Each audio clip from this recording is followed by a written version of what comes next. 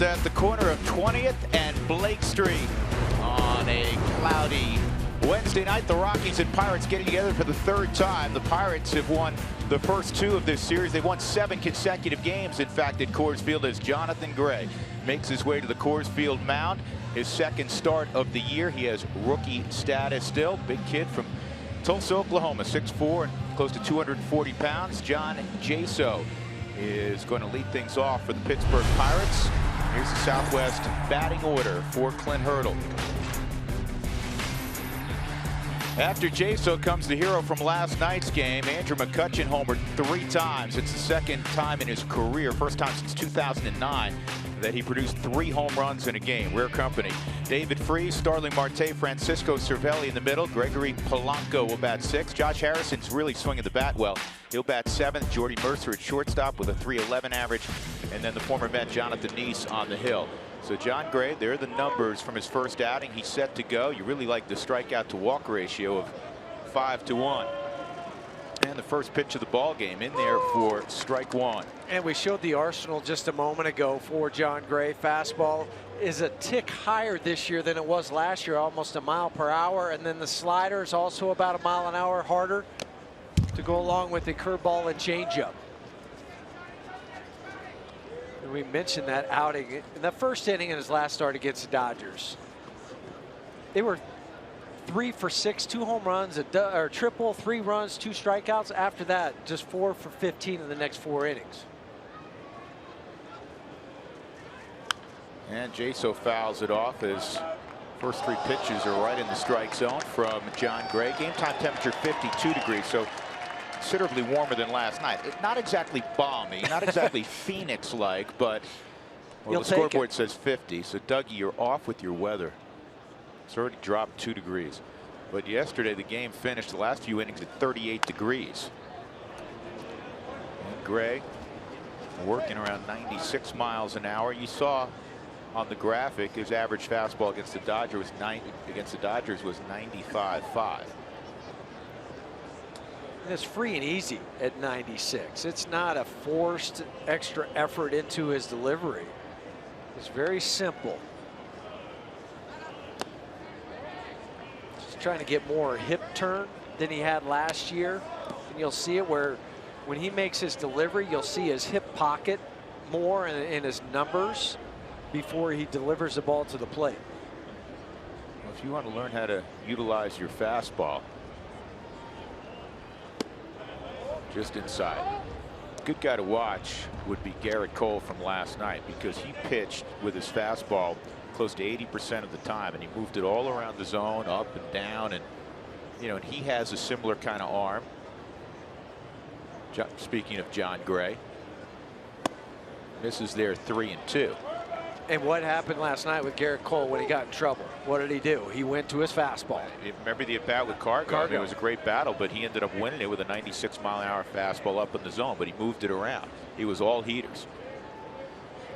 That last pitch at 98, and this pitch is going to be a tough pickup. Wow. Jeff, describe, please, how hard that was. Yeah, DJ makes it look easy, but it's not, folks. When you decide to come get the baseball, you better keep coming and getting it. And he knows right here that he's not going to be able to get it on the short hop. He's going to have to take it in between. And, folks, that takes incredibly soft hands, as you see on the Subaru Supermo. That's why he wears gold. That's why he won a gold glove, because it's not an easy play, but he made it look like one. And if he stays back, he's going to get that top spin hop. And you catch it close to your body, and then you have to get rid of it quickly. Here's McCutchen, who had a decent night last night. The 3 home runs. He drove in 5, and he was coming off a 3 for 23 and a day off for the first time. But you can't keep great players down very long. Walt was talking about that after the game at the press conference.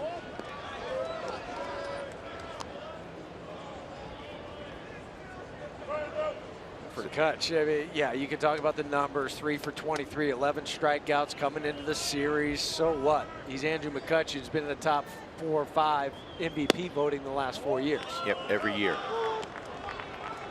I liked what he said in the interview that Mark Stout did with him after the ball game on his day off. He said, I'm not thinking about it. He says, there's a lot of ways I can contribute. He's a top step of the dugout guy. He's rooting on his teammates. He's giving advice. He is not the selfish superstar. No. Anything but. 2-2. But it was refreshing to hear that.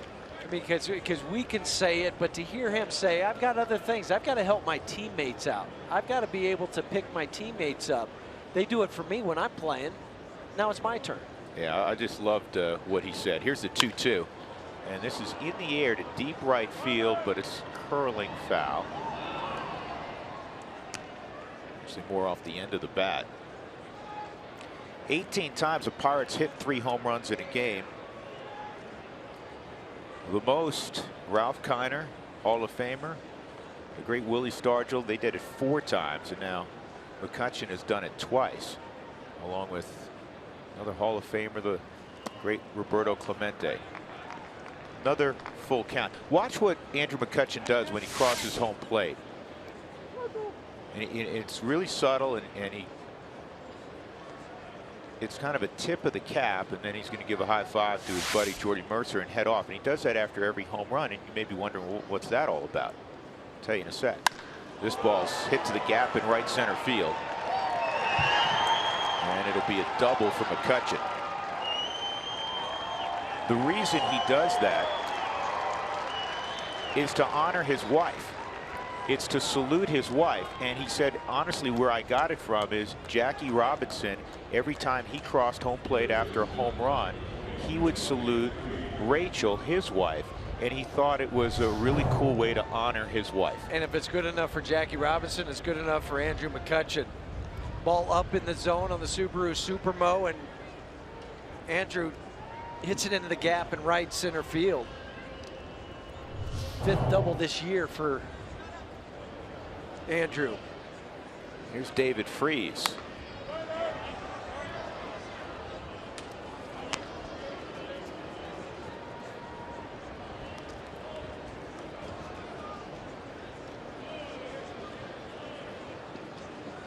I think when you hear stories like that, you learn a little bit more about these great players you watch. And we're asking Clint Hurdle in the past about Andrew McCutchen, and he said he is just all class. 2 instances. He's not playing, but he's helping his teammates, and then the tip of the cap.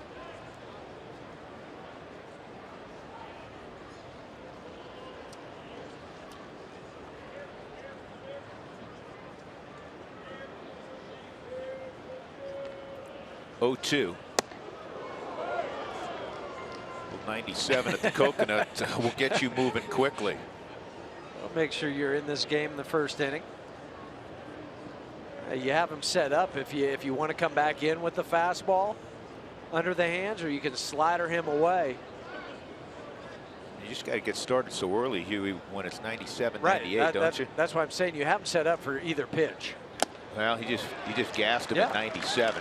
I love that. I mean, this is where you learn to pitch. And Garrett Cole last night, some traffic against him, and all of a sudden you got the A game. So many times we're taught, or you hear, well, you can't pitch up in the zone. That's right. Not all the time you can't do it, but for effectiveness you can go up towards the letters, because guys think they can hit it, think they can catch up to it. It looks inviting, but by the time you get around to a 97, it's in the glove. And you're walking back to the dugout. I don't know how comfortable 97 feels wherever it is in the strike zone, but Huey, doesn't it seem more manageable when it's knee or thigh high? It is, because that's where your bat path is. I like that. After the 97, he goes slider to Marte, 0-1. Another guy you got to be careful with. Hit a home run last night. 19 for 35 in 9 career games at Coors Field, computing to a .543 batting average for Marte. They were smart. They got him signed up for another half dozen years.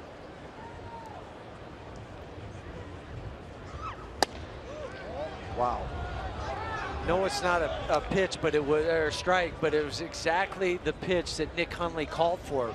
Real close on the Subaru strike zone. I mean, if you're looking at that, if it's any part of that white, it's in the zone. Just wasn't called for on that pitch by De Jesus.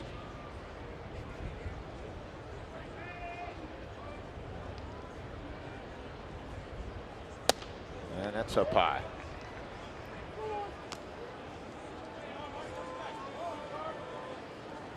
Two and one on Marte.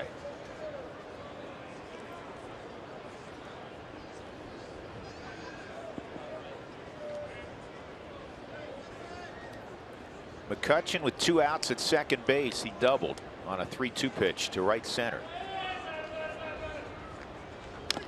Good slider. Here are the Rockies defensively tonight. Ryan Rayburn against the left-hander, getting a start in left field. Gerardo Parra's in center. Cargo's in right. He hasn't had a day off yet. Nolan, he hasn't had a day off. Trevor Story, he's back in there. DJ LeMahieu, Mark Reynolds at first base, and Nick Hundley. He didn't start last night. Tony Walters did. Here's Nick. Got more padding on that helmet of his. Where's the hockey mask? Extra padding in there now. Here's the 2-2. And it's 3-2. So 3 deep counts, 3 full counts in the inning. See a little bit of that extra padding to try to keep some of the vibration when you take a foul ball off the mask. Yeah, that's a significant amount more, and anything that will help with preventing a concussion. You think about Mike Matheny, the manager of the St. Louis Cardinals. Mike Matheny was an all-star catcher, terrific receiver, and though he had a very, a fairly long and productive career, his career was cut short due to concussions from foul tips. Yeah, he thought he could still play for another 2, 3, 4 years, but was not able to. You see some umpires that have the same thing, that have had to retire. Had neck injuries too, yes. Which is very common with umpires. There's Ramon De Jesus. Since we're showing him, we're going to tell a quick story. Ramon is the first native of the Dominican Republic to work in the big league. So congratulations to Ramon.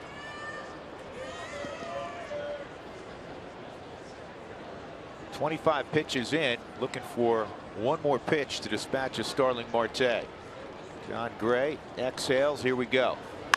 And a ground ball to third, and Nolan got a hustle. Wow. Nolan does that. He kind of, you think, is he going to run it over there? And he took an extra step. Hey, he's got it all covered. Who am I? Who am I to criticize when he throws? What am I thinking about?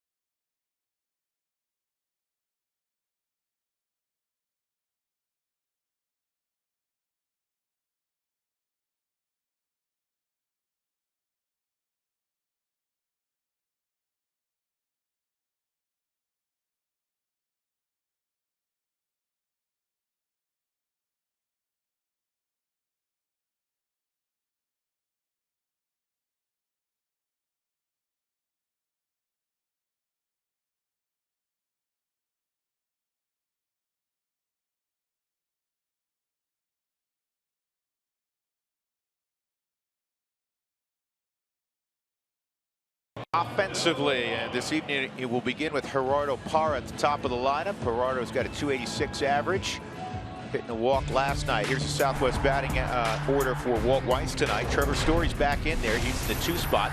Cargo to follow, Nolan Arenado, Mark Reynolds. Big numbers against Jonathan Neese.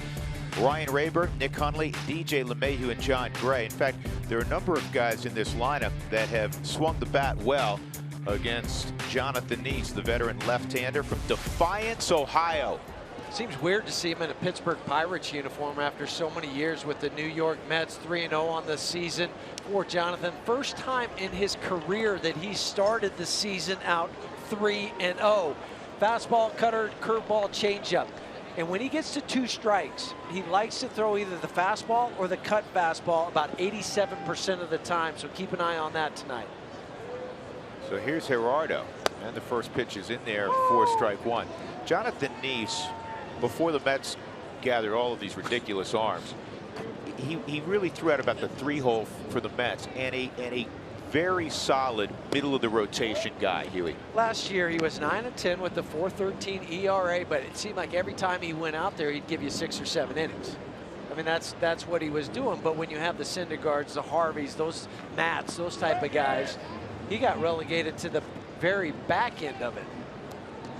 Parra swung, so it's 1-2. Neese in 2012 was 13-9 with a 3.40 ERA. He knows how to pitch. 8 years with the Mets, he had a 3.97 ERA. I mean, he was a 500 pitcher, 61-61, but an ERA below 4. Yeah, that tells you something.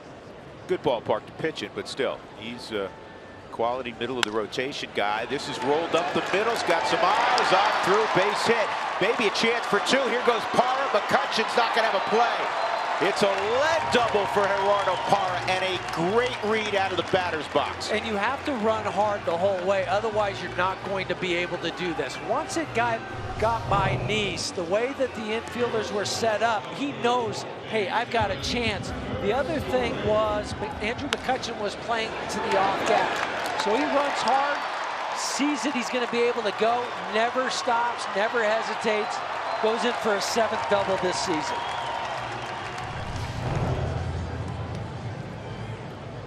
So the Rockies can do something they've been unable to do lately, and that's create an early lead for themselves. They haven't scored the first run in a game since last Tuesday, April 19th at Cincinnati. You remember it.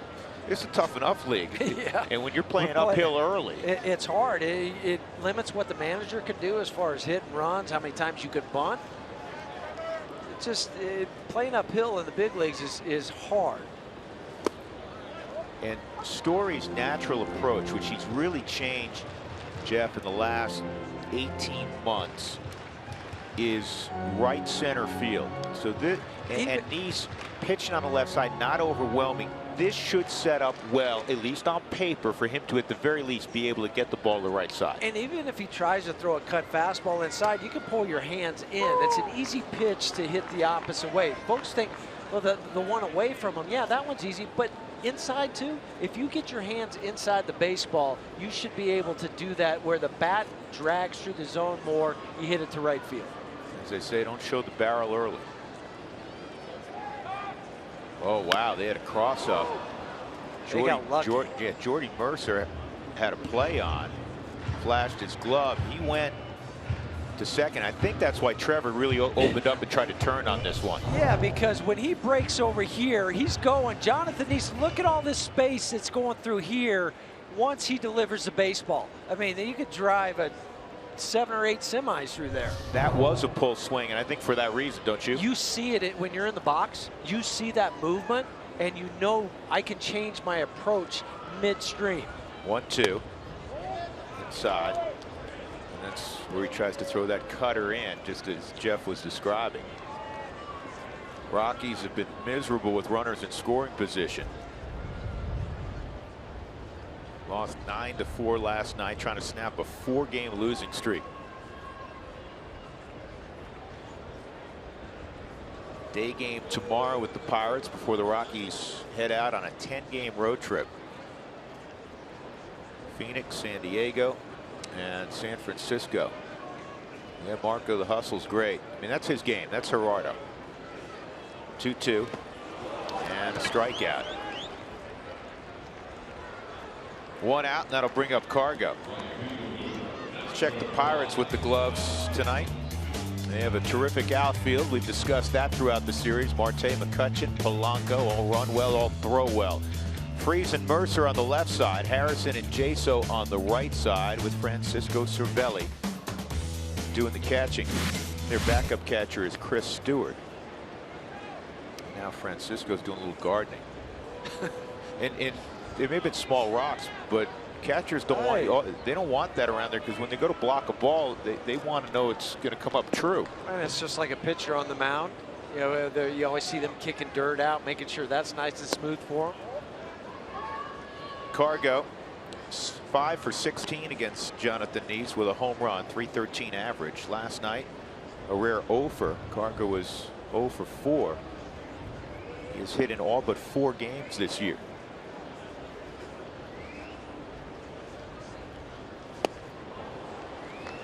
And East with the slow curveball has him out front, 1-1. Now watch Parra here with Trevor unable to move him. And Mercer's trying to keep him close, but Parra's already swiped third a couple times. You got a lefty on the hill. And it's 1-2.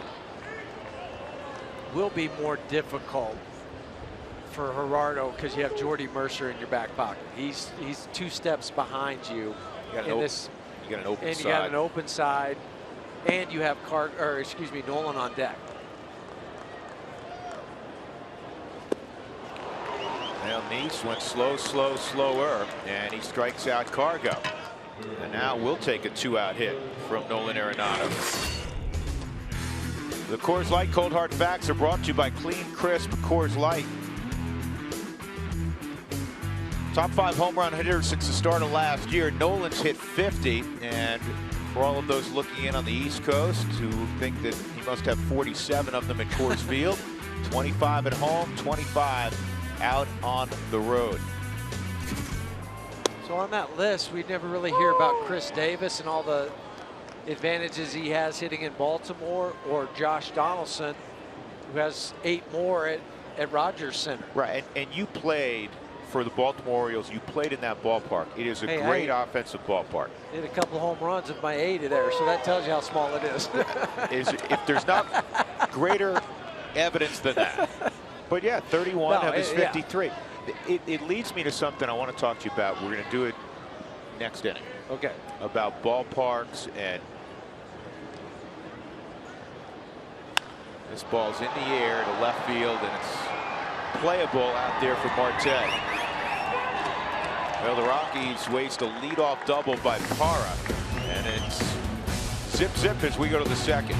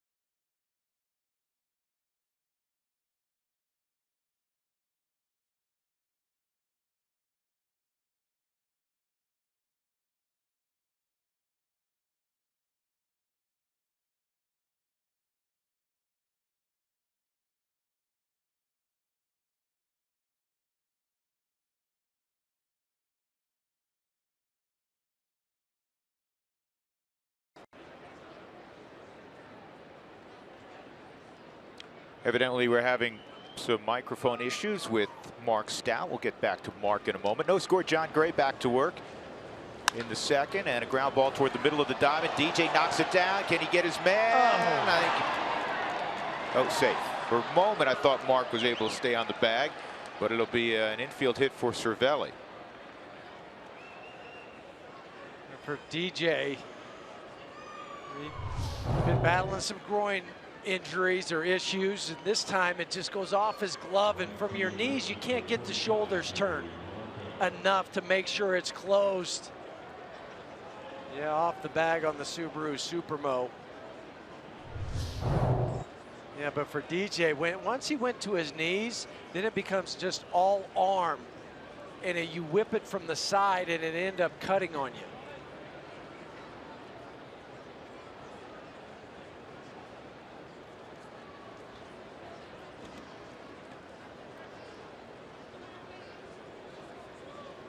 So Polanco is at the plate. Rockies put 3 on the right side. They did that last night to Polanco, and he still pulled it to right field for a base hit. You mentioned Starling Marte and the Pirates locking him up. They did the same thing with Polanco. Polanco's best years, they believe, are in front of him. He's a young guy. He's still kind of like that colt that still trying to figure everything out. When you watch his BP, you watch him run around, you watch him throw the baseball. And the first scout that laid eyes on him in the Dominican probably said, whoa. I could project that easily. Yes.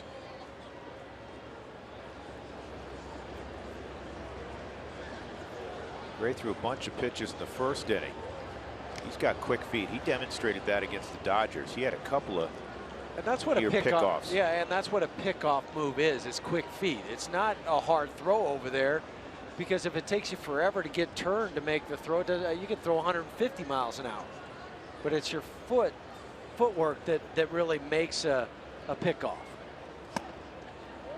Yeah, for instance, Sid Finch had a really poor move, but he threw it really hard to first base. That still might be one of the best April Fool's hoax of all time. Of all time. And at the time, being a lifelong Mets fan, I wanted to buy in. Outside 2-2. Yeah, John scrapped that curveball for a while in spring training. He's thrown a couple tonight. He gave up the home run to Corey Seager on the curveball in the first inning against the Dodgers. So he's still trying to utilize it, which would be about 20-mile-an-hour difference between his fastball and the curveball. So you understand why he wants it as part of his arsenal. Runner going, and it's fouled off. Polanco's hitting 8 of 9 to the tune of a .417 average. 6 doubles, a home run, 6 RBIs during that stretch.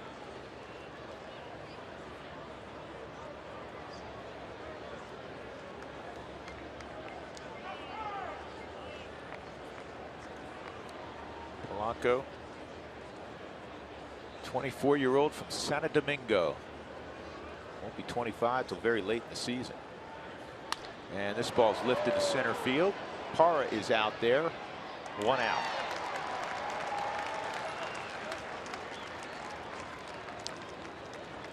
Folks, you can join in on the conversation each night this season on Toyota Talk. Send us your thoughts, photos, questions. Use your favorite social media platform. Just make sure you include the hashtag Toyota Talk. And a big thank you again last night. I'm really enjoying those Tuesday nights. Josh Fogg was with us, handled the Twitter account throughout the ball game. Garrett Atkins the previous week. We had LaTroy Hawkins a couple of weeks ago. It's a lot of fun. And you know, it's been great because we had a lot of prominent ex-Rockies already. It's a way for the fans to reconnect with some of the guys that were their favorite players perhaps just a few years ago, or among their favorite players. Well, to kind of find out what they're doing today, favorite teammates. Did you see, I caught it this morning. I didn't see it actually last night, but Fogger gave us visual evidence of him going yard in a softball game. I missed that. Yes, he sent us on one of his tweets. I don't know who was, maybe a softball scout had captured it, passed it along. That's inside. 1 ball, 1 strike on Harrison. Harrison, another hot hitter. Everybody in the Pirates lineup's hot. He's hitting 9 of 10 to the tune of a .405 average. The last 9 games for Pittsburgh, they're hitting a collective .306, and they're averaging almost 7 runs a game. Well, that's why they're leading the major leagues in average on base percentage and hits right now.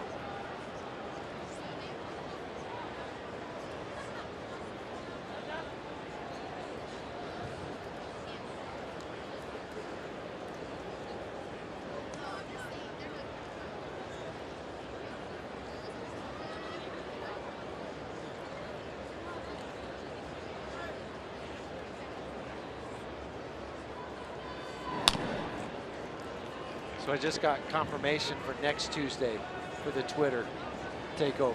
We're in San Diego. In San Diego, in honor of Mother's Day. Millie Arenado. That'll be big fun. Millie's big on social media. Yes. Nolan's mom.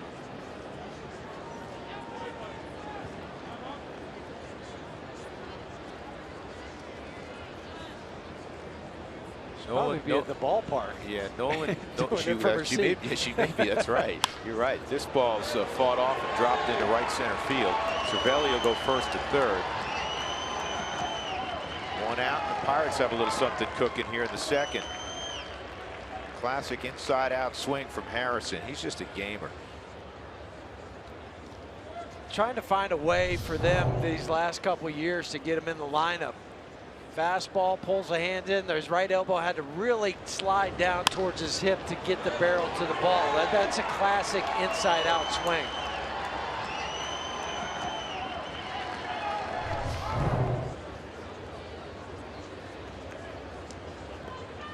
So Harrison and Mark Reynolds visiting.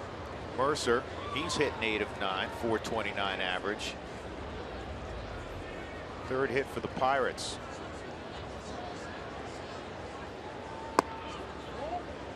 Just inside, 1-0.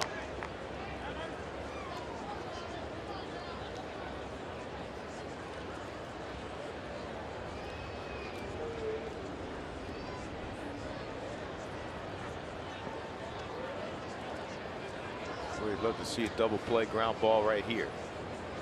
This is the 38th pitch already for Gray. You also have to be conscious of Josh Harrison. 4 stolen bases and 4 attempts. He was leaning. It just slides back. He got back on the Subaru Supermo because he slid to the back side of the bag, right as you're taught as any base runner.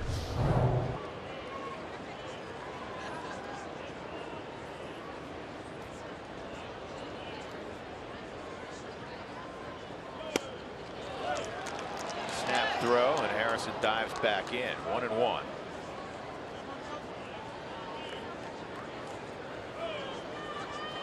Harrison is a product of the University of Cincinnati. You know, one of my favorite phrases is play with the chip on your shoulder. I love chip on the shoulders, guys. You know, Josh was always, you know, too small, too this, too that. He was an All-American at Cincinnati. And then in pro ball, well, where are you going to play him, that sort of thing. And now he was an all-star a couple years ago, and that's pretty close. Cincinnati's got a nice little program growing. One of the top prospects in baseball, Ian Happ, came out of Cincinnati last year. High first-round pick. Got the hand back.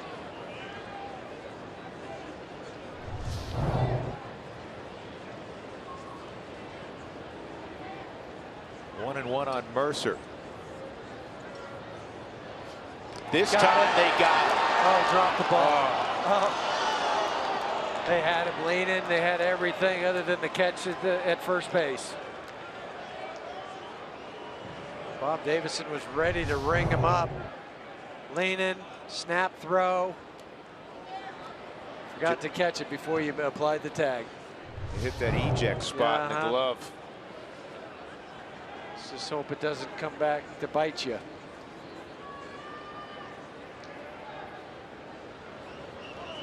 Not going. Mercer fouls it back. It's 1-2.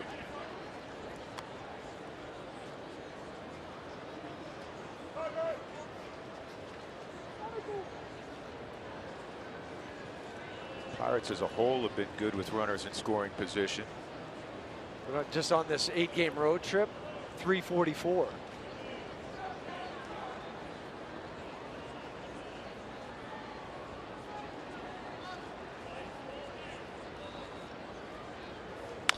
And a ground ball in a tough location. They're going to get one. That's it. That's too far in the hole to turn two, so the Pirates get a run. And the good teams do that. Productive outs. But Jordy Mercer has his 12th RBI by getting it in play against a guy who can rack up the strikeouts. Right, and it comes back to dropping the ball on the pickoff. Walt's going to go out and look at this, or ask anyway, Lance Barrett. You got it now. It's got to be part of. Here's right. The slide. The slide's into the bag. Now the only thing is above the knee, and he went past the bag. Right. You got to hold on to the bag. If you go past the bag, they can review it and call the double play. Wouldn't that be something? Because the question then becomes, now he reaches back after the fact. And we'll also look how high his right leg is. It's borderline. It's got to be below the knee. And the umpiring crew is going to get together. And the other part of this whole equation is, it's a second baseman. You have to at least make an attempt or make it seem like you're going to make the throw to first base. It can't be you just come off the bag like a first baseman would. And that's what they're getting together to discuss.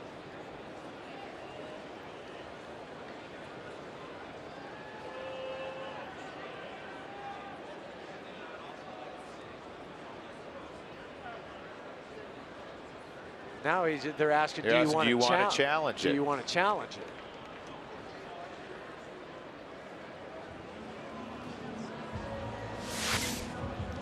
Now watch DJ, because the throw takes him off the bag a little bit. But watch how he comes up with the ball in his glove, like he's going to make a throw to first. And this comes back to the same play we had 2 or 3 days ago on the double play, where he didn't make the attempt. And I was talking to DJ about this. He said, yeah, he said that the umpires say now we have to at least make it appear that we're going to make a throw to first. And I think DJ was going to, until he saw how far down the line Jordy Mercer was. By what we've read, Jeff, I think Harrison, by not staying on the bag, the leg's borderline high, but because he went past the bag. How late he slid going into the bag. I think that the Rockies have a strong case to have this turned into a double play, which would end the inning.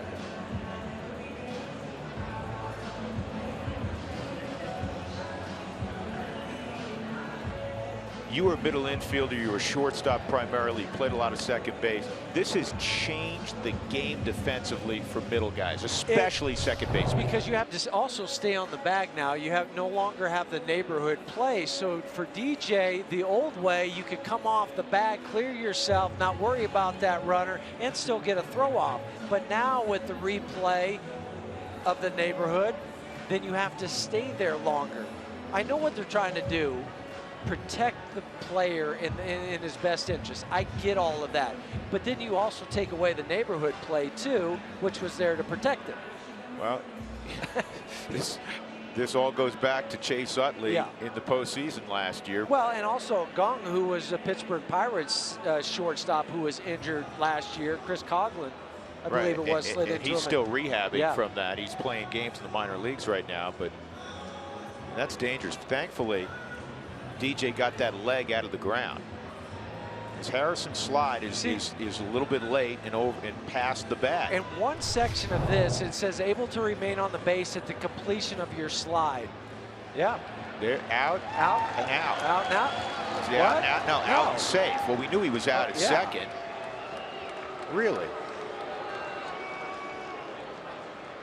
See, this I don't get. Can we throw up this new slide rule, please? This right here, that one to me. No, it's able. It's the third one. Able to remain on base at completion of slide. He did. He did. He was 2 feet past. He had to go back and reach out. Yeah. I don't get that.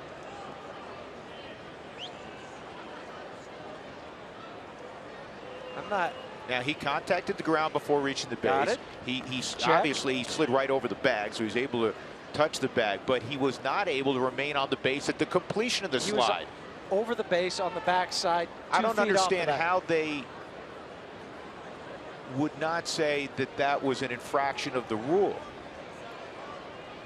We'll find out. They will let us know via email. Okay, he's on the bag. We know that. He hit the dirt early, fine.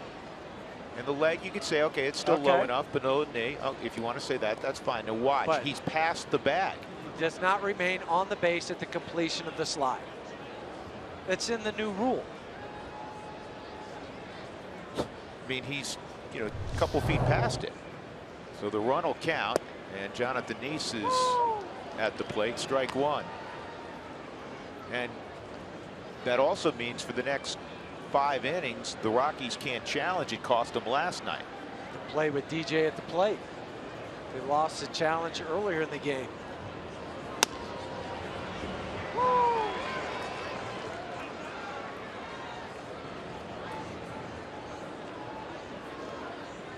Once again, the Pirates take the early lead on the Rockies.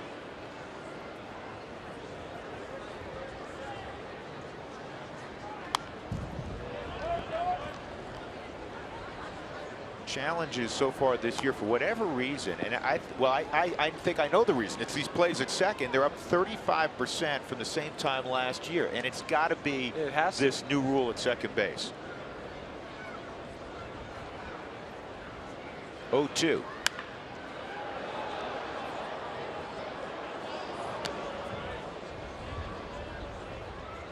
Just when you think you know the rule and how to interpret it.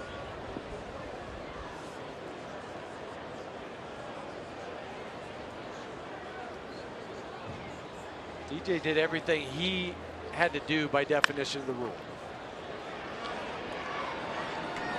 Story throws out, needs to end the inning. Couple of hits, an RBI ground out, and the Pirates have a 1-0 lead, middle of 2 at Coors Field.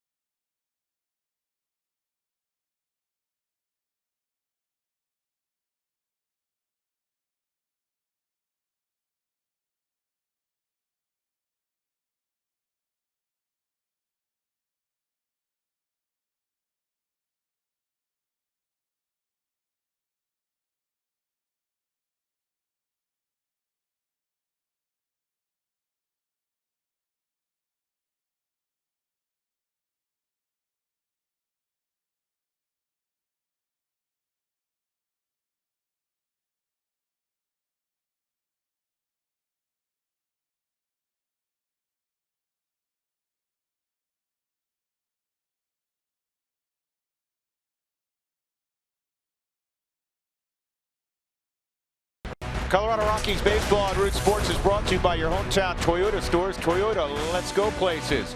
By American Family Insurance, insure carefully, dream fearlessly. And by Southwest Airlines, transparency, low fares, nothing to hide.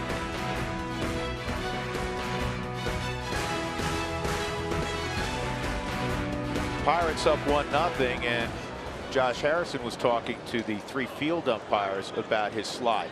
And New York ruled that while the runner failed to engage in a bona fide slide, as he did not attempt to remain on the base, which is one of the rules, his actions did not hinder and impede the fielder. So they confirmed the call. But now I will say this. The Rockies were not going to turn 2 there, but it did impede his actions to even throw to first. How do they know it didn't impede? by him sliding over the base. Ground ball toward the middle of the diamond, on through. Another Mark Reynolds hit against Jonathan Neese. Reynolds now in his career against Neese is 9 for 16. So the leadoff man on for the Rockies for the second straight inning. They had a leadoff double from Gerardo Parra in the first, couldn't cash that in. That'll bring up Ryan Rayburn.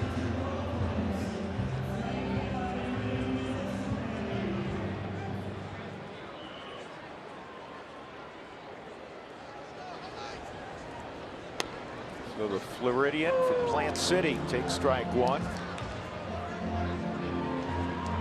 Big strawberry festival in Plant City every year. Is that right? Yep. I like strawberries.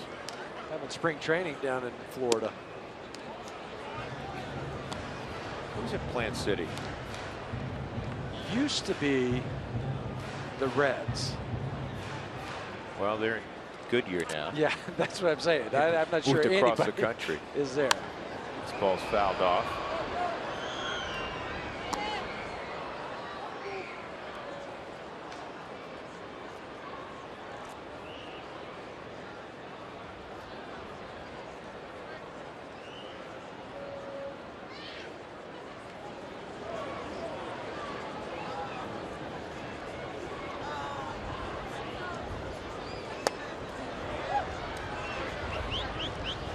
Neese is striking some guys out with two different pitches, cutter and a curveball. That was his cutter. third strikeout. That was the cutter. Nick Hundley coming up. The Rockies score 7 or more runs. Make sure you go to Taco Bell the next day. Do it between 4 and 6 to receive your Rockies taco special lip moss at Taco Bell. So one out, Reynolds at first base. And Nick Hundley, who came back off the concussion DL on Monday, was 1 for 4, triple off the wall in right center. How about this? Catcher batting average since the start of 2015. Buster Posey 1, Francisco Cervelli 2, and Nick Hundley 3. Posey hitting .312. You'd expect that. Sure. Posey's, you know, one of the superstars of the game. Cervelli, and then an improved Nick Hundley, improved offensively, and he'll tell you that he's a better offensive player. Last couple of years, he's really clicked with Blake Doyle. He's using the whole field, right center to left center. Last year hit .301 for the Rockies. Hard shot, fielded at third by Freese, and they wrap it around the infield for a 5-4-3 double play. So we'll go to the third. The Pirates leading 1-0.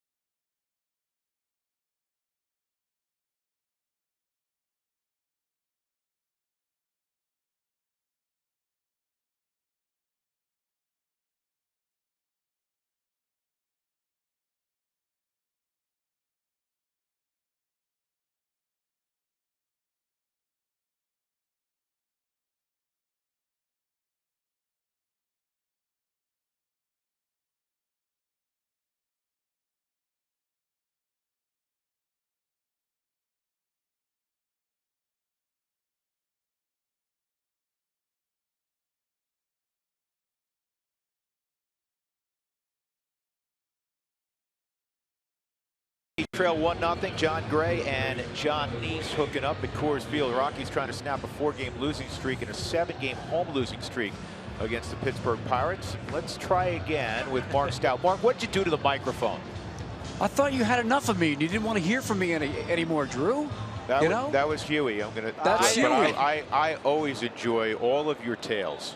I know you do, and I've got another one. I was talking to John Gray about his previous start when he threw 95 pitches, and I said, what do you have to do better today? And who do you talk to? Do you talk to the pitching coaches, the catchers, everybody?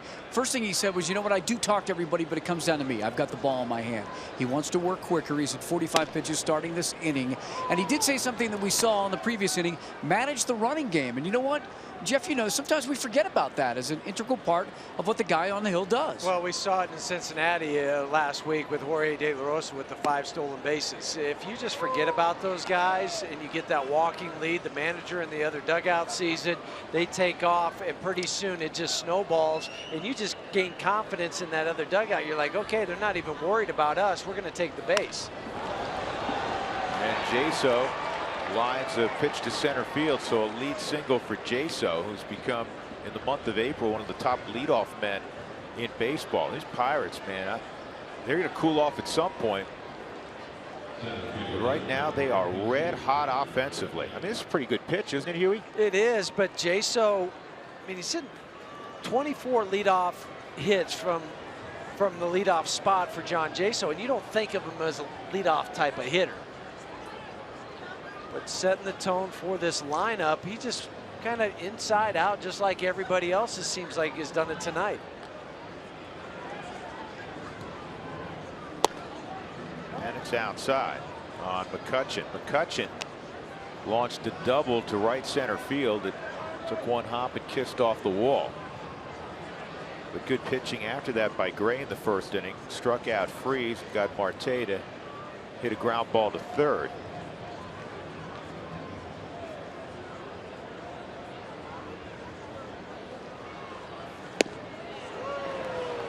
That's a disappearing slider. Starts it away from McCutchen and then just finishes. You see the red dot on the baseball, the Subaru Supermo. That's what the hard slider looks like. You just see that red spot.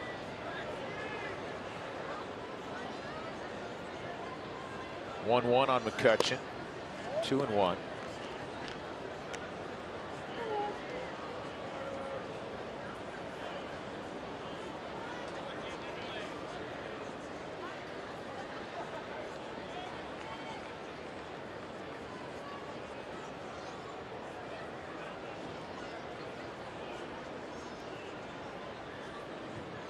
Jaso at first, conservative lead.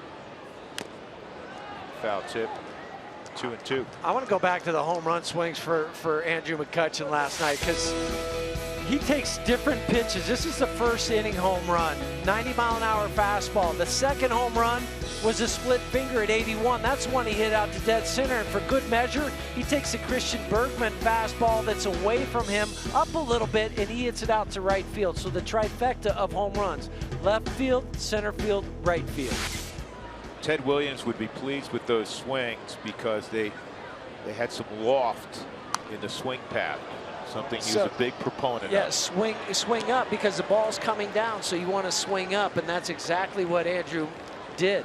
I mean, a lot of times growing up, I heard swing down, chop wood, swing down on the ball. Well, ball's coming in, you're trying to swing down.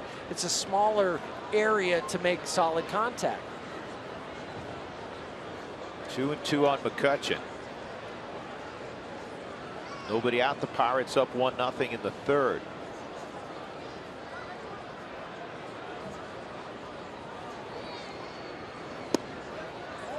Missed location and another full count. That's why that pitch count is getting elevated. Rockies made a move before the ball game. Jorge De La Rosa, not surprisingly with the groin injury, was placed on the disabled list, and Eddie Butler was called back to the big leagues. And Eddie, at least for tonight, is going to work in long relief if it's necessary. And the starter down in Albuquerque. Runner going, pulled foul.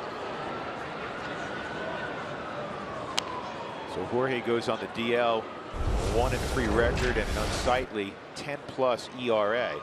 And Eddie Butler, 2-0 with a 4.09 this season, working hard on that sinking fastball, that two-seamer of his. His last 3 starts down there, he went at least 6 innings, had a 3 ERA, 10 strikeouts, and only 3 walks. He's got a great arm. He's still young. He's obviously not had the results he wanted at the big league level. Runner going again, and a ground ball just punched. I mean, he's barely going to get to the outfield grass, but it's first and third. I mean, Andrew McCutchen,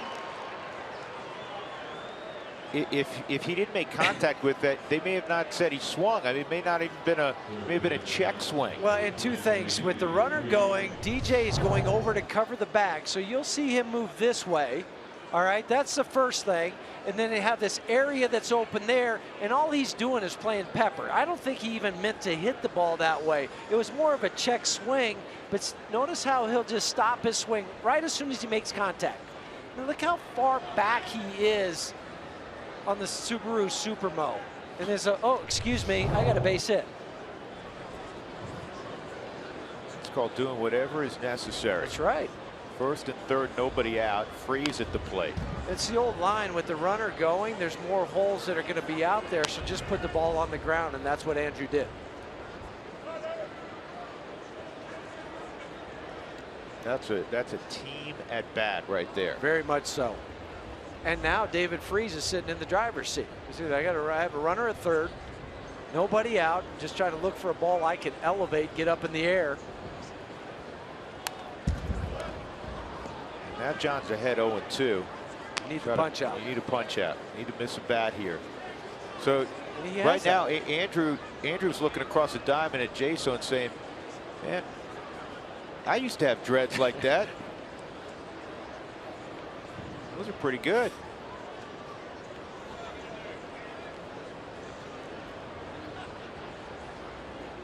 First time we saw McCutchen last year, we didn't recognize him. No. Did he go? Got to check that out. No. Was it a strike too? Yeah, it was. I mean, it was that also. That's what I first looked at on the Subaru strike zone. Where's Lance Barrett when you need him? Just tell me if it's a strike. Don't ask if he checked his swing, because he should be walking back. This will give us a better look.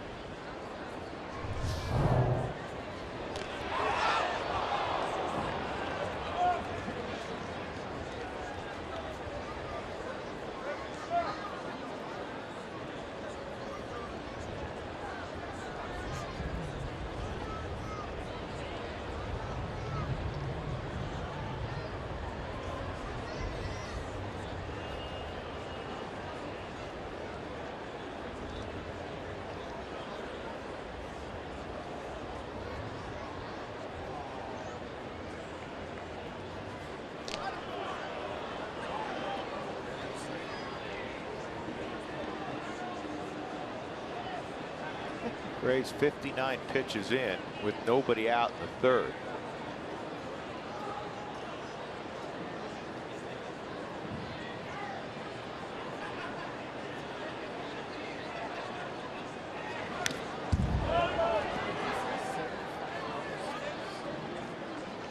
Here you look at some guys, and John's blessed with such a great arm. He's been 95 to 98 with his fastball tonight. And yet not a lot of swings and misses with it. And then you'll see other guys that are, 93, 94, but still plenty good. And their fastball misses bats frequently. Why is that? Sometimes you're able to pick the ball up quicker. He doesn't hide it maybe quite as well just yet in his career. He'll figure that out. That's got to be strike 3. Nope. Checked it with Bob Davidson. I thought, like you did, it may have had the outside corner. Set up where Nick is. He catches it in his body, thumb down, frames it.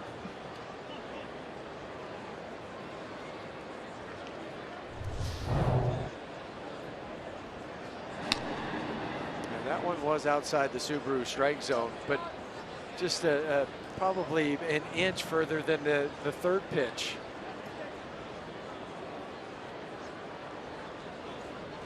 McCutchen stretches the lead a little bit at first. Yes, he did. You saw the same thing. About an extra 6 to 8 inches. Not going though, and it's hooked foul. Jaso was diving out of the way.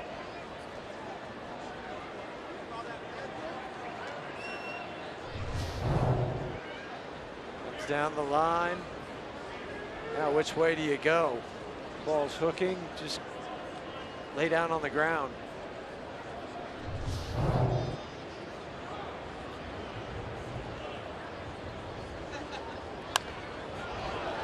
That's out of play.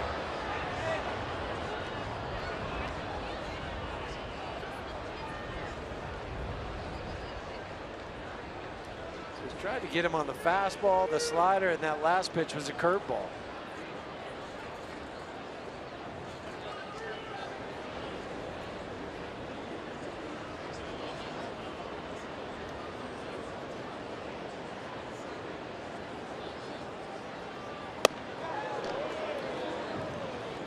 And yet another full count.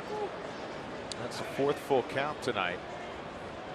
So the Pirates are being productively patient. Marte's on deck. Well, they came into the game seeing the most pitches in the major leagues. And now a 3-2, they ran with Jaso. You know they're going to run with McCutchen.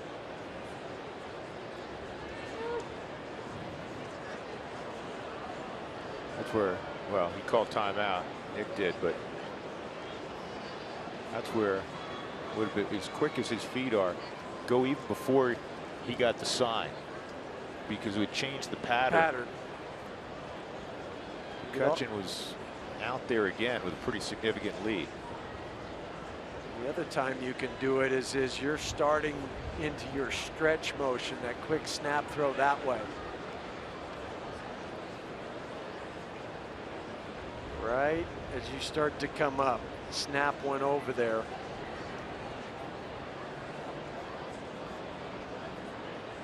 And that is not a balk. He stepped off the bag. He stepped Bob off Davidson, the bag.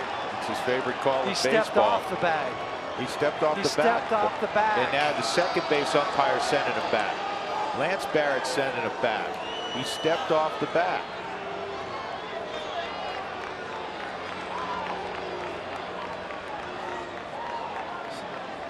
Yeah. Bob thought he saw a balk, but he didn't see him step off. Lance Barrett did. There it is, right there. It's perfectly legal. It's not a balk. Even you can see Mark Reynolds in the background saying, "Wait, no, no, no." Stepped off. McCutchen not going, and it's through the left side. An RBI single for David Freese, and it's 2-0 Pittsburgh. 3 straight singles against Gray in the 3rd. None of them hit particularly hard. Doesn't matter. No, but they're making him work. They're elevating the pitch count, fouling off pitches, and then finally getting a pitch that they can handle. Wasn't hit hard, but he put it in play. And found the hole for Freese's 7th RBI this season.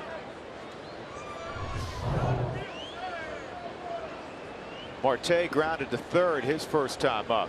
McCutchen at 2nd, Freese at 1st. 6 hits for the Pirates, 2 for the Rockies. And ball 1. That's pitch number 66.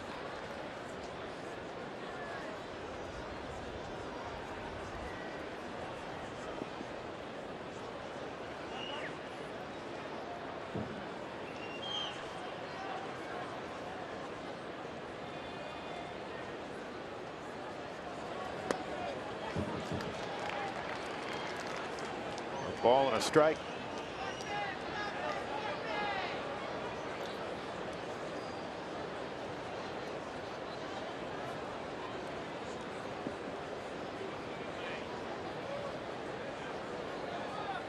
Marte had that throw to the plate last night, his 3rd outfield assist this year.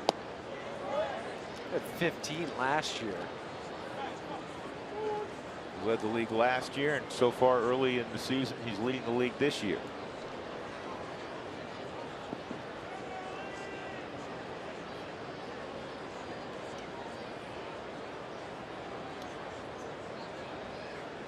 2-1 on Marte. Got him to chase the slider, and it's 2-2.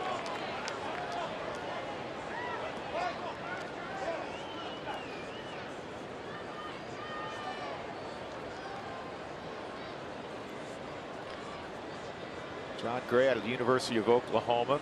There's a young man from Loveland, Colorado, who is really well thought of by major league scouts, who pitches at Oklahoma now. Alex Hansen, whose fastball ranges from 97 to 102.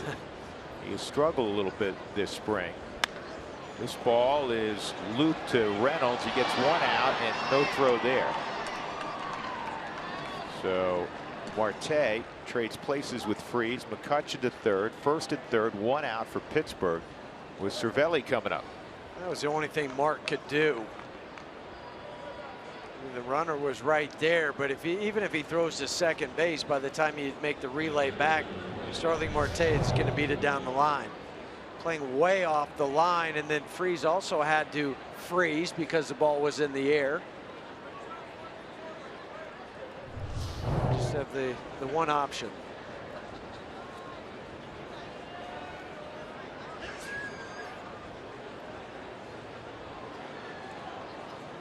Now you have terrific speed at first base in Marte. He's got 6 stolen bases without being caught.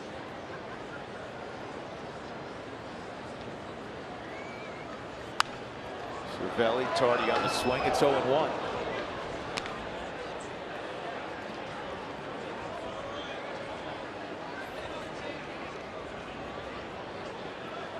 Just this inning for John. That's 26 pitches and just 1 out. And he had 25 plus pitches in the first inning.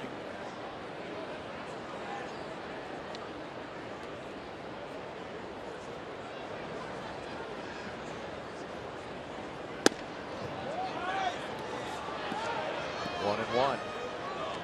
That's why I mentioned Eddie Butler, because unless John gets through this quickly and has a couple of real short innings, just by pitch count, it's going to be much shorter outing than John would like. Well, Christian Bergman 2 2/3 last night. Chris Russin is scheduled to start on Friday. Your other long guy. The starters on this homestand have pitched fewer innings than the bullpen, and that is never a recipe for success. Well, we saw it. It kind of really started in that Dodgers series where you only scored the 1 run, and then on Sunday he had the 10. He went through all kinds of pitching then.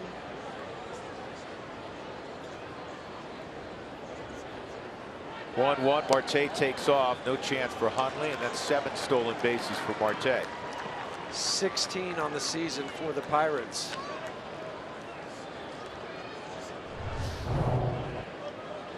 Great jump. Quick glance to see what the hitter's going to do, since he has 1 strike on him. Go into second base standing up. And now down a couple runs. You're going to have to pull the infield in here in the 3rd inning.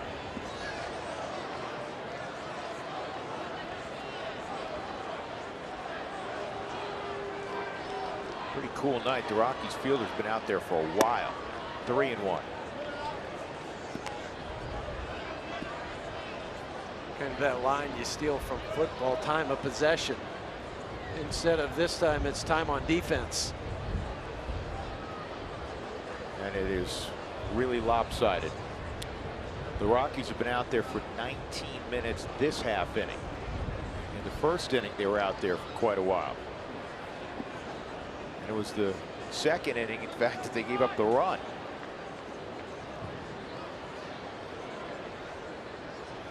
(3-1) and ball 4. So now there'll be a force all the way around with Polanco coming up. Not an easy man to double up. And I think you'll see Steve Foster come out and they'll get on the horn down to the bullpen.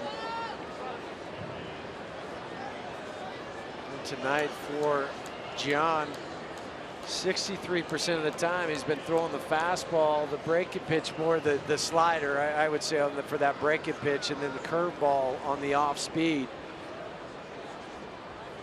where it was closer to maybe a 50% ratio with the fastball, 40% for the slider in the start against the Dodgers. A couple change-ups, 1 or 2 curveballs.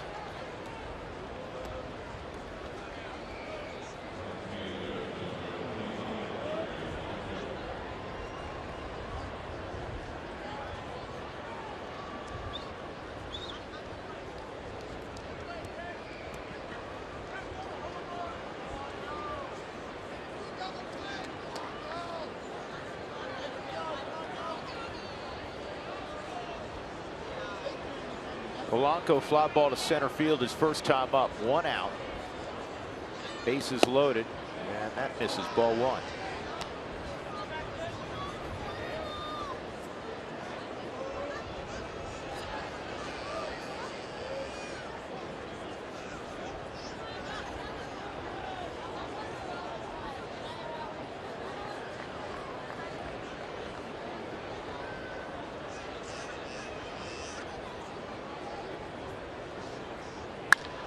This ball's lined to center field. And we'll get another run home. McCutchen scores to make it 3-0. As we expected now, Eddie Butler up in the bullpen. The ball was hit right on the nail.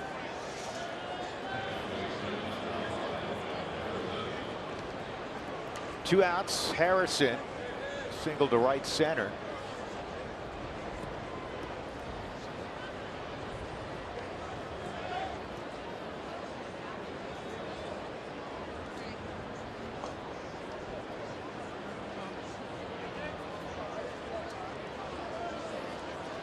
Rockies last night fell behind 4-0.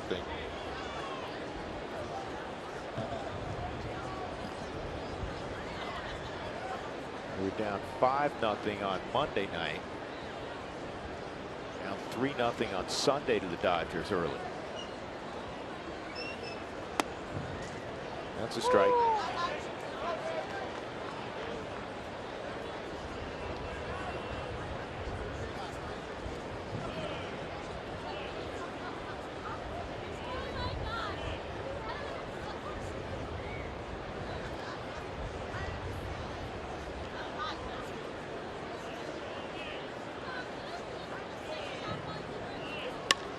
And that's into shallow left. Rayburn coming on, and he hesitated. He's not going to get the very quick Marte. Harrison makes it 4-0.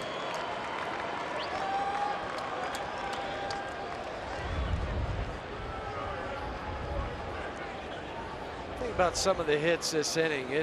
They haven't been the classic variety, but they're getting it in play. That was going to be my next point. They're just putting the bat on the ball. I mean, that was just put it in play, drops in. We saw it from Andrew McCutchen with the check swing, hitting it to right field.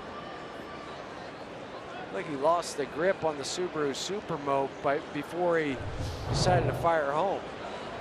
8th man to hit in the innings, Jordy Mercer. You know, David Freese, a seeing eye ground ball, but it's making sure that I don't leave here without taking a pass at the baseball.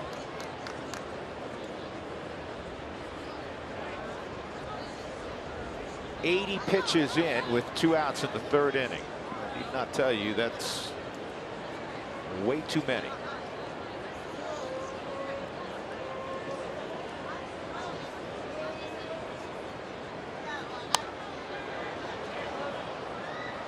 Ten strikeouts in 5 innings against the Dodgers, just 1 tonight for John Gray.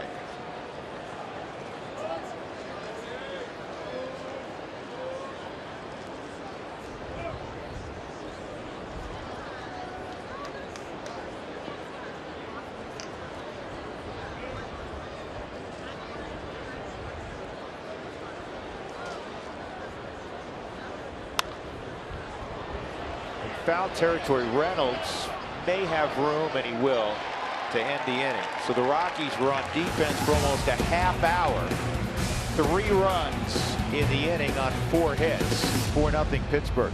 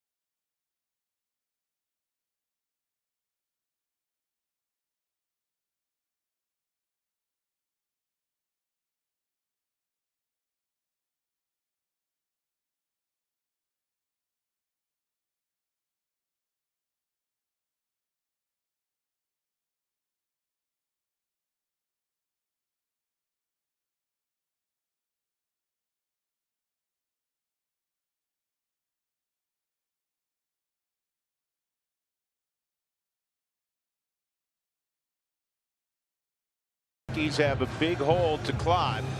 The good news, it is just the third inning. DJ LeMahieu will lead it off against the veteran Jonathan Neves, who came into this ball game with a very high Coors Field ERA.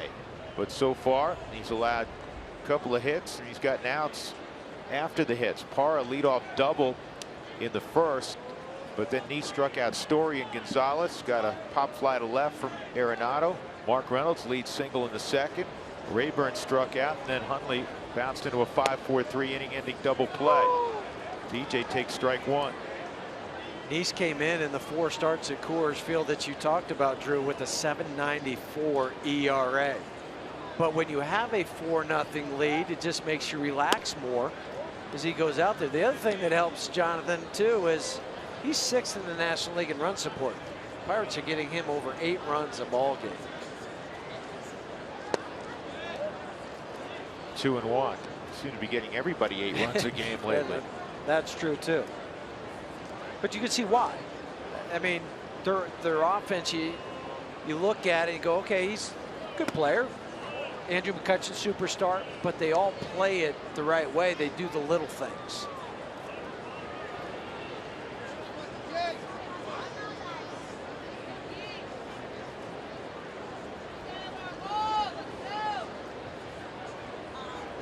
I would agree with that. I think DJ is one of the most underrated, not just second baseman, one of the most underrated players in the National League. 3-2 on LeMahieu. Gray's on deck. By comparison, Gray over 80 pitches. This is the 31st pitch upcoming for Jonathan Neves. 7 pitches just last inning for Jonathan.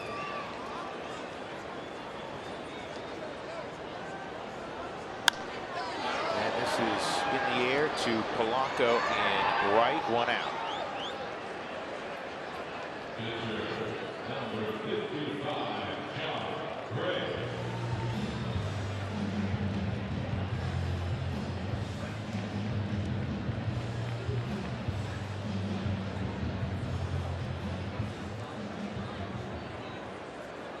Nasty's getting a little more work on the West Coast tonight. He's playing in another Cal League game for Modesto.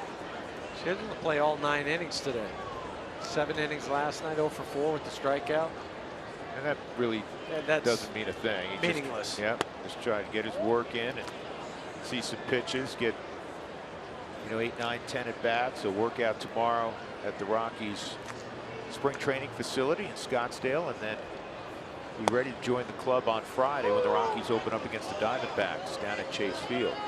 1-2 on Gray. The extended spring kids will like that, having Charlie around him. Gonna break up the monotony down there. Yes. So Gray strikes out looking. 4 strikeouts for Neves. First time through the lineup. 2 outs. That'll bring up Parra. Folks, mini plan started just 8 games and $111. Guarantee the Yankees and summer fireworks games with the 15-game pick-a-plan.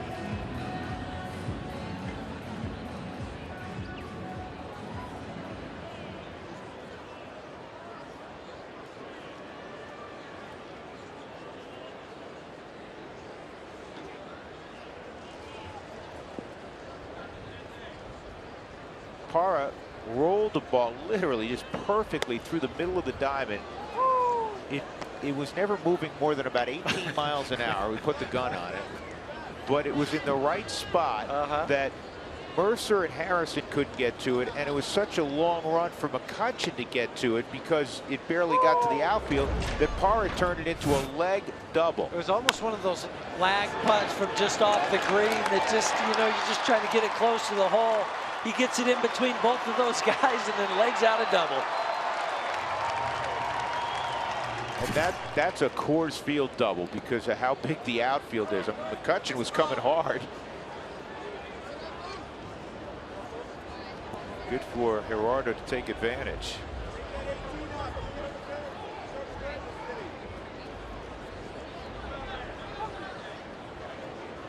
Mercer at shortstop.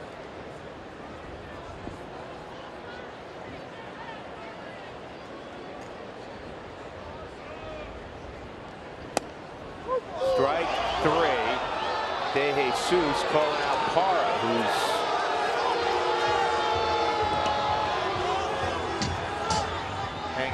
plate. We've already seen 2 ejections on balls and strikes in this series. De Jesus restrained himself. Walt had run out there to make sure he didn't lose his center fielder. Looked up, but it caught the strike zone on the Subaru strike zone. Rockies down 4-0.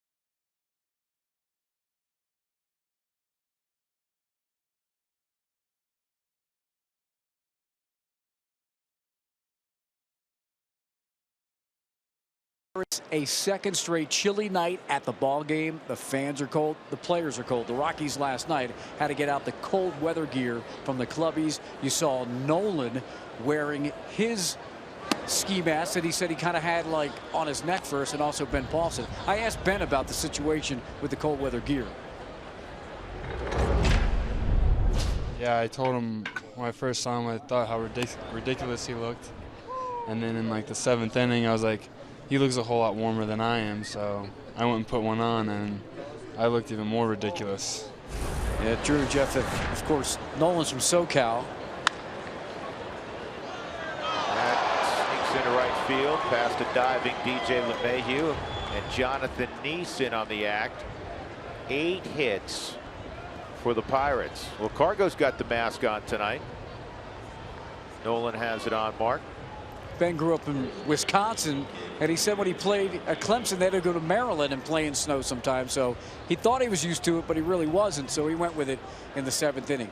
And that last half inning was long, Jeff. And you know, I'm watching these guys from the rooftop. Story's just bouncing around trying to stay warm. Yeah, and that's the hardest thing about it is when it is chilly, the wind's blowing, you're trying to stay warm, trying to stay into each and every pitch.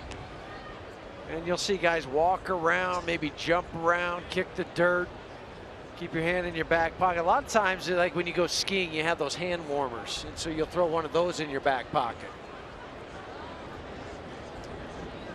John Jaso at the plate.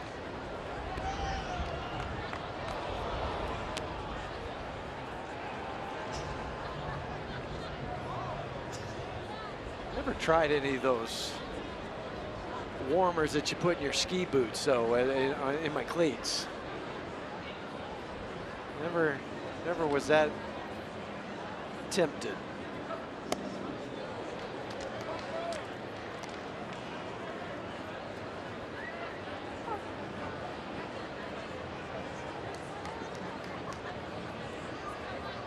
Jaso ground ball to second and a base hit.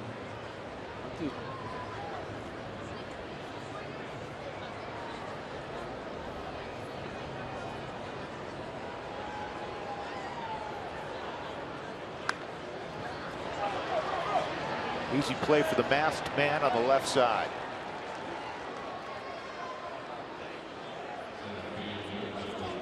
One out. That'll bring up Andrew McCutchen.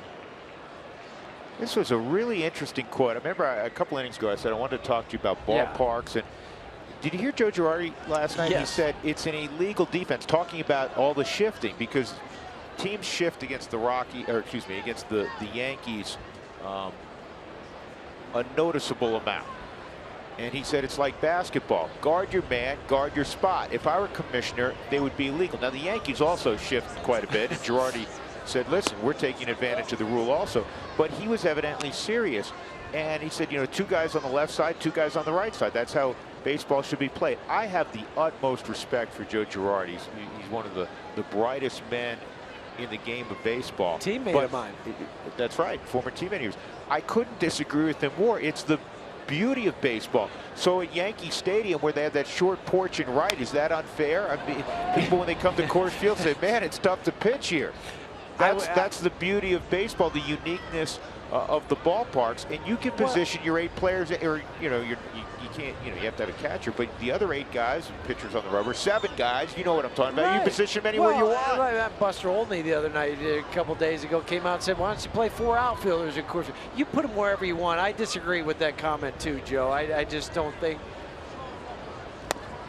that if you have it and you want to shift, then shift.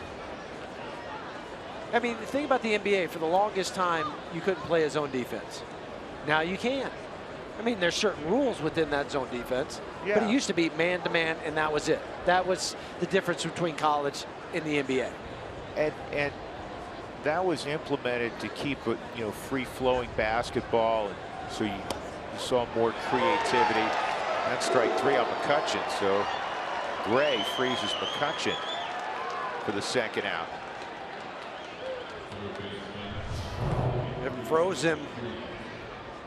A backup slider, which, if you could perfect it, would be a great pitch. It is one of the best pitches when guys just lock up on it. I've seen some hit pretty far too. David Freese 1 for 2, and that goes to the backstop over Freese's head on the wild pitch. Jonathan East to second. I was surprised by that commentary of Girardi after the game.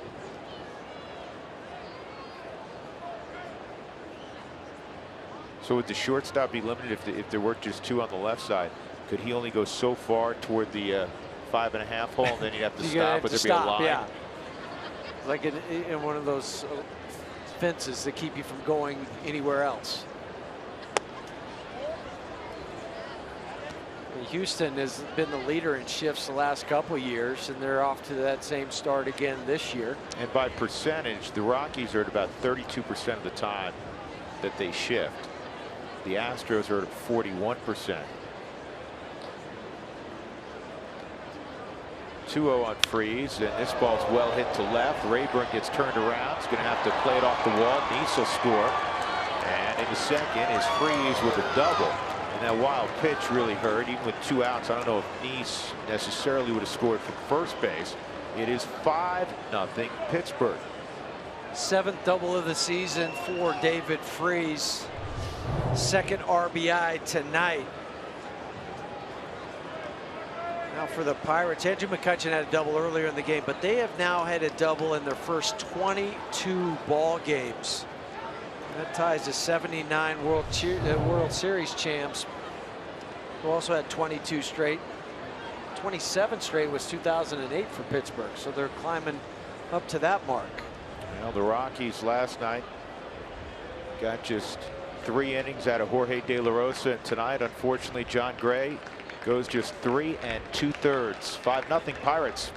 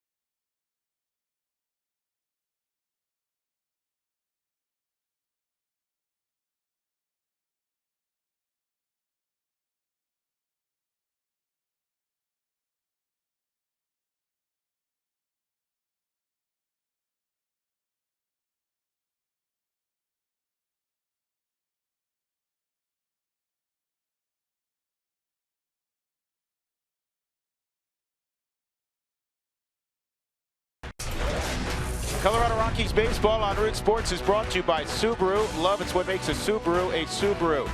By Scott's Black Magic. Black Magic, darkness for the greater good. By Wells Fargo. Wells Fargo customers get your 2-for-1 Rockies club level tickets by visiting wellsfargo.com/Rockies. And by CenturyLink, your link to what's next. What's next for the Rockies is Eddie Butler. Just 3 2/3 from John Gray. Took him 96 pitches to get 11 outs. And he gives way to Butler with Freeze at second base after doubling home Jonathan Neese. Starling Marte's at the plate. 9 hits for the Pirates. 10 base runners because there was also a walk. So John took a step back after the Dodger game in which he struck out 10 and showed a great slider. Here's Eddie Butler's numbers from last year, and it was a struggle at the big league level. The opposition, Jeff, hit .322 against him. Yeah, just could never find a rhythm or a pace to what he wanted to do. A lot of fastballs were up. Slider wasn't sharp. That's a fair ball. And on the bag was Mark Reynolds. What a great play by Reynolds. And they get Marte. Fabulous throw on the move by Arenado. Everybody's going to stay in place. Pittsburgh going to take their time and give it a video review underneath. And Clint already wants a review. Well, Nolan first is just to make this play, as it is a fair ball. And he knows Marte's running, tries to get as much on it as he can. No, he was safe. He crossed the bag before even if Mark stayed on the bag. Yeah, and this is one of those tough plays for a first baseman, because Marte's speed, you know you have to go to the outside, as we see on the Subaru Supermo. But he was on the bag even before the ball went into the glove of Mark. So this one will be overturned. Nolan Arenado just looked on the jumbotron and jogged back to his position. Trevor Story's walking back to his position even before this one's official. And he was safe by a lot. Yeah. How about the arm strength from Nolan just to be able to throw it that far in the air and get it that close to the bag? Foot on the bag, ball in the glove. It will be a base hit for Marte.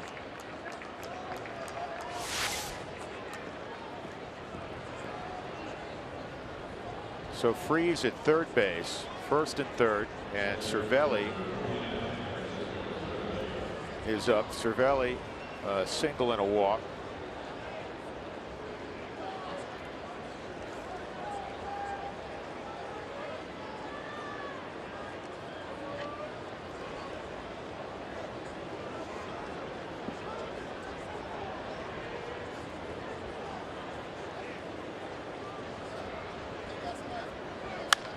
That's lined to right, and that's going to score at least one. Cargo just knocks it down. Marte around third. He's going to score. It's a 2-run double for Cervelli, and it's 7-0 Pittsburgh. This has turned embarrassing. Rockies have been out hit 11-2. Second hit tonight for Cervelli, 11th RBI of the season. Tried to sink the fastball, didn't sink. Cervelli takes it the other way. Starling Marte running hard. All Cargo could do was just knock it down to keep it from going to the wall. No runs in the first for the Pirates, and 1 in the second, 3 in the third, now 3 here in the fourth.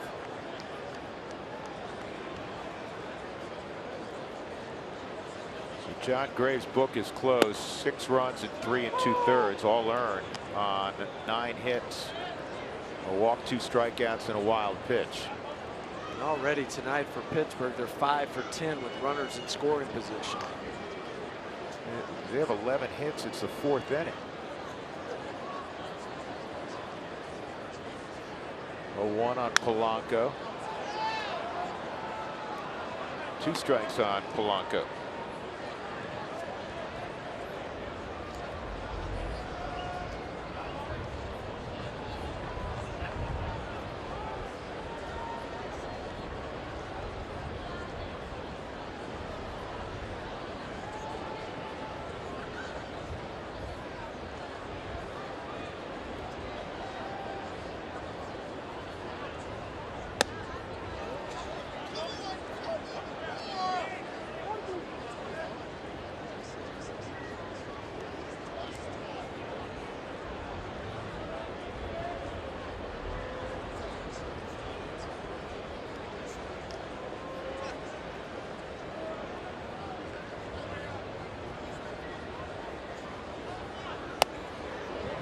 Too tall.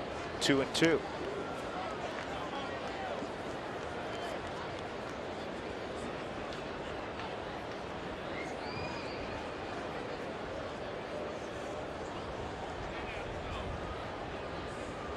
The starter ERA for the Rockies on this homestand coming into tonight was 8.86, and amazingly it's going to go up. Eddie was ahead 0-2, and it's now 3-2. You're talking about this last inning, time on defense, as you kind of coined the phrase.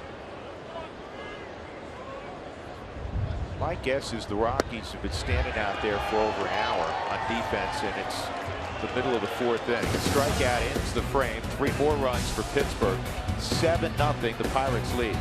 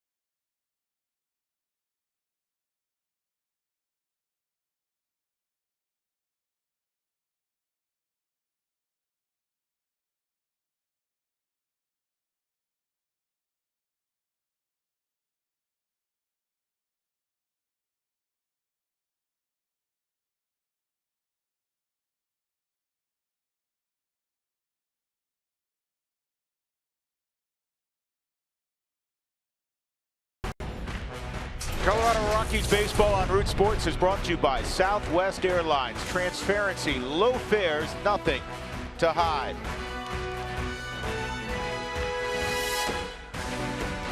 (7-0) Pittsburgh as we go to the fourth inning. The Rockies will have Story, Gonzalez, and Arenado. Drew Goodman along with Jeff Houston, Mark Stout. Temperature at the beginning of the ball game around 52 degrees. It's in the mid-40s now. Story struck out on a curveball his first time up, and he takes strike 1. Just the difference between the number of pitches. I mean, for John Gray in 3 2/3, 96 pitches, 63 for strikes. That was just the 40th pitch that John Neese is throwing. Here's something that surprised me in doing some biographical research on John Neese. He made 177 starts in a Mets uniform. That's 10th all time. And you think about all the great pitchers the Mets have had. John Neese, 10th. This ball is hit a long way to center field, and this one is gone. Trevor Story with his 9th home run to make it 7-1.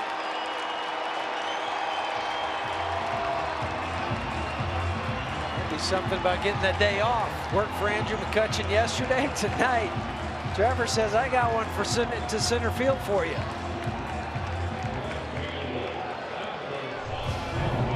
Nice to see. Goes down and gets a cut fastball that has enough power to still drive it out to center field, supplying some of his own power.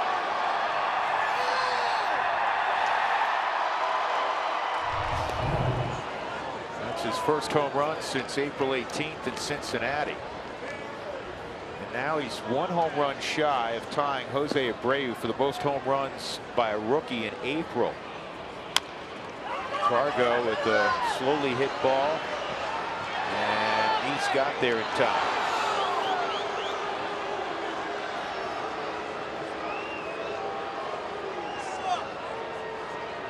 Flip from John Jaso.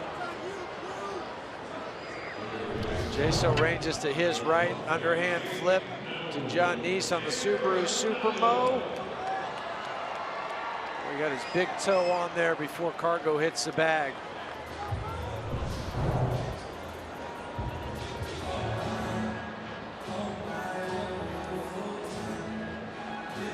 Take a look again at that swing by Story. He has to go down and get this ball. You see the spin coming out of the hand, but notice how he really drops his back knee, and then he has to reach down for it, but still drive it out to center field. I like the head positioning too. He was following the barrel all the way.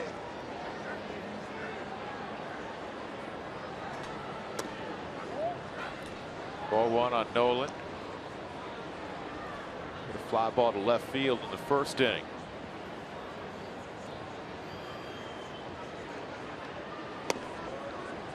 One and one. So here's the all-time list of rookie home run producers in the month of April. Jose Abreu at 14 with the White Sox 10. Story's moved ahead of Pujols and Delgado, and also Herbie, Ken Herbeck. But it is a National League record. It is a National League record. This ball's gone to left. In fact, Marte never turned. That's the 9th for Nolan. 7-2. Starling Marte never looked back, which, you know, if you're Jonathan Neese, he probably didn't. Yeah, he probably didn't look back either. But you want to give like the courtesy jog. He didn't do that. 9 home runs. He came in with those 8, which was tied in the major leagues, and now he had to go back up and tie Trevor.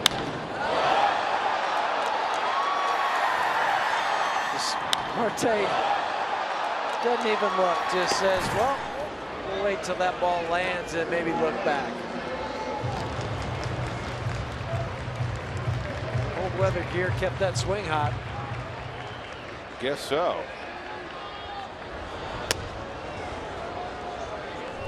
I saw Trevor go down and get the ball. This was a cut fastball, but it was belt high. Didn't do any cutting other than cutting through the wind as it left the ballpark.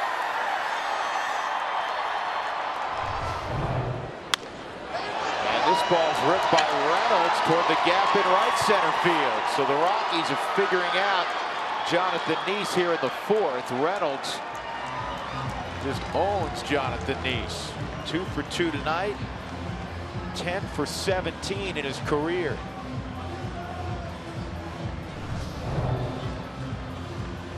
Just, yeah, base hit to center field. Now he'll take the ball to right field. 6th double this season for Mark. Ray Searage, in some circles called the pitching whisperer, out to the mound. He's turned around quite a few guys in his career with the Pirates. A.J. Burnett among them. Now, how about the leaders in home runs?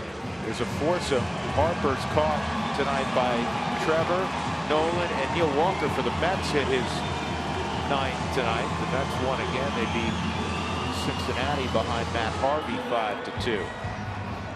So the Rockies have a runner in scoring position, down 5, 7-2 in the 4th inning, with Ryan Rayburn at the plate.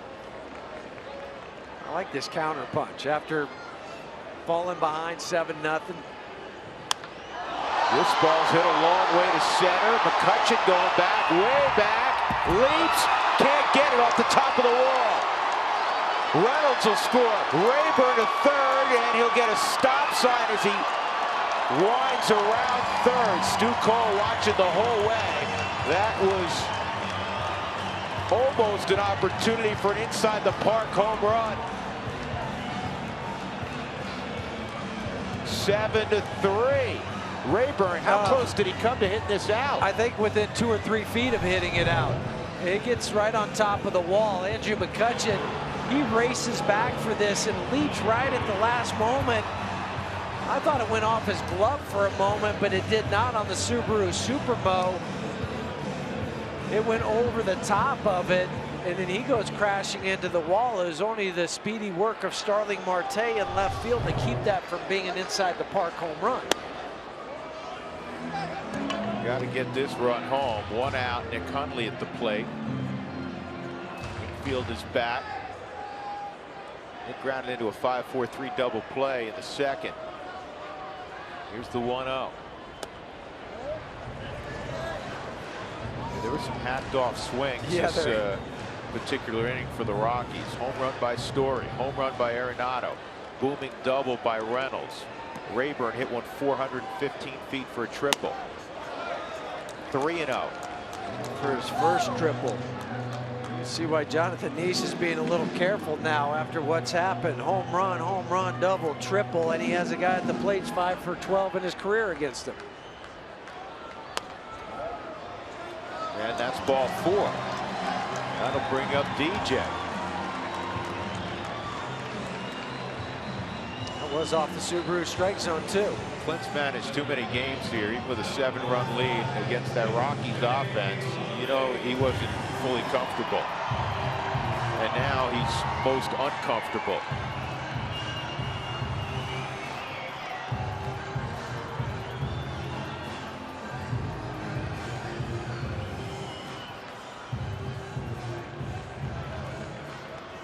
Nobody up for the Pirates. He pitched really well the first 3 innings. 5 strikeouts, gave up a single hit in each inning. But the second time through the lineup, the Rockies are teeing off on Neese. Again, it bears repeating. He's been in this ballpark a few times in the past, and it's never ended well. And now he's afraid to throw over the plate. That's 6 straight out of the zone by Neese. Cervelli will go out and commiserate with Jonathan Neese. Because he knows if he throws it over, it's going to get hit hard this inning.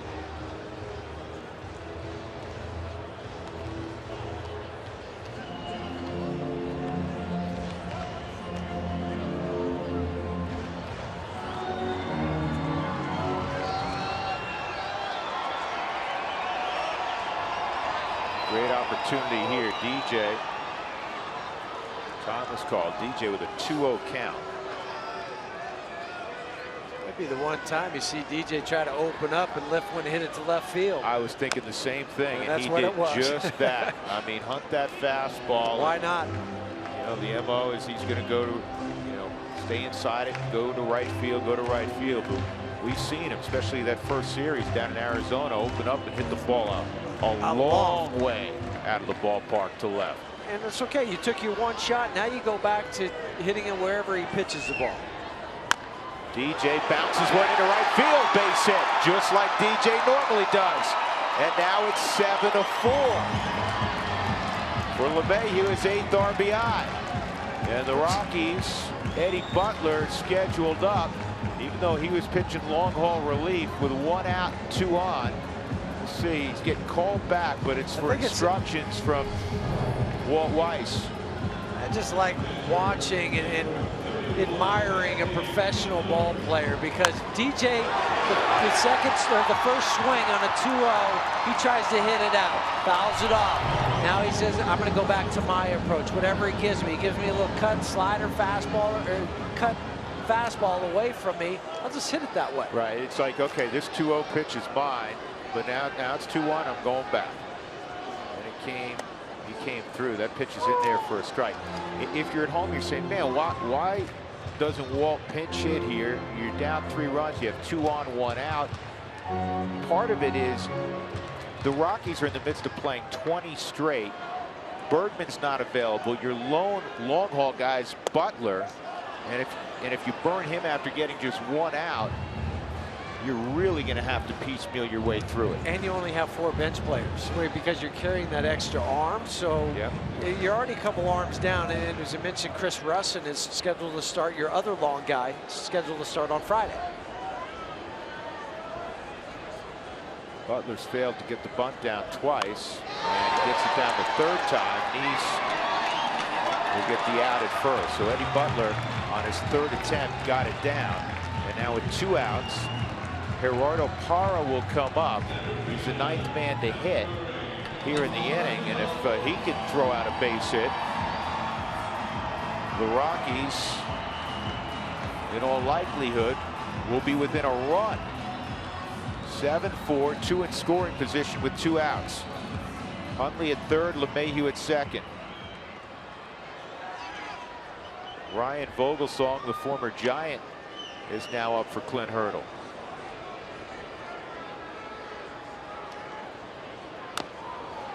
And Gerardo fouls that off. A double in the 1st inning for Parra. And he was caught looking on what he thought was a pitch high in the zone. It's caught the top of the strike zone when we reviewed it. 8 for his last 16 at the plate. 4 RBIs, or 5 RBIs over those 16 at bats. And this ball driven hard to right, but right at Polanco. Couldn't hit it any harder. Polanco positioned perfectly. The Rockies make a statement in the bottom of the 4th to get back in the game. They hit 2 home runs and scored 4 times. Story and Arenado. Rayburn nearly hit 1 out. 7-4 Pirates.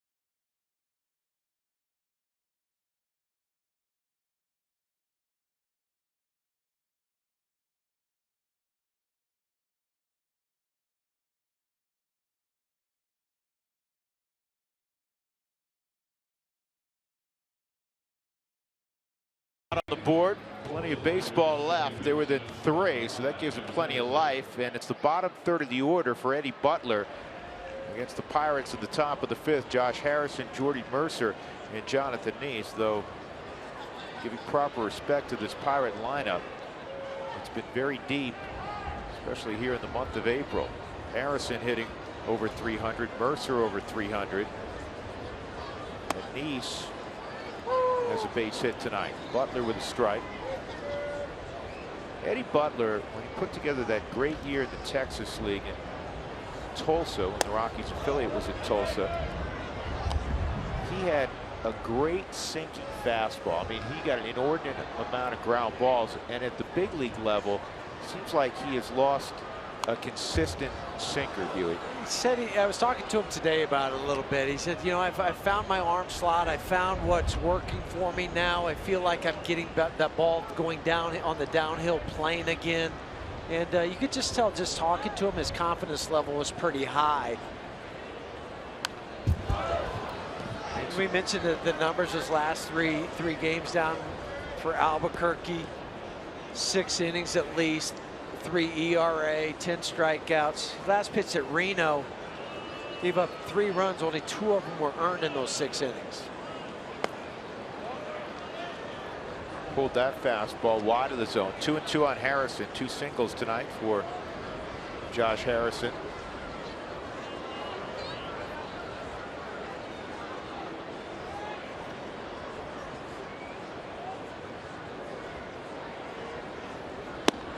The other thing too for Eddie was after he sent down last year, he wasn't recalled in September.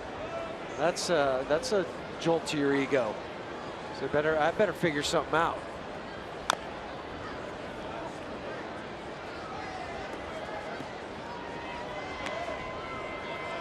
What the Pirates have done throughout this series, throughout this season,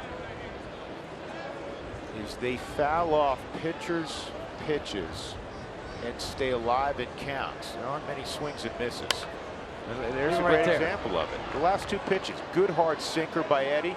Harrison just nicked it, stays alive. Nasty slider away, and he wasted that pitch. And this isn't a strike, it's off the plate, but Harrison just reaches out. That's a great pitch. You can see it on the Subaru strike zone where it is. That's another good pitch that he fouls off. So then, you know, all of a sudden something leaks back over the plate that's hittable, or maybe on another 3-2 pitch he misses, and Harrison wins the battle. Hopefully that doesn't happen, but that's something the Pirates up and down their lineup are doing. Yeah, 10th pitch of this at bat. Make it 11.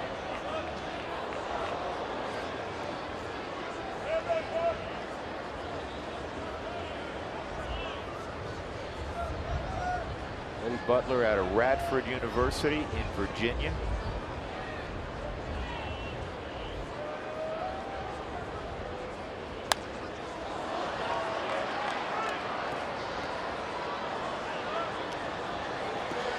Reminds me of the story at bat from a couple of days ago.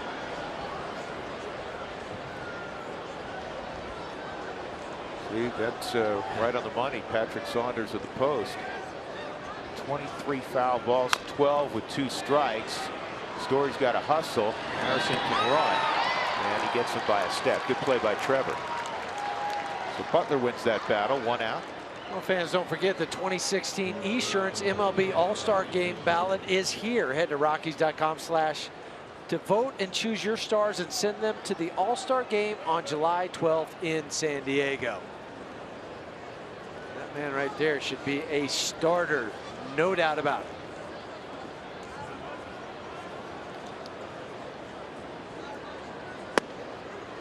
Strike on Mercer.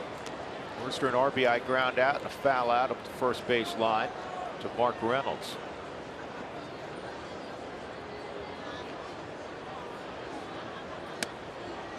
There's a swing and a miss.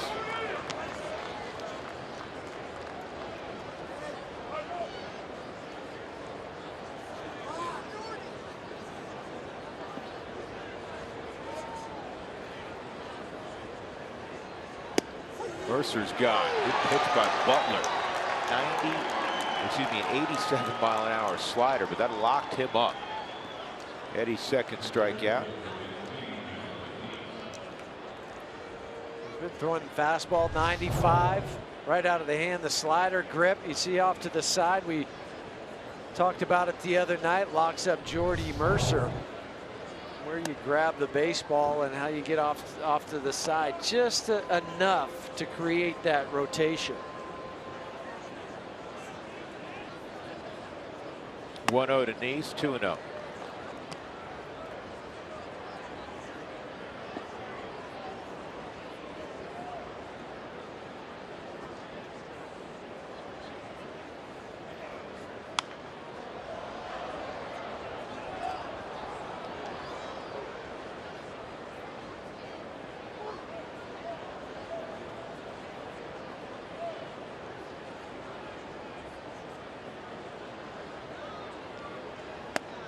That misses. 3-1 on Neese.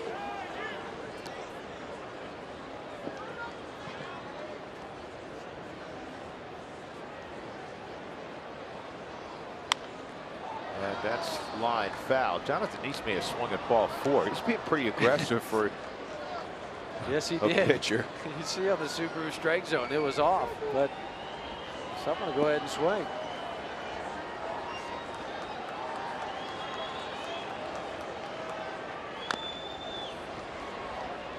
Look at the pitcher's fouling off. It's contagious, huh? 2 strikes.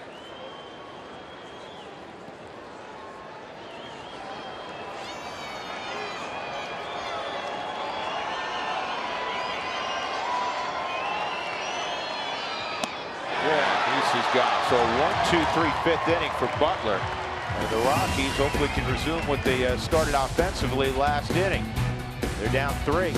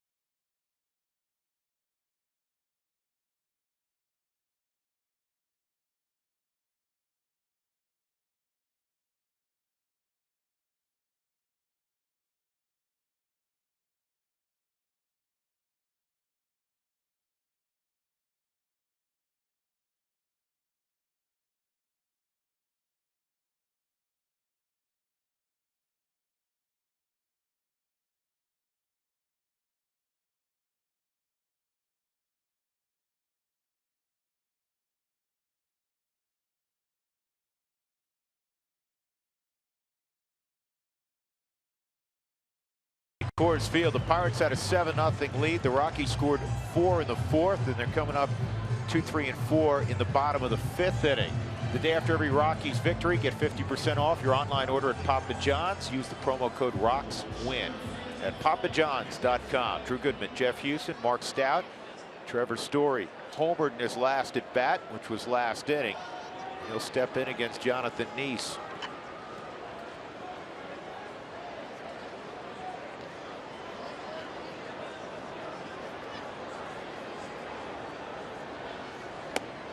Ball 1.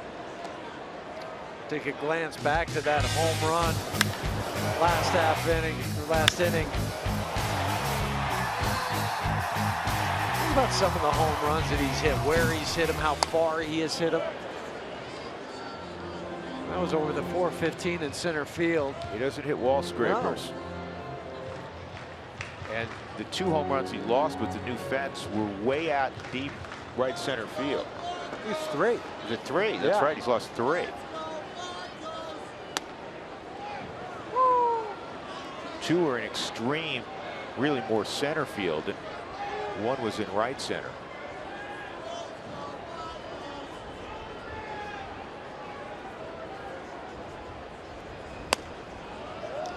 Trevor with a 3-1 count.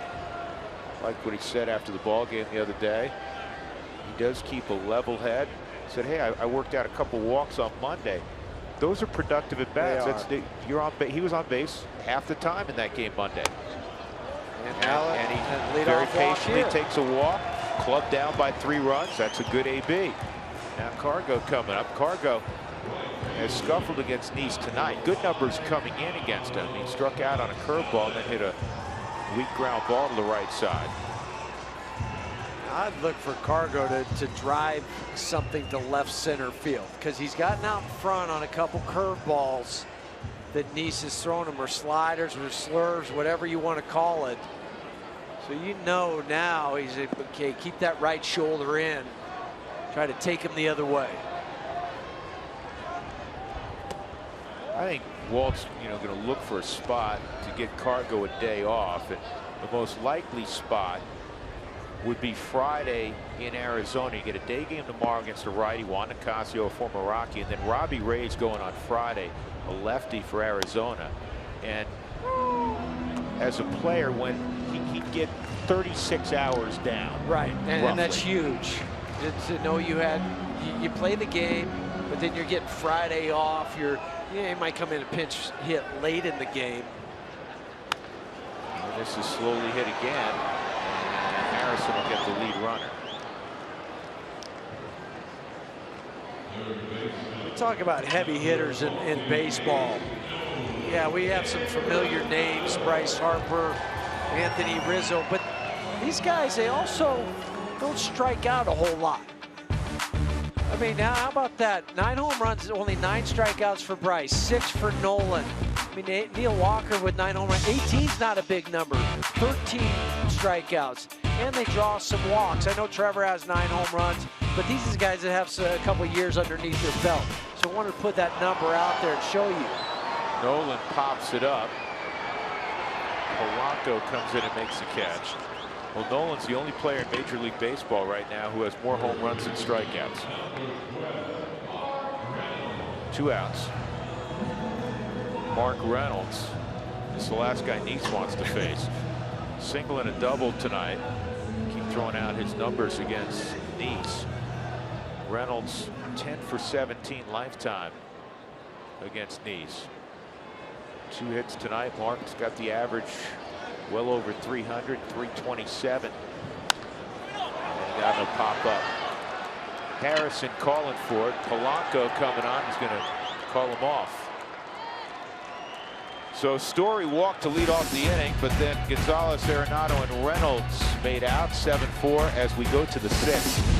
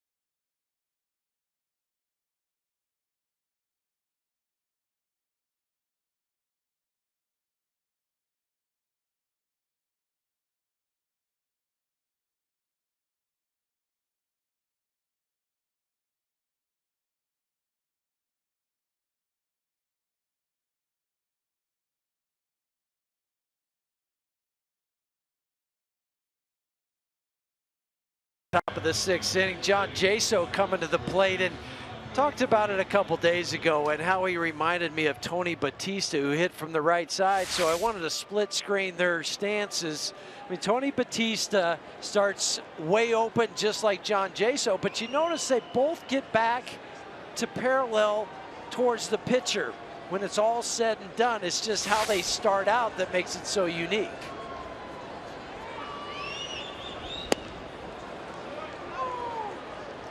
There have been some strange stances in the history of baseball. Do you remember Mickey Tettleton?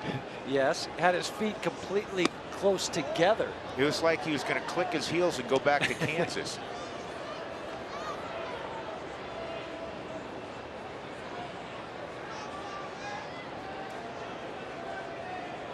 I was watching the game that the Pirates are playing against Arizona on Sunday. Just doing some research. Jaso didn't have his feet like that then in that game on Sunday. It was more conventional. Then he comes here. 3 days ago? 3 days ago. He comes here and he's got his right foot behind his left foot. It's a modern day Rod Carew.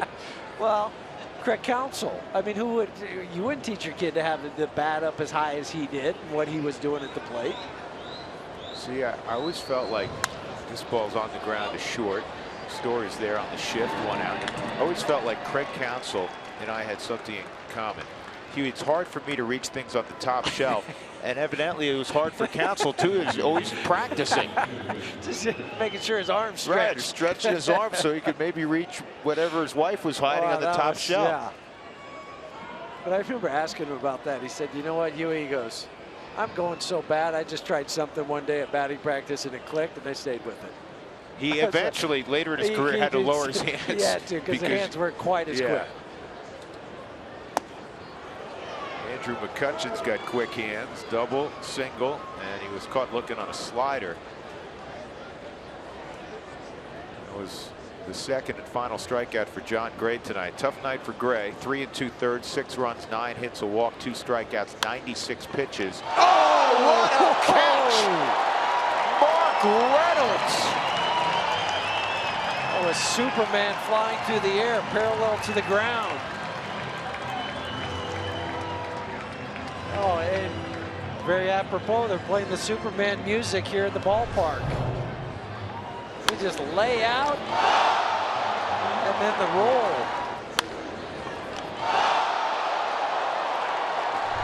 I've said it 2 or 3 different times now. The way Mark has played first base is more than I could imagine. I mean, he is very graceful over there. Look at that. Wow, that is one heck of a play. Looks even better in the Subaru Super Mode. Everybody now that's seen him up close, you know, Walt said this. He said, you know, I always knew Reynolds was a good player. He's better defensively than I realized at first base. He's really good. And that's not a backhanded compliment. He knew he was a, you know, good, soft hands guy, but that was extraordinary. Eddie Butler has retired 7 in a row. Got a little help from his first baseman. What a play by Reynolds. Middle of 6th, 7-4 Bucks.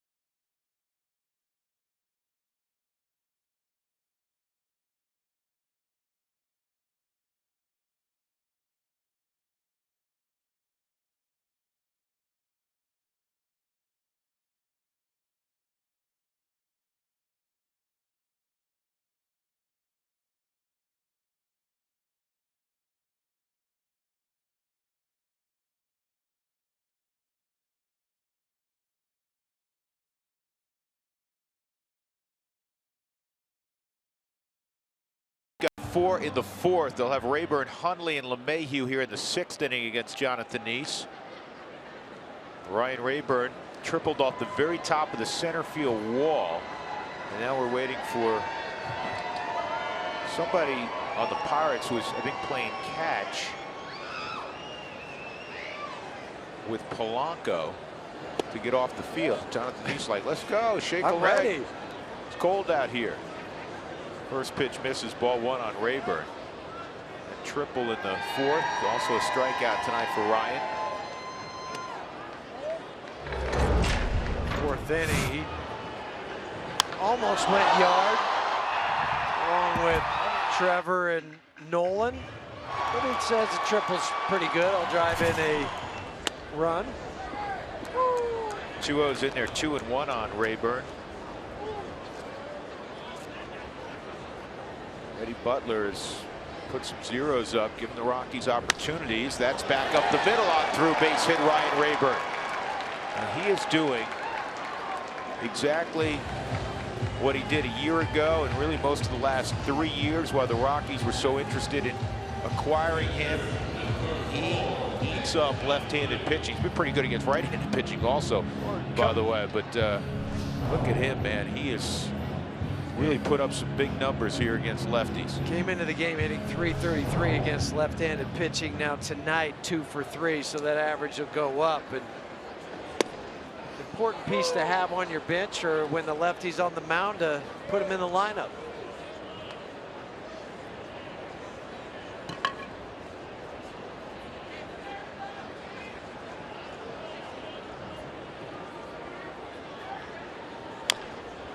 And that's fouled off by Hundley. 2 strikes on Nick.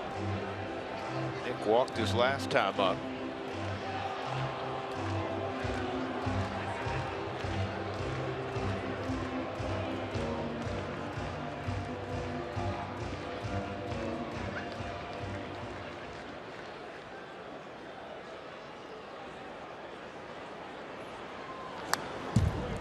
Good swing.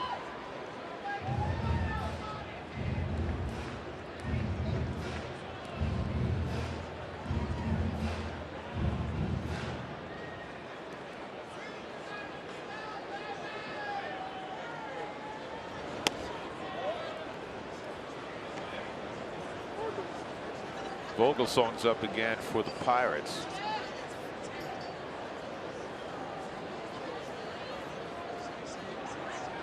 Rockies have great familiarity with Vogelsong. Those years in San Francisco. This is back up the middle. This is a base hit. Neese has to tumble out of the way. And the Rockies have the first 2 on in the 6th inning, and LeMahieu, the tying run, coming up. Those were almost identical pitches and hits right back up the middle. Same result. Jonathan Neese falling off to the side, reaches back, then ends up tumbling over to try to make the play. And now you have first and second again.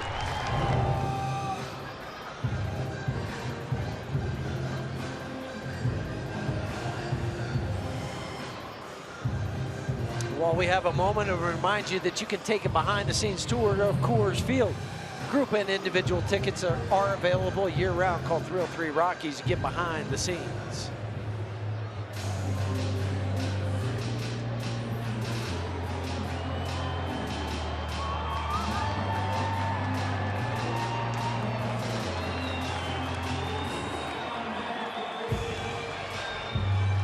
Justin Miller up in the Rockies bullpen now. You can play this a couple different ways if you're Walt. You can have DJ try to lay down a bunt and then pinch hit for Eddie Butler. This just hit a base hit. To left, a base hit. Around third, Rayburn gets a stop sign from Stu Cole. That's with the Rockies down 3 and Marte with the great arm in left field. Wise move by Stu to hold him, and now the bases loaded, nobody out, and Christian Adames will pinch hit for Eddie Butler. Saw DJ hit it to right field. His last at bat, this time he opens up and pulls it to left field. He knew a cut fastball was coming. He took advantage of it. Now you have the bases loaded. Christian Adames announced it's enough for John Neese. He's going to the bullpen. And you know what? This could be advantage Rockies because he's bringing in Vogelsong, which means Adames will hit from the left side where he has virtually all of his at-bats this year. And he's been swinging the bat well from that side the last 2 or 3 games. Absolutely. Great point. Bases loaded. Nobody out. Rockies down 3 in the 6th.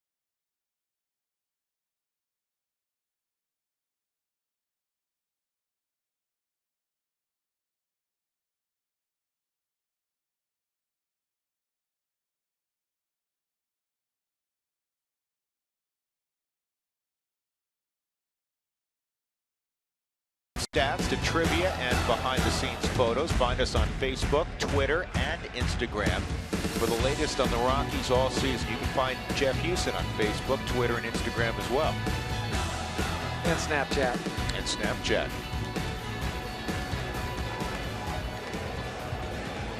Ryan Vogelsong, the former Giant, working out of the pen for the Pirates, and Clint Hurdle has summoned him, and he has a mess on his hands.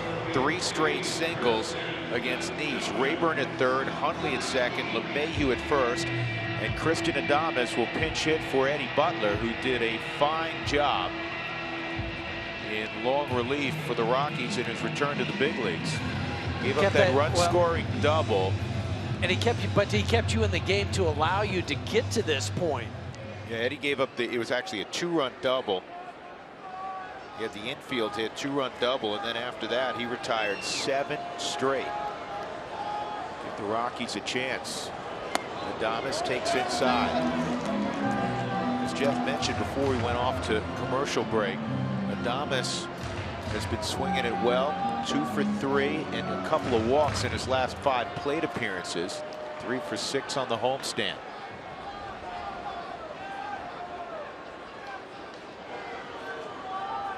Outfield a little bit of a shade toward left. Infield straight up. Good eye. 2-0. And that's the pitch you'll take when you're seeing the ball well. I thought it was a smart play from Walt to send up the switch hitter, because then it forced the hand of Clint Hurdle. What do you want to do? Well, he says, I'm going to go to the bullpen and bring in Vogelsong. Change up, spits on it, says, nope, I'm ahead 2-0 now. And it's 3-0, and there is nowhere to put him.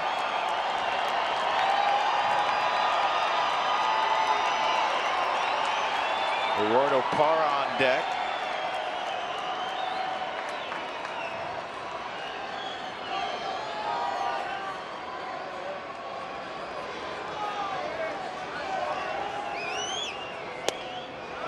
And the 3-0's in there, 3-1.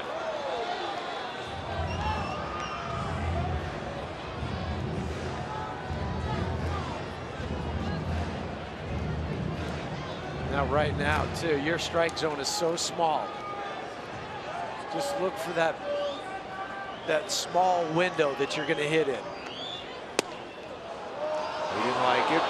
Called a strike, 3-2. It's okay. Not afraid to hit with 2 strikes. No, because he just spreads out and thinks about using his hands. Chokes up on the bat. Bases loaded, nobody out. Rockies trailing 7-4, bottom of 6. Here's the 3-2. And it's lined off the glove into short center field. The throw to third's going to get an out. What a tough read for Nick Hundley. He's got a freeze on the line drive. And a heads-up play. In the infield, was it Harrison who picked it up, or Mercer? Jordy Mercer. Mercer picked it up, and he looked around and he found an out at third. Christian Adames goes down and gets a sinking fastball. Hits it right on the button, but it's so close to being that wrong height that Josh Harrison just knocks it down, and then Jordy Mercer picks it up. You don't get a base hit, you'll get the RBI, but it's a fielder's choice, put out 6-5. In fact, and actually you got to include the 4 in there, because Harrison. Right, yeah, exactly. Harrison obviously touched it initially, so 4-6-5 on the fielder's choice. Tough break, but the Rockies are within 2. Parra at the plate, 0-1. Any kind of luck there. It's bases loaded, nobody out still. Parra hits it in the air to Polanco again. Now tagging and moving up 90 feet is LeMahieu. And that'll bring up Trevor Story. And again, the heads-up play from Jordy Mercer to think about even getting that lead runner, because if he doesn't do that, that's a sac fly.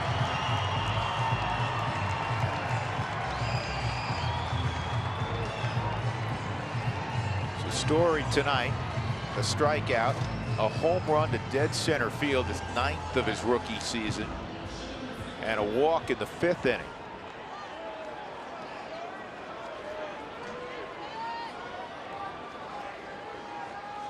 Bases loaded, nobody out. You'd like to score at least 2. Pirates will claim it as a victory if they hold the Rockies to a single run in that situation.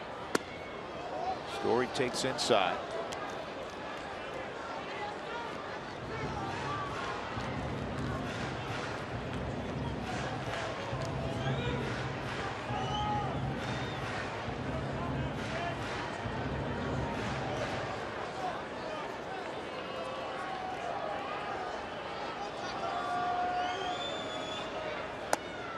That's high, 2-0.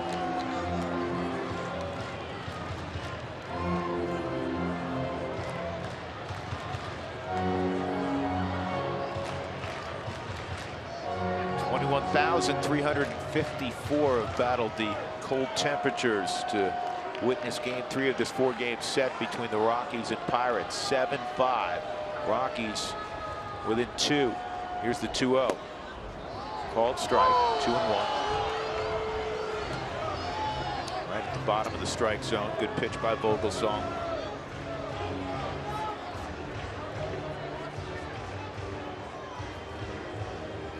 Trevor might have been guessing something off speed.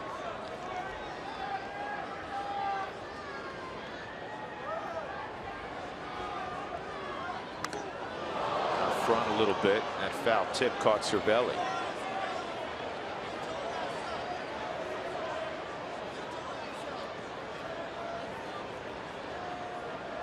Right above the knee on the inside.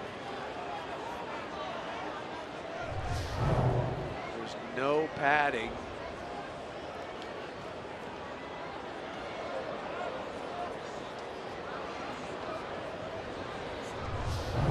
That will leave a mark. The trainer's just out there for moral support right now. How do you feel? Yeah. How do you think I feel? It hurts.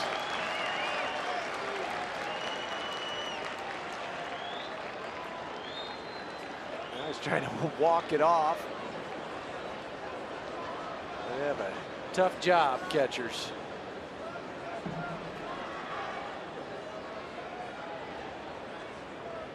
2-2 the count on Story.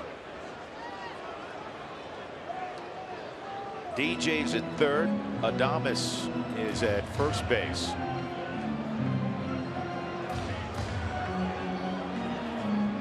Well, Cervelli probably knows that Chris Stewart will do the catching tomorrow.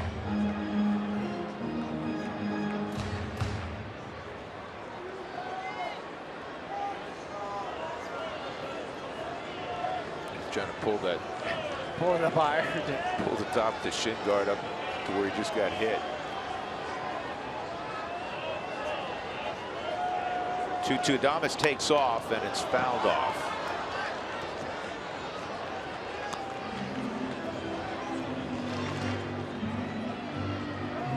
Staying aggressive this inning. Now the Pirates are flashing some different signs of where they're going to throw the baseball after that attempted steal.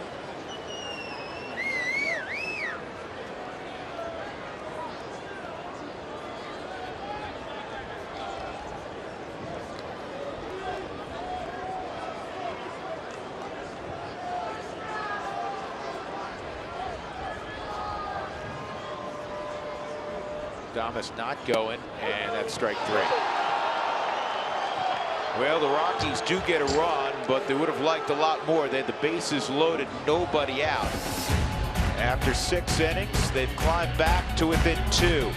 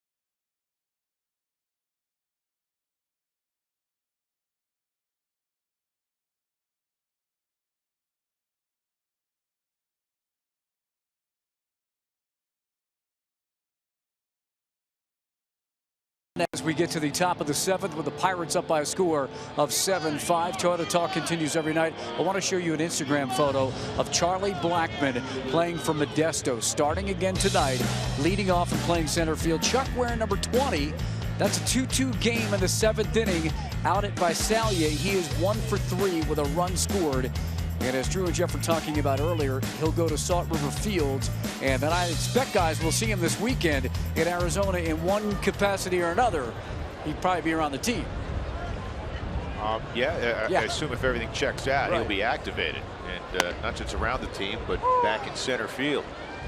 First pitch, a strike. Justin Miller's now in the ball game after 2 1/3 of Eddie Butler, and Eddie was strong. Good outing for Eddie Butler in his return to the big leagues. And no walks, 4 strikeouts for Eddie. That's up to Justin to follow suit. Keep this game at just a 2-run deficit. 1 ball, 1 strike. Marte, Cervelli, Polanco in the Pittsburgh half of the 7th.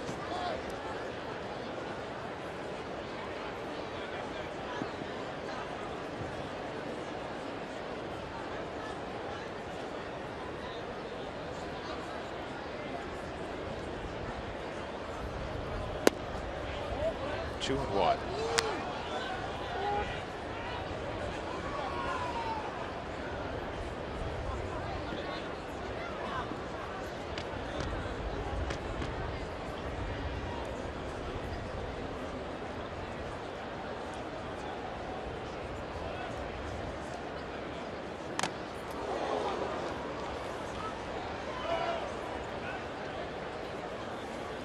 Mask of Ramon.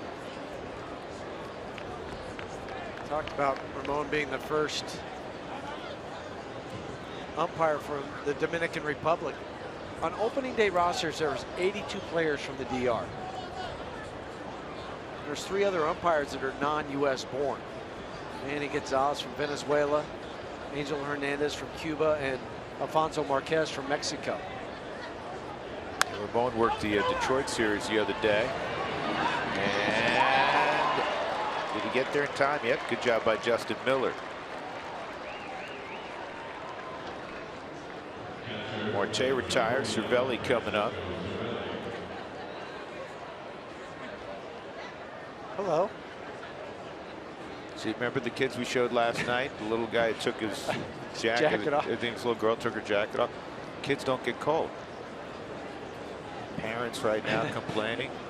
Well, you know, that's real little. We'll make sure that baby stays warm.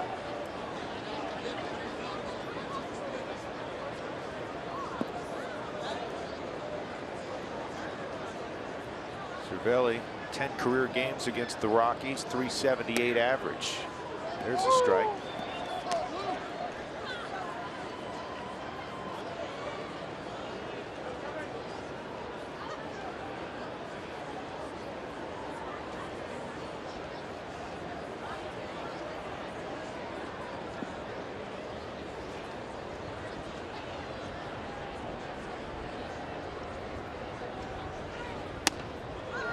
Close.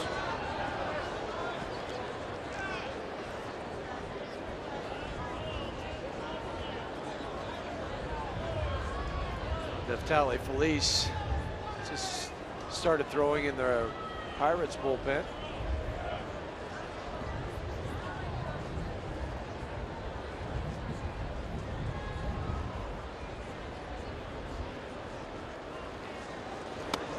Good pitch, 1-2.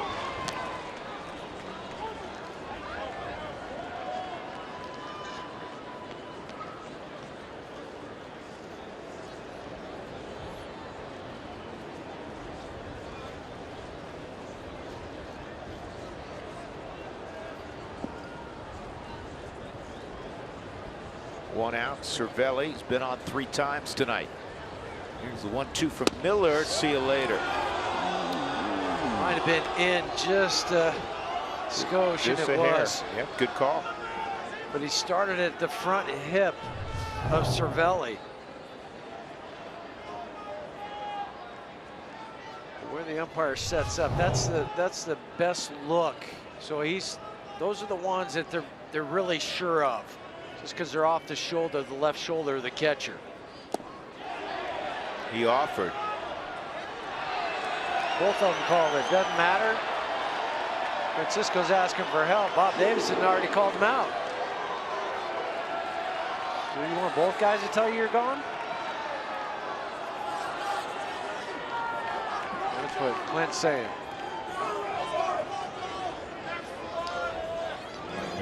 Clinton Barkin and Bob Davidson. 2 outs. Another hard slider. This will give us a better look. Yeah, that's a swing.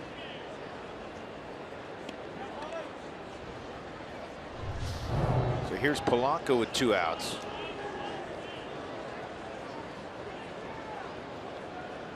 Rockies put the shift on. Last base runner for the Pirates was Cervelli, who doubled in 2 against Eddie Butler in the 4th inning. After that, Eddie retired the next 7. And Justin Miller has the first 2 here in the 7th, giving the Rockies a chance to get back in the game, which they've done. They're within a couple of runs, 7-5. They're now actually within a hit. Remember, it was 11-2 in hits. It's now 11-10. You mentioned all the outs since their last double. Also 5 strikeouts during that time.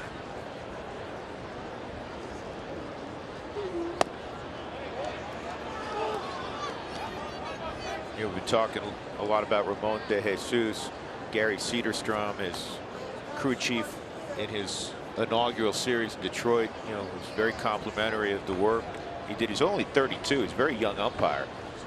And, you know, honestly, looking at his balls and strikes tonight, he's been right on the money. He has.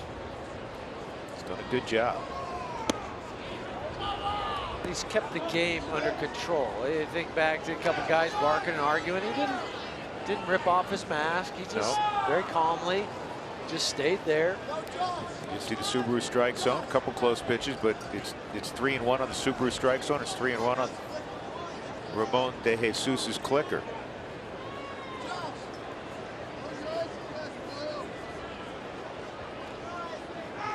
Polanco hits it to deep center field, and this one's gone.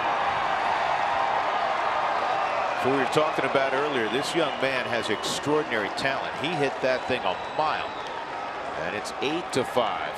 Second home run this year for Polanco.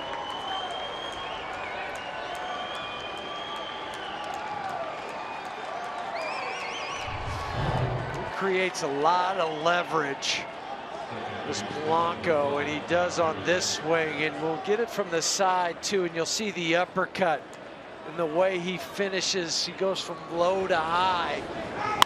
That ball was up in the air for a long time. Hugh, you made mention of this last inning. That's a foul ball in on Harrison's hands. That you have to put it in that small pill box where you like it when you have a 2-0 or 3-1 count. Well, Polanco had a 3-1 count there. That's right, and when you do that, you just block everything else out in that strike zone. The other word you always hear is a keyhole. Okay, so you think about putting your key into that keyhole. That's about as small as that area you're looking at in the strike zone. And if it's there, you jump on it. He jumped on it. He hit it 439 feet.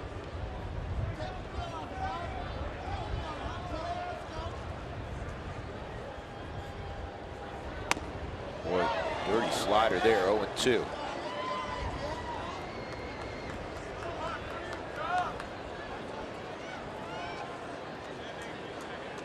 Rockies have allowed 31 home runs now this year, and they've hit 31 home runs.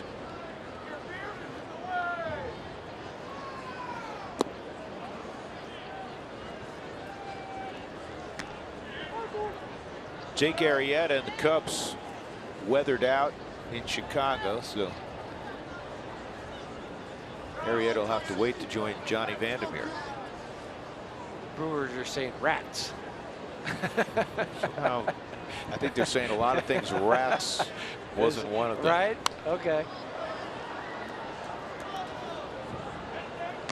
Here goes Harrison. He's going to start fouling off a million pitches, right?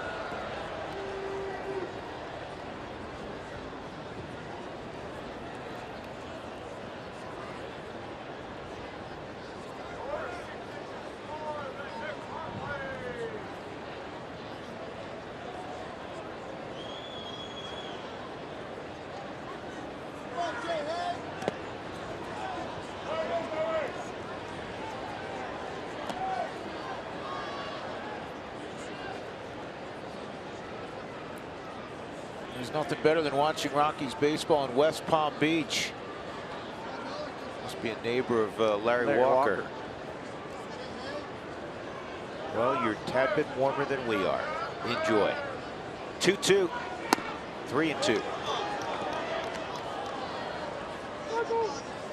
Spent 4 years in West Palm Beach for spring training and playing for the West Palm Beach Expos. Love Didn't you live down there for a while? I lived down there too.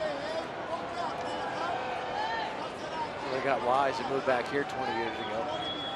Yes, you did.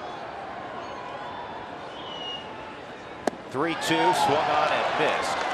In the inning, Polanco hit a home run to center field. The stretch time at Coors Field, the Pirates 8 and the Rockies 5. Cargo to lead it off.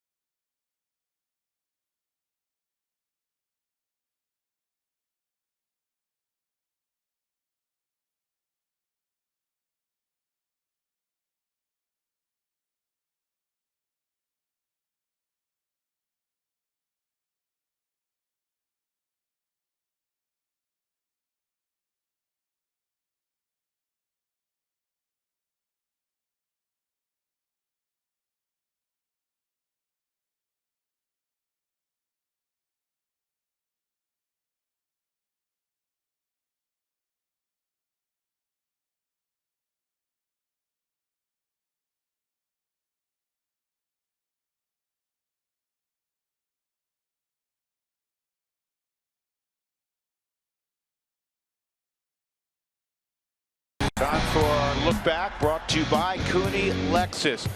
Well, the 4th inning was big for both teams. David Freese with a double.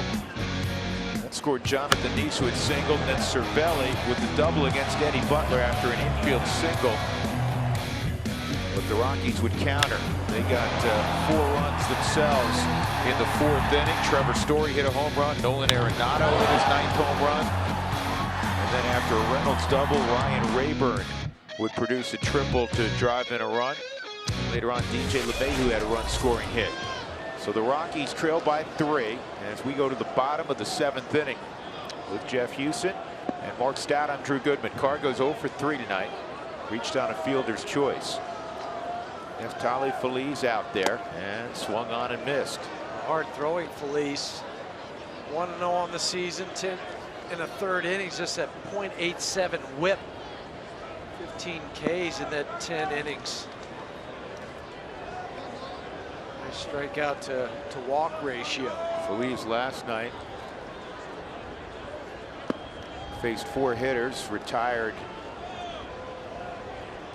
3 hitters, and walked 1 in a scoreless inning. And this ball's off the end of the bat. McCutchen will make the play. And that'll bring up Nolan.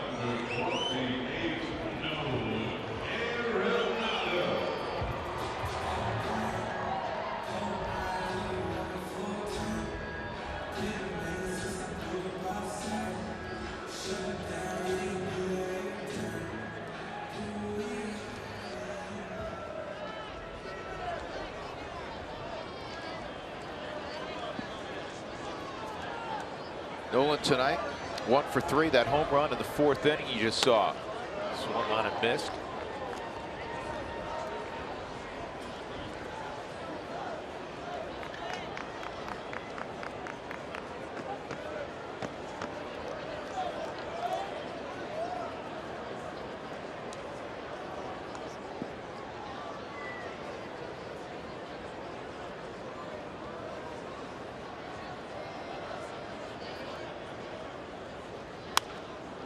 Fouled off.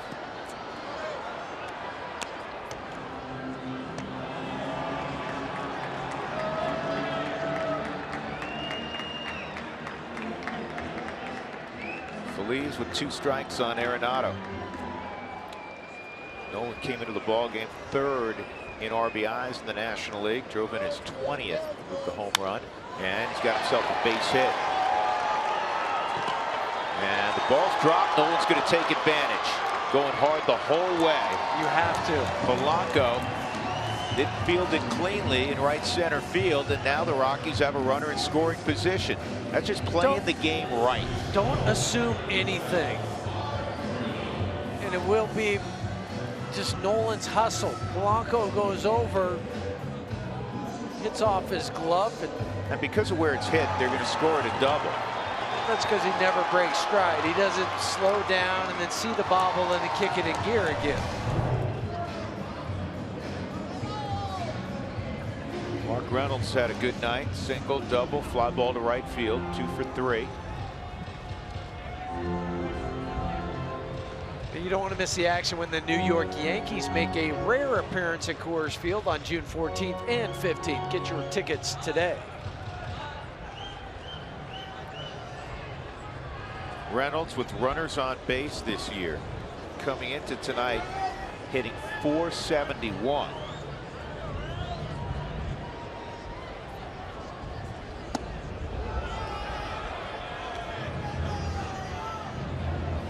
Mark started a little slowly this year, 2 for his first 16, but since then 14 for 34, .412 average.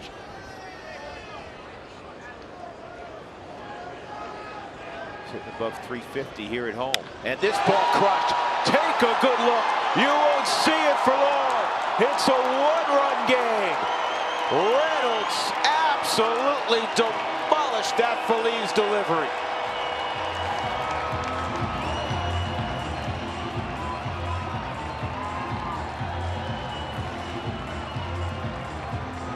He says, you're going to throw me an 82-mile-an-hour slider, and I'm going to take it out. And twice tonight, we've seen the left fielder, Starling Marte, not even move. He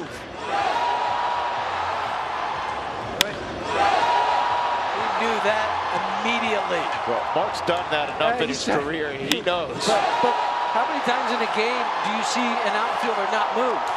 Sometimes you go a month or two. And we've seen it twice tonight. Ryan Rayburn, who could tie it on one swing, is at the plate. 8-7, the difference in that game. Now the Polanco home run.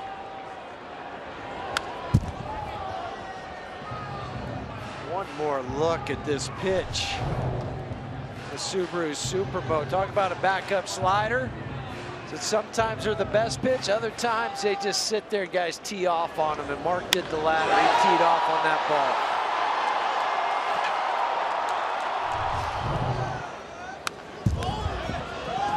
Rayburn right on Phillies. That home run traveled an estimated 456 feet, according to StatCast, which would place it among top 10 or 12 home runs hit this year. That's career home run number 239 for Mark Reynolds. Which ties Ken Caminetti and Dolph Camilli on the all-time list. And we've got tacos. Make sure you make your way to Taco Bell tomorrow. Participating Taco Bell locations between 4 and 6. La Masa Taco Bell. You'll get your Rockies taco special. Let's have it end in a W, though, for the Rockies. A much-needed W. The Rockies have lost 4 straight.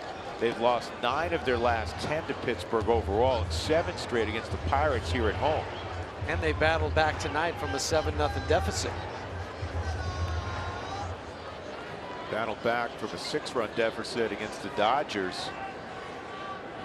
Unfortunately, took a 3-run lead, didn't hold it, as you know. This ball's well hit to right, and the leap, and it's off the wall. Then Polanco goes, or excuse me, yeah, Polanco goes down, and Rayburn will stop there because of the hustle of Andrew McCutchen. So a 1-out double by Rayburn, and Polanco's just now getting up. That's because he hit the door area out there that leads into the bullpen. But tonight for Ryan Rayburn, he hits the ball to center field. Andrew McCutchen goes crashing into the wall. This one to right field. Polanco goes crashing into the wall.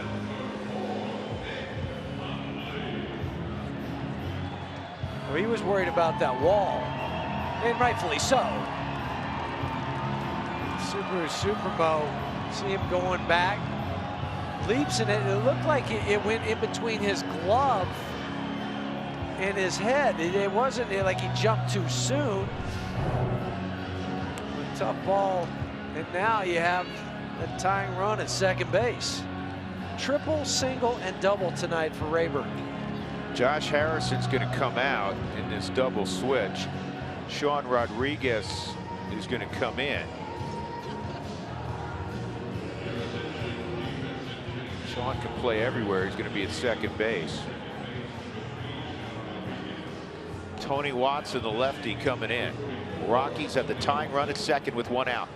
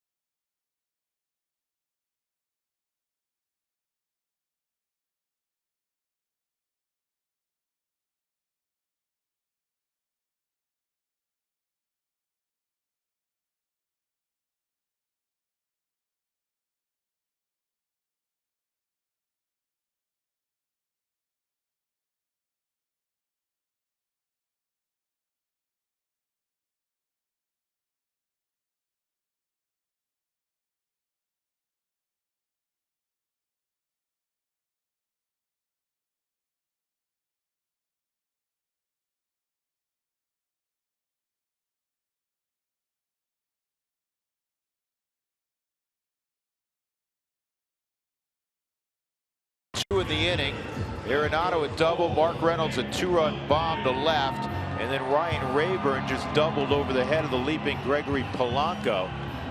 And Tony Watson has been summoned, one of the setup men for Clint Hurdle. Watson allowing righties to hit 238, lefties 200. Nick Hundley, DJ LeMahieu. Sean Rodriguez comes in the ball game playing second base. First appearance in this series for Tony Watson. Swung on and miss.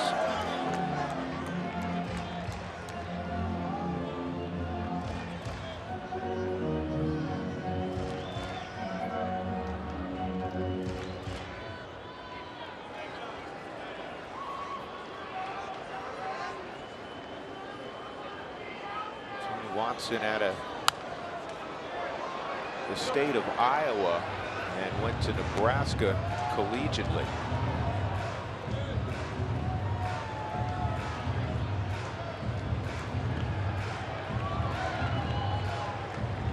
His senior year in high school, Huey, yeah, he threw 3 no-hitters and he had an ERA, you ready for this? Yeah. Of 0.10, which I guess he gave up one run somewhere along the line. Oh, look at it. Probably bad official scoring. Right. Hit or error, could have gone the other. They're on the road. Yeah. Some dad they're getting hit. Heads up, Nick.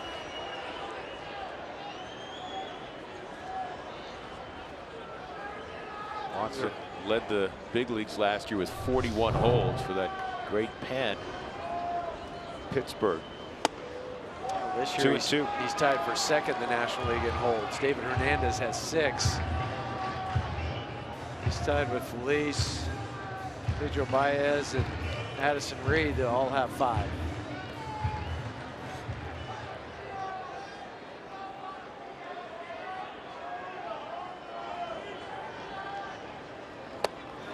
And a strikeout of Hundley for the second out. That'll bring up LeMahieu.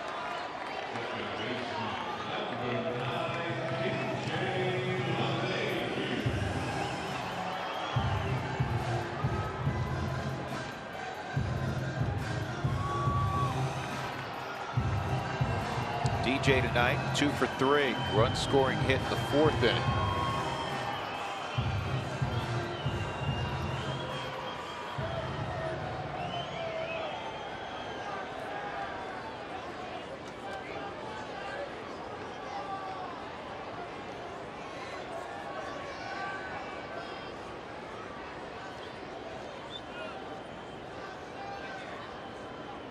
DJ drives it deep to right field. Polanco going back again. Gets twisted around, but makes the catch. And then chatting up the Rockies bullpen. In the inning, 2-run home run, Mark Reynolds. And the Rockies are within a run. 8-7 as we go to inning number 8 on a frigid night in Lodo.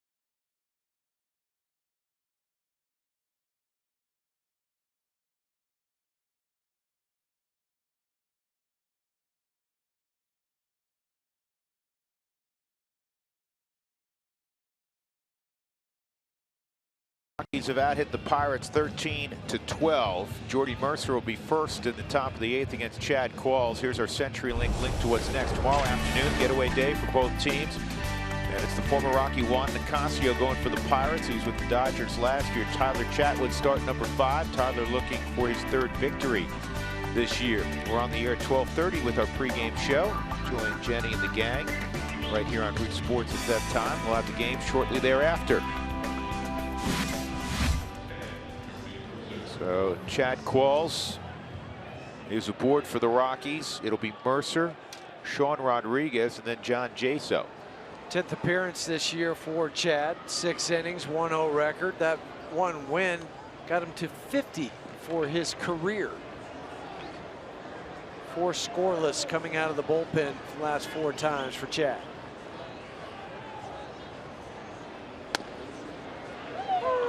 Hits the strike zone there at 91 with the sinker. 0-1 on Mercer. 0 for 3 tonight. Did drive in a run with a ground out in the 2nd inning. Again, the Rockies trailed 7-0 tonight. And it's a ground ball up the middle. DJ slides from his knees. Got his man. Mark Reynolds held on to it. Remember play earlier, by DJ. Yeah, remember earlier in the game where DJ went over and slid on his knees, and then the throw took him off the back because it was a little wild. This time, it wasn't. He slides over, but watch where both knees are when he gets ready to throw. At least he has something to push off of with the right leg. Watch it on the Subaru Supermo. See that? Just enough where he's able to plant his right foot into the ground, allows him to make a true throw. Got a little help from Reynolds at first base by picking it, but that's an easy pick because it's so short into your glove. Showing Bob Davidson. Yeah, I got it. Very good hands by Mark Reynolds. Soft good hands. hands by LeMahieu. DJ's played errorless baseball at second base this year. You know he'll be in contention for another Gold Glove at the end of the season. Sean Rodriguez, saw him last night, struck out. I believe his only at bat last night. Double check. He had two. He struck out in both his at bats last night. Once looking. Here's the 1-0 on Rodriguez.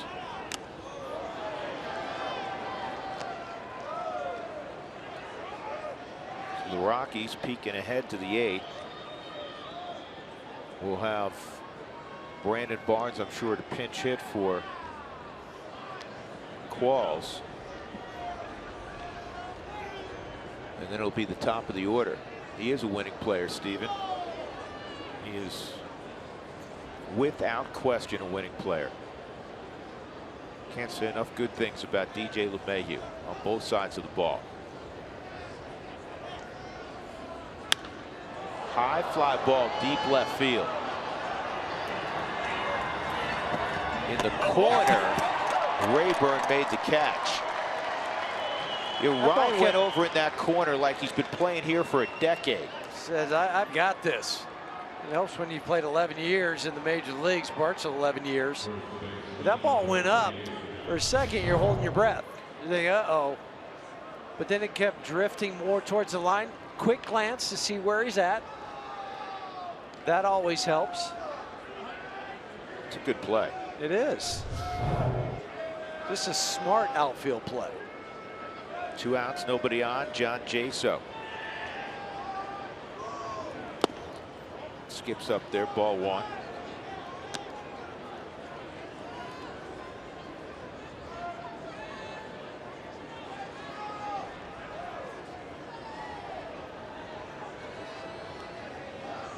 Again, John Gray just went 3 2/3 tonight. 6 runs, 9 hits, a walk, 2 strikeouts, hit a batter through 96 pitches. The pen has been good. Butler, Eddie Butler, called to the big leagues today. Worked in long relief, 2 2/3, allowed a run on 2 hits. One of the hits was an infield hit. Bang bang play at first. No walk, struck out 4. Miller gave up the home run to Polanco. That's the difference in the game right now. And there's a strike, and it's 2-1. And the good thing too for Eddie, he only threw 41 pitches, and I mean this was his normal day to work because he pitched last Friday against Reno. But now if you're looking down the road 3 or 4 days to fill in for De La Rosa, he can make that start. Weak ground ball to LeMahieu. He pulls it to his chest, and it's a 1-2-3 inning for Chad Qualls. Rockies will look to get back after it offensively. They're within a run as we go to the bottom of the 8th.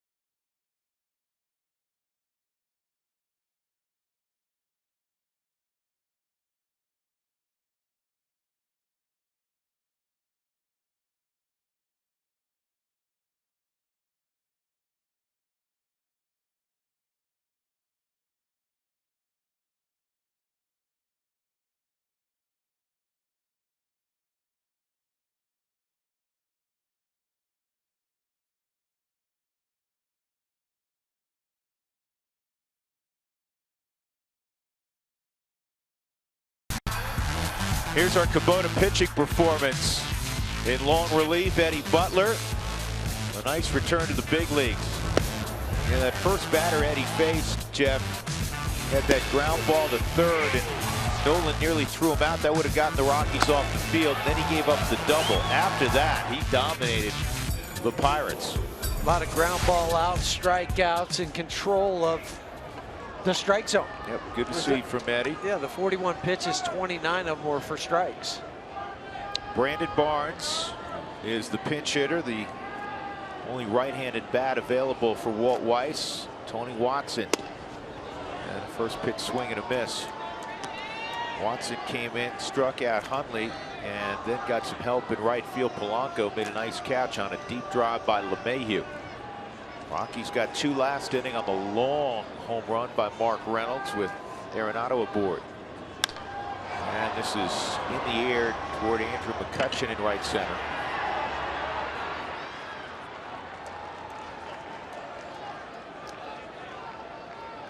Gerardo Parra.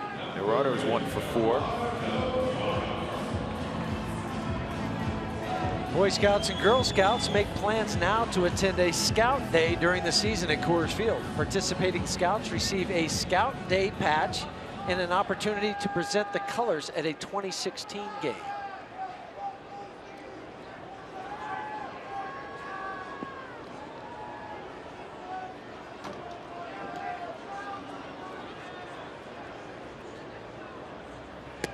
Outside, ball 1. In on the grass at third. David Freese guarding against the bunt. Part of the repertoire of Parra. Jaso on the line at first base. Wayne, no doubles there. 2-0.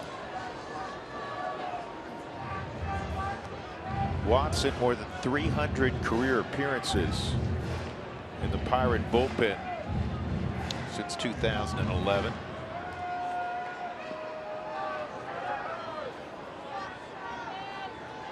.24 and 8 over that period of time. It's been very valuable. And this ball is hit in the air to deep center field. Going back, McCutchen. This has tied it up. We're all even at 8. Gerardo Parra.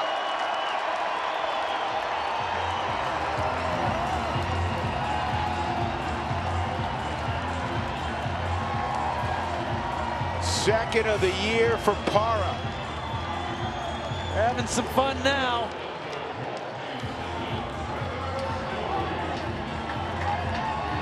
Gerardo, he knew he hit this too, because he carries the bat a long way down the first baseline. He carries it, carries it.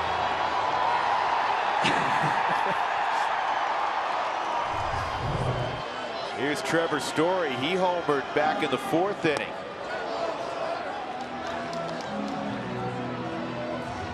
Rockies down 7-0 in this game. Have caught the Pirates here in the 8th. Parra left on left, leaving the yard to dead center field. Gets ahead 2-0. Fans are on their feet. They know it.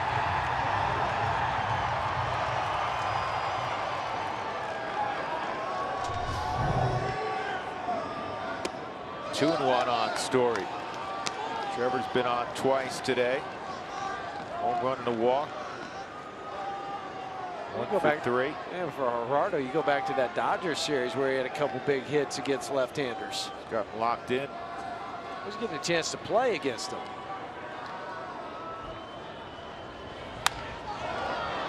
Story takes that lightning quick swing of his.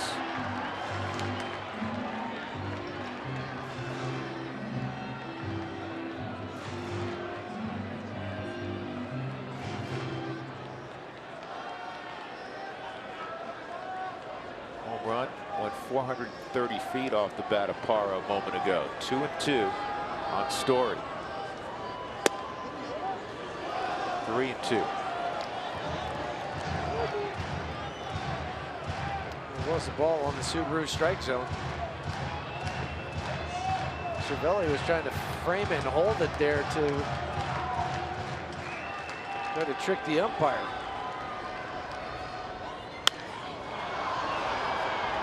Polanco and right.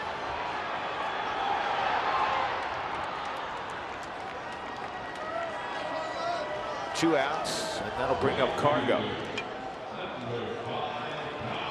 Cargo just 1 for 12 in the series. Swing looks like he needs a day off. He's not had a moment off yet this year. We're guessing it'll come Friday when the Rockies will face the left-hander Robbie Ray in Arizona. A great start to the season. Inside, ball 1.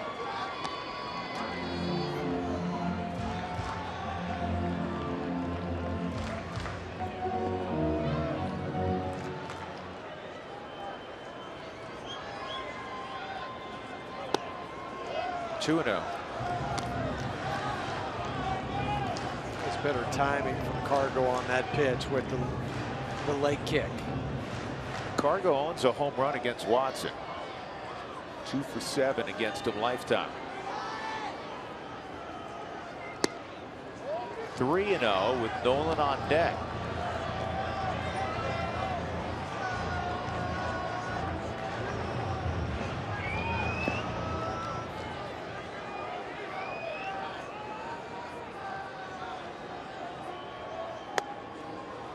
Cargo taking the whole way. It's 3-1. It's okay.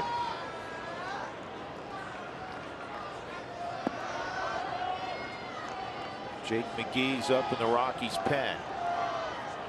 He'll be in the 9th. Back up the middle, base hit. So Cargo reaches. And that'll bring up Nolan. And that base hit, everybody in the starting lineup, all 8 guys other than the pitcher spot, have a base hit. Another strong day at the ballpark for Nolan Arenado. Fly ball left field, and then this. A mash to left. That's one where Starling Marte never turned around. That was in the 4th inning, and then the 7th inning, the hustle double. Yep, a hustle double.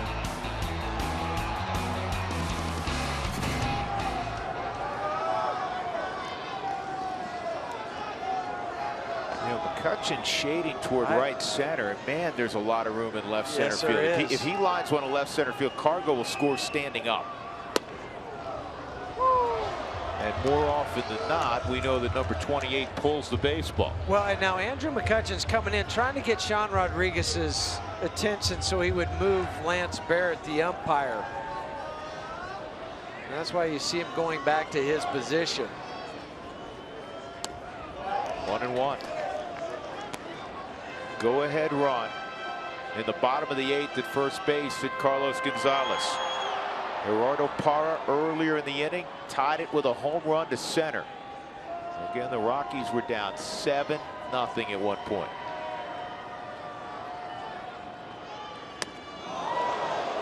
Pulled the string. It's 1-2. There's a home run swing from Nolan. Tony Watson turned that over.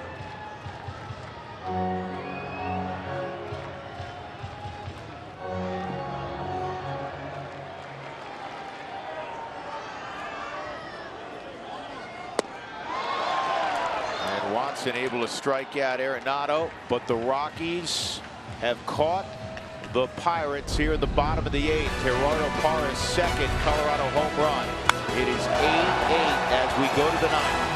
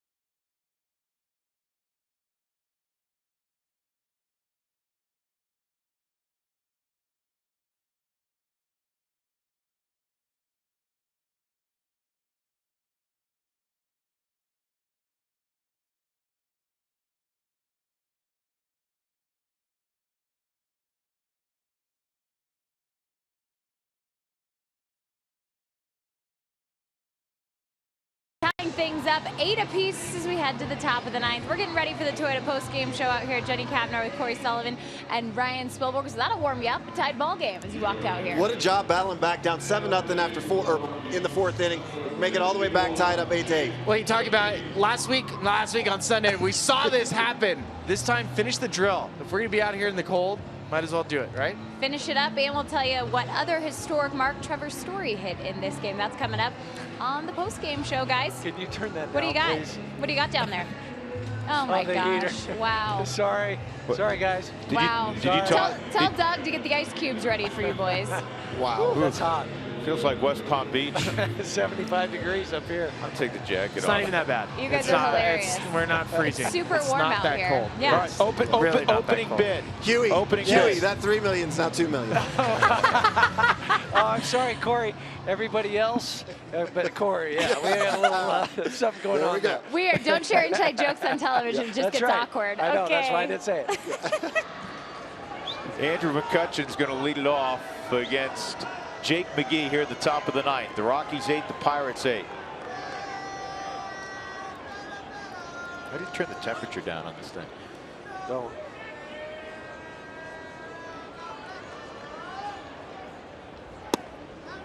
And the first pitch from McGee misses, ball 1. Last time Jake was out there, it wasn't pretty. Gave up those runs against the Dodgers. A lot of career high 5 earned runs.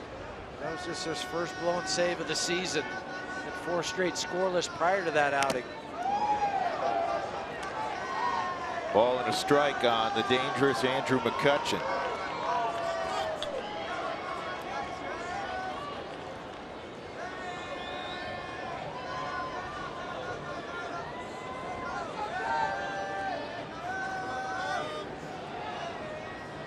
McCutchen tonight.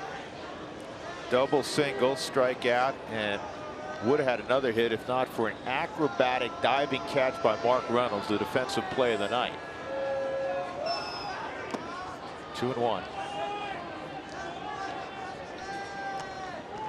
Couple plays tonight by Mark. That acrobatic one and picking the dirt on the throw last inning by DJ. And a home run.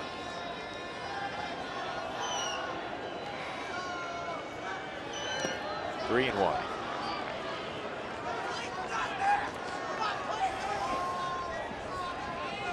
Last time the Rockies overcame a 7-run or more difference and won was August of 2010, when they came from 9 down against the Braves and won 12-10.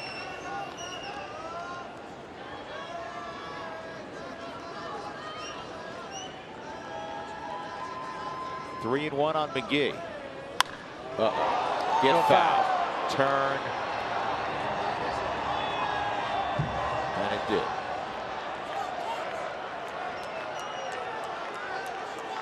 And there is a little breeze up there, and it is blowing from right to left.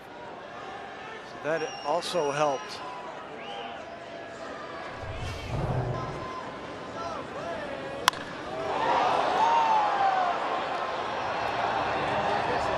That's 15 feet foul. 3-2 on McCutchen. And he walked him.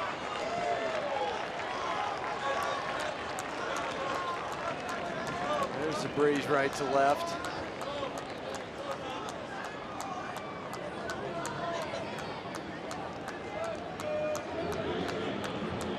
That'll bring up David Freese.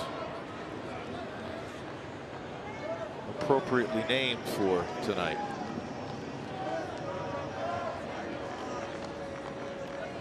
Make sure you bring your raincoat tomorrow. I've heard there's a little rain in the forecast.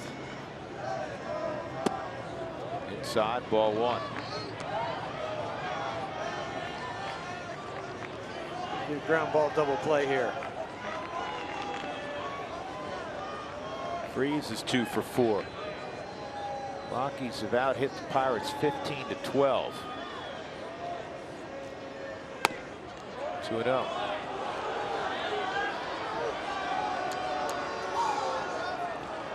And that's normally a good sign. The Rockies, when they out-hit their opponents this year, 8-0. When they get out-hit, they're 0-9.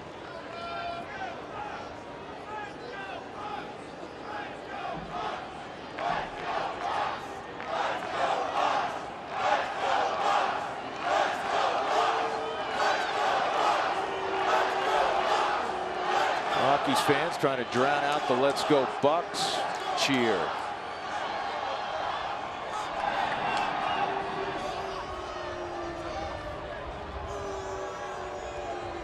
Courtesy throw over to first base to see if Andrew McCutchen was tipping his hand if he was going to take off. Just one stolen base for Andrew this year. Center field. And it's caught by Parra. Boy, that thing carried further than it looked like it was going to go. That's a good catch by Gerardo. And a great recovery, too. He's off the bat. He thought he was going to have to just stay there and catch it. Then he kept going back, looking over his shoulder, went back even more. He thinks he has it. Well, I've got to turn now and run, figure out where the wall is, time my leap at the correct time. He did that. Whoa, right. Very top of his glove. Well, they don't say how. It just, that's why you have the long outfielder's glove.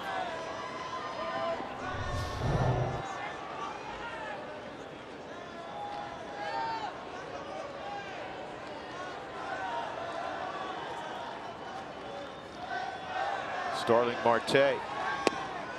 Curveball for a strike. That's the pitch that Jake had been working on in spring training. Decided to throw it a few more times during a game. Drops it in there for a first pitch strike. Lobstein and Melanson throwing for Pittsburgh right now.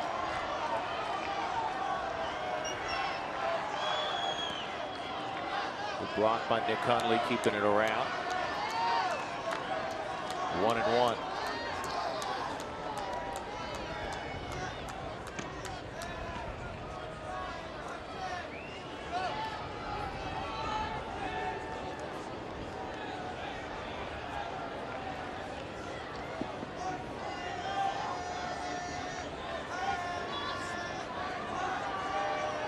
Eight, 1 out in the 9th inning. And a good pitch, 1-2. Rockies in the bottom of the 9th. They'll have Reynolds to lead off, then Rayburn and Hundley. I like the way he changed the tempo of this pitch too. He'd been holding the ball for a long time to keep McCutchen over there at first. And that time, as soon as he came set, then he went home. Took advantage of Marte's aggressiveness.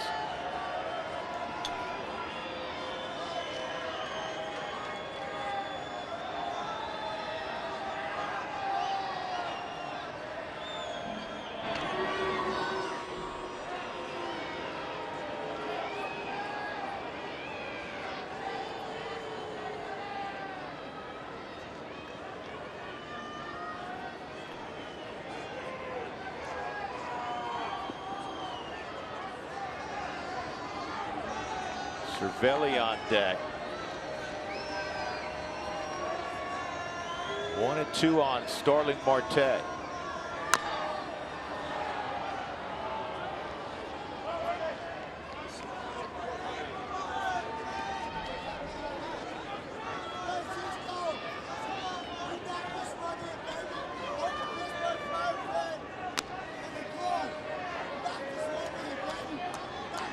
Jake McGee signed out of high school, grew up in Reno.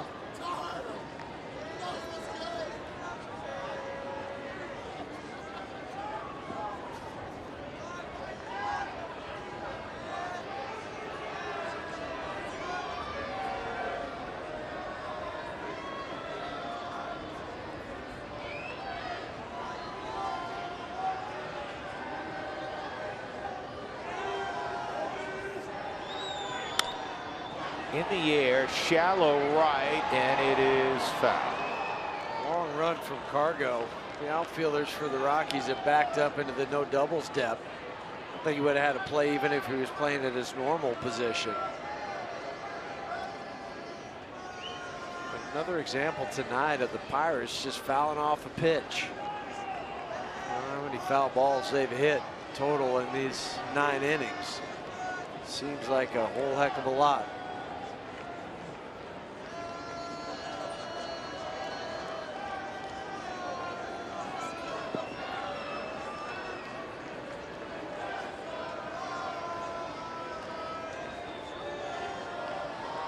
Another 1-2, ground ball, and that's foul.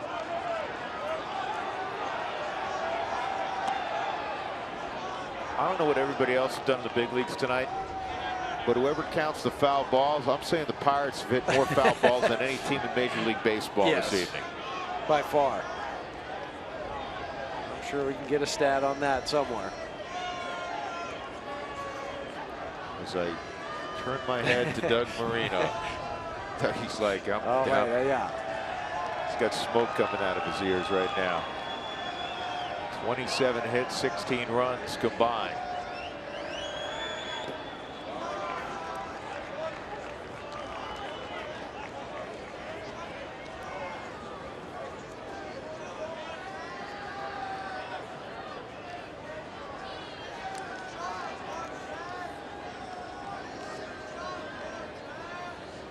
Tell you what, Dougie hasn't given us the foul ball stat, but he just came up with the following.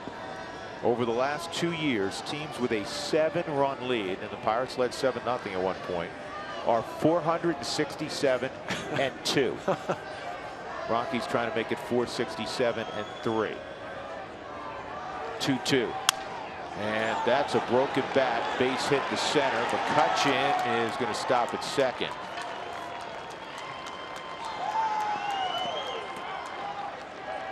You could hear the bat break on contact from Marte.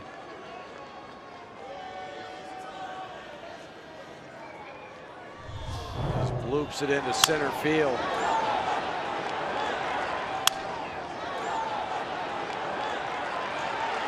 Charging hard was Gerardo, and Kutch does the right thing, shuts it down. Marte a couple hits tonight.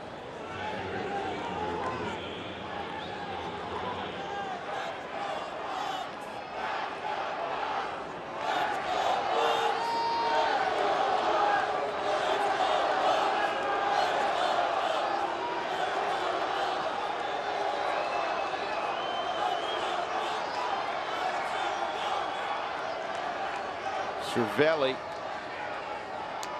2 for 3 and a walk. Called strike.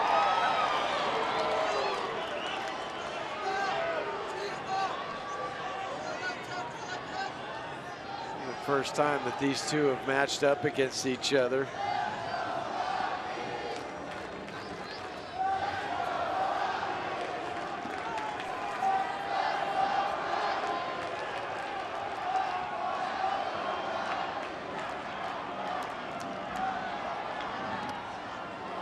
Again, Nick has to dig one out.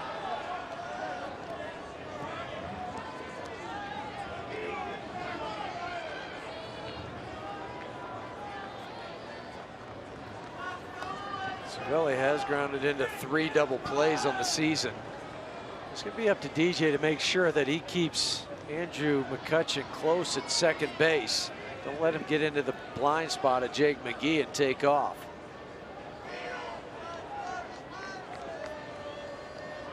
Jake doesn't get an inordinate amount of ground balls, more fly balls than ground balls with McGee. Curveball misses 2 and 1.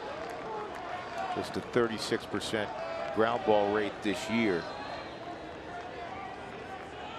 Last year is around 38%. Actually, last couple of years around 38%.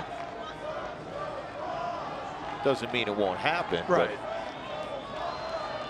But anyway, also wasn't throwing that curveball as much. Those are the ones you get over on, roll over on top of. Now he's falling behind Cervelli, 3 and 1. So McGee laboring again. He's not thrown since the very difficult outing on Sunday. There's 21 pitches in here, and there have been 10 strikes and 11 out of the strike zone. And that's atypical of a Jake McGee outing. Historically, he pounds the strike zone.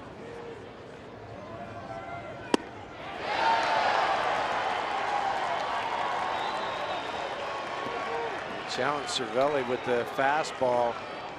Cervelli was looking to hit a 3-run home run.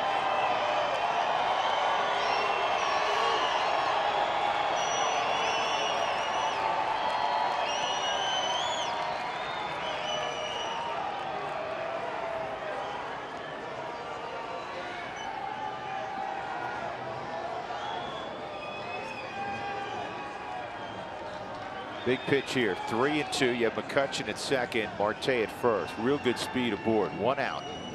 Top of 9. Ground ball to third. Double play ball.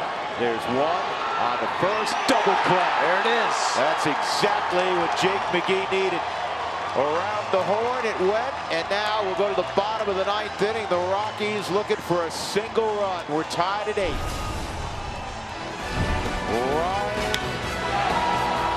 Mr. Reynolds will lead it off next inning.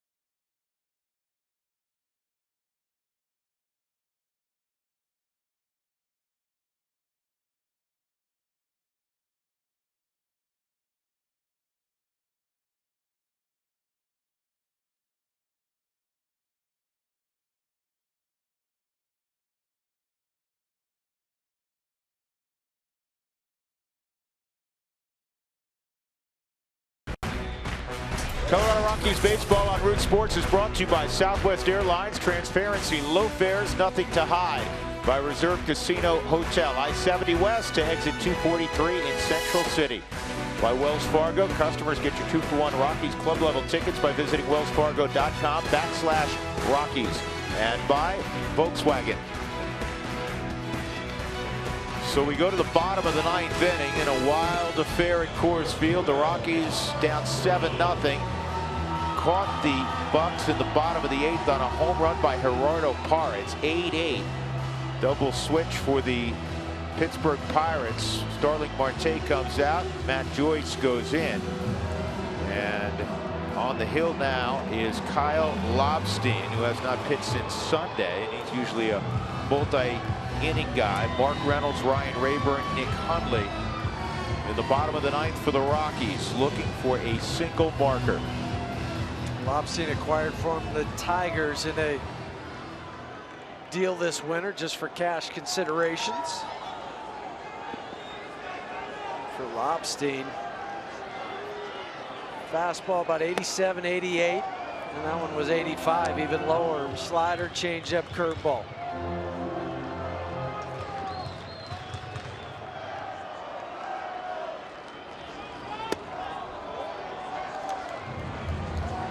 Two 2-0.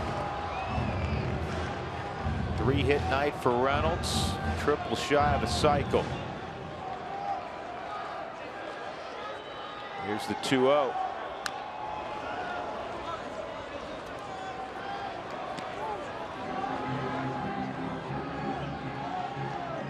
home run that Gerardo Parra hit. The last home run hit off Watson by a left-handed batter was Adam LaRoche in 2014.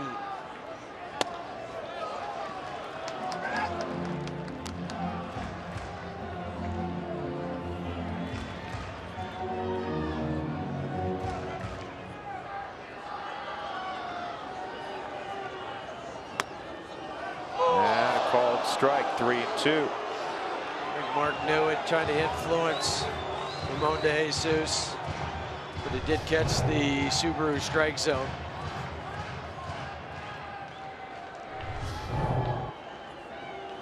And that's line foul.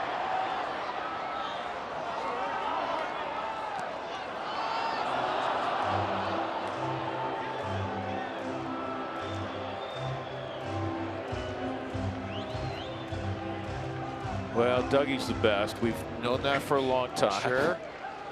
Rockies have thrown, I'll tell you after this. Here's the 3-2. Strike 3. Mark Reynolds knew it. Yes, he did. So that'll bring up Ryan Rayburn.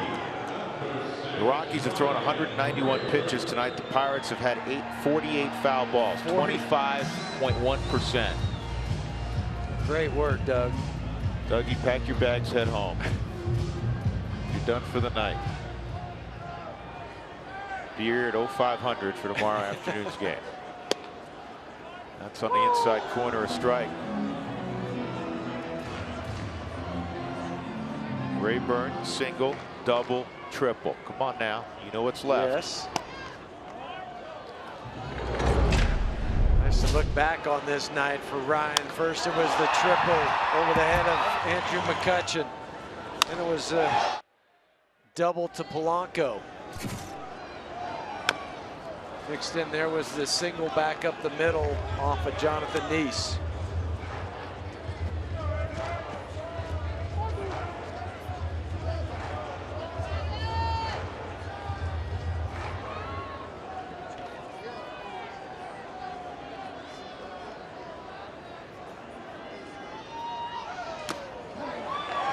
And Rayburn with a foul tip. He's got 2 outs. And that'll bring up Nick Hundley.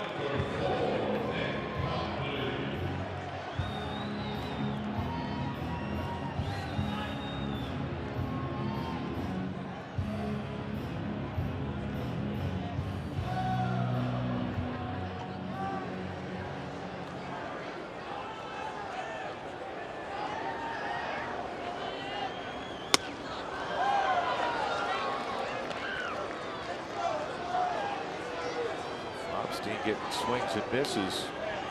The high 80s fastball.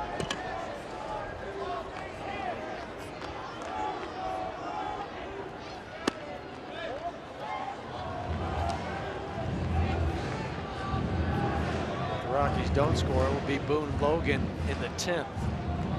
He's up in the bullpen.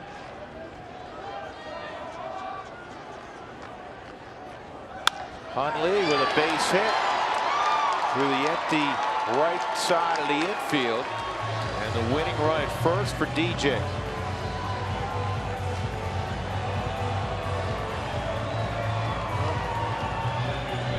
Take what they give you. I mean, there's nobody over there. So Nick says, well, that's where I'll hit it then. That's how you beat the shift.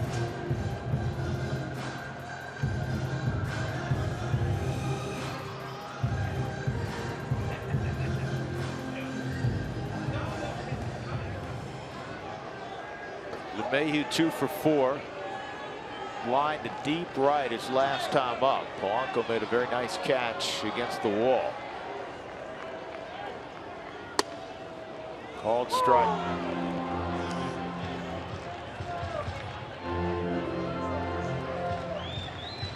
Eight runs. Yeah. 8 runs, 16 hits for the Rockies. 8 runs, 13 hits for Pittsburgh.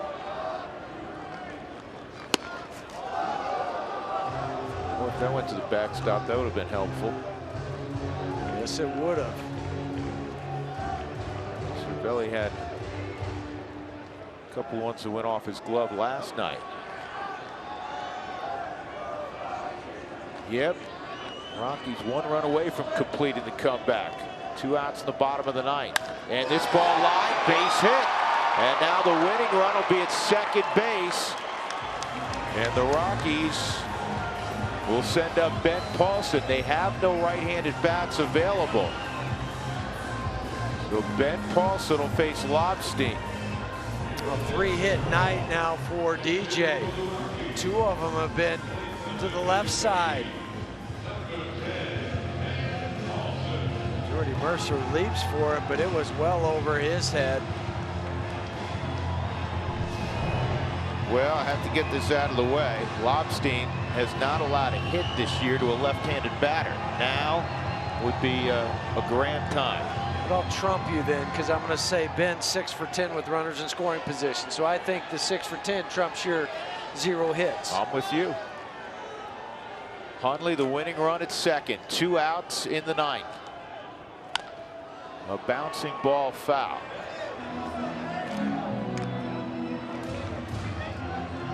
We said it a bunch last year. Ben Paulson had a penchant for coming up with the clutch hit late in games. And here's the deal. If you're Stu Cole, no matter how hard it's hit, what's going on, you wave him, you dare him to try to throw you out at the plate. And Nick may be a catcher, but he's an athletic guy. Nick runs pretty well. That's down 1-1.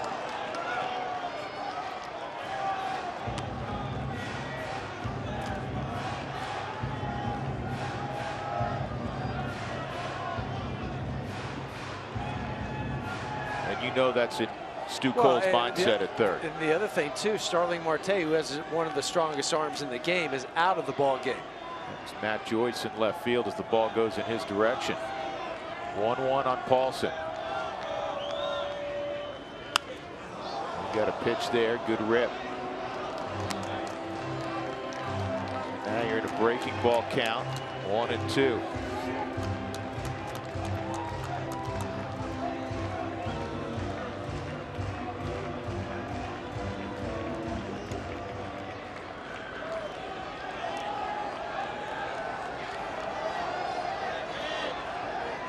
Here's the 1-2. Outside. 2-2.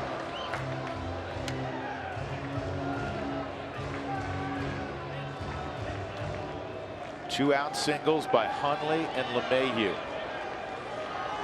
Lobstein has the sign.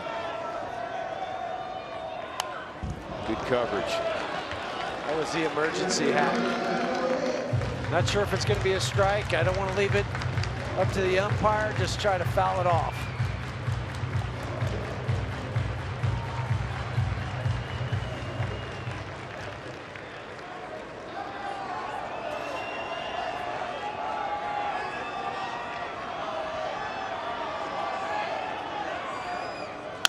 Ground ball to short. Bobbled for a moment, and they'll get Paulson at first as Mercer hung with it. And for the first time this year, the Rockies will play extra innings. It's Colorado 8, it's Pittsburgh 8. To the 10th we go.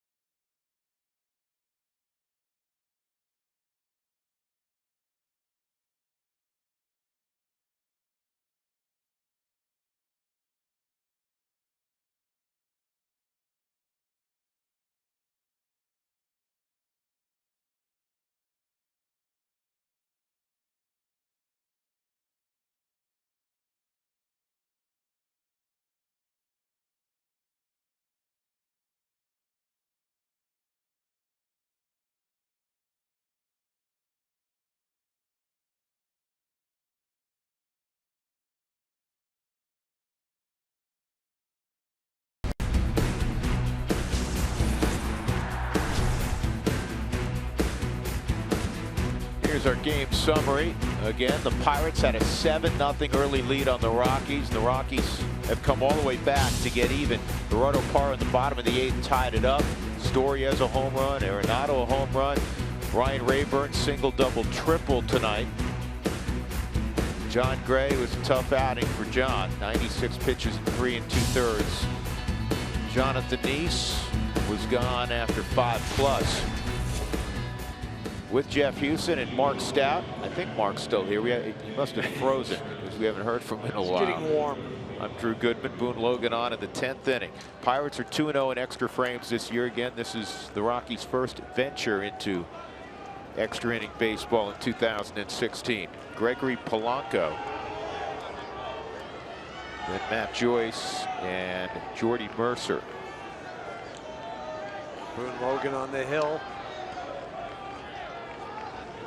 No hits or runs in his past 6 ball games, 5 innings pitched. Not to jinx him, that he's been pitching well. And he offered at it, Polanco, and it's 0-1. Polanco, sac fly in the 3rd and a home run in the 7th. Home run extended the Pirates' lead at the time to 8-5. The Rockies got the 2-run home run from Mark Reynolds to make it 8-7. So for a while, that was the difference.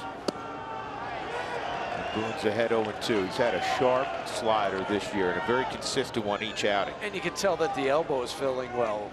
I mean, that if your elbow's not feeling well, you're not going to snap off those sliders, because that's the pitch that it would bite on. It's not the fastball, it's the off-speed pitches where you get the extra torque. 1-2. That slider was down and in.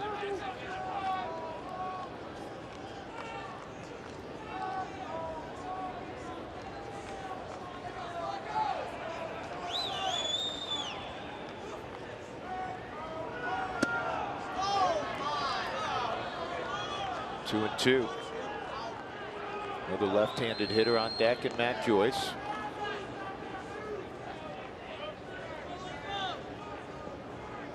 Rockies trying to snap that 4-game losing streak. It's been a tough homestand, just 1-4. The Pirates have been dominant against the Rockies at Coors Field. They've won the last 7 encounters here.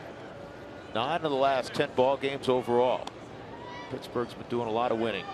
3 straight years, the wild card. One of the wild cards in the National League. 98 victories for Clint Hurdle's team a year ago. Still wasn't good enough to win the division. Cardinals won 100. And it's gone full, 3-2. Well, the Cubs were just 1 game behind him with 97 victories. How about that? A division with 3 teams, 97+ wins. I mean, I think you win 90 games. It's been a very, very good year. You win 95+. It's a great year. This ball's popped up down the left field line, foul ground, and nice footwork by Mark Reynolds. That's a little tougher play angle-wise, and Mark makes the catch, 1 out.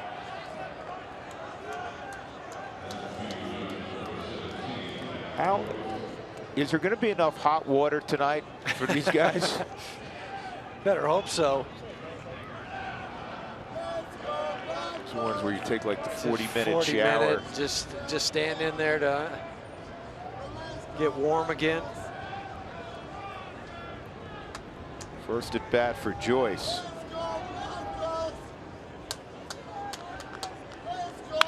And he lines this to the corner and right.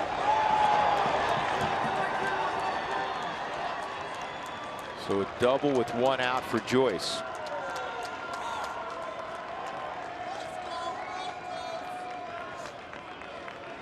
How about this Pirate offense? 14 hits tonight. Doubles, some home runs, a couple walks, and then left on left. Matt Joyce is coming in on the double switch last half inning. He ropes a double to right field.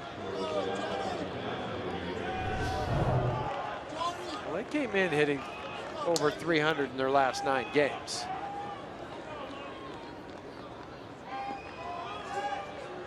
Jordy Mercer tonight, 0 for 4. Did have an RBI and a fielder's choice back in the 2nd. Slider on the outside corner. That's a pitch that's been effective for Boone, that backdoor slider.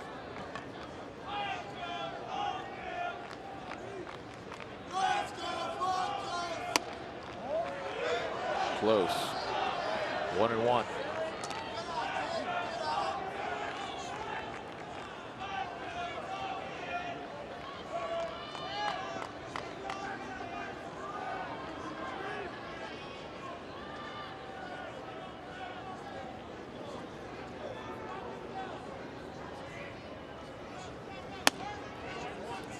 And 2 balls and a strike.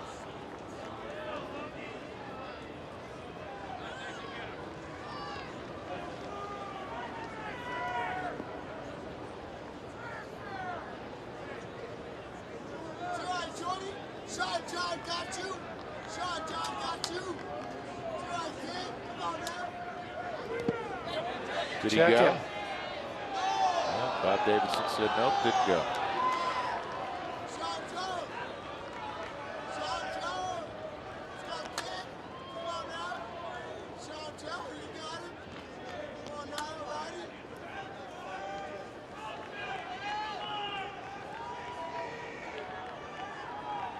Mark Melanson now up for Pittsburgh, and Carlos Estevez for the Rockies.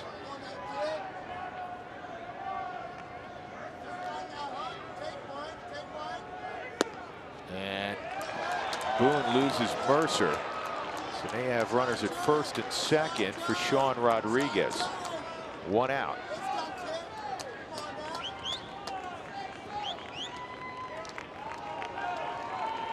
Career 1 for 3 against Boone for Sean Rodriguez.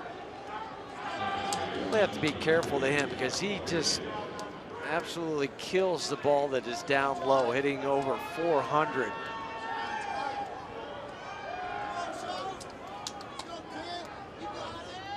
But that's the place you want to pitch if you're thinking about trying to get a double play. So it's just have to be careful. That was a mix-up. That was a cross-up. Nick thought he was getting a fastball. Ended up being a slider. Just watch Nick, how he waiting.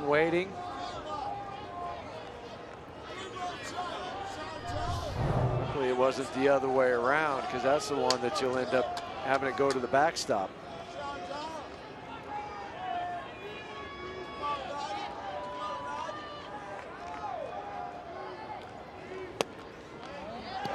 Sean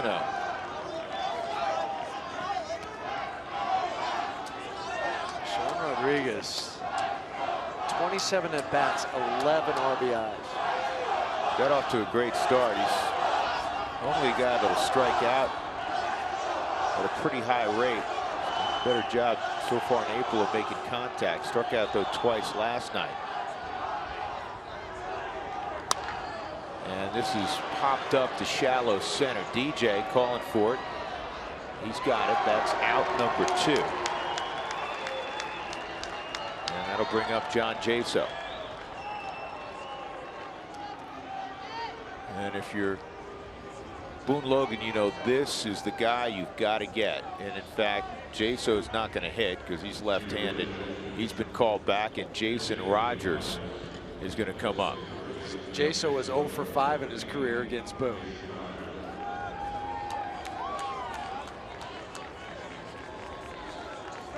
So Rogers will pinch hit.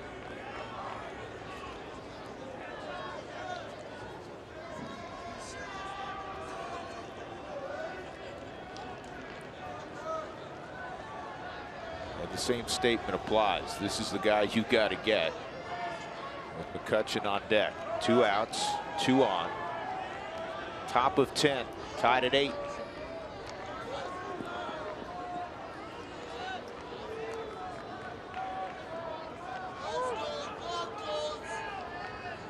Rockies have 17 hits all time. With 17 or more hits, they're 145 and 24.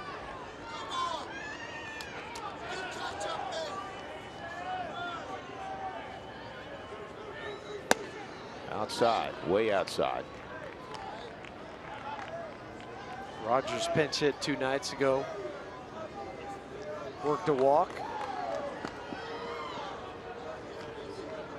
So no official at bats as a pinch hitter. And Boone spins one in, and it's 1-1.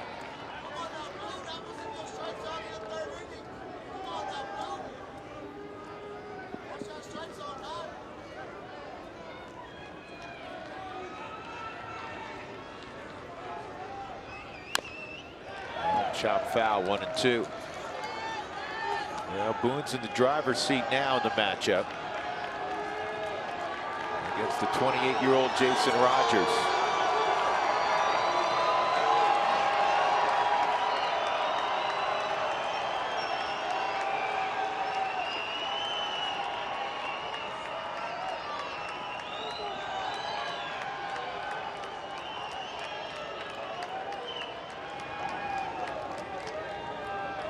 One, two, 2-2.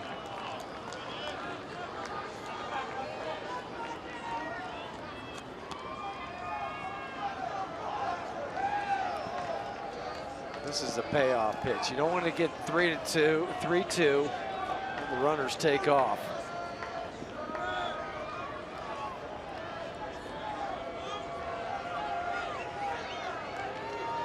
Two. Got him, strike 3. So Boone Logan fans Jason Rogers with 2 aboard, and we'll go to the bottom of the 10th, tied at 8. Gerardo Parra tied it. Could he win it for the Rockies? He'll lead off in 90 seconds.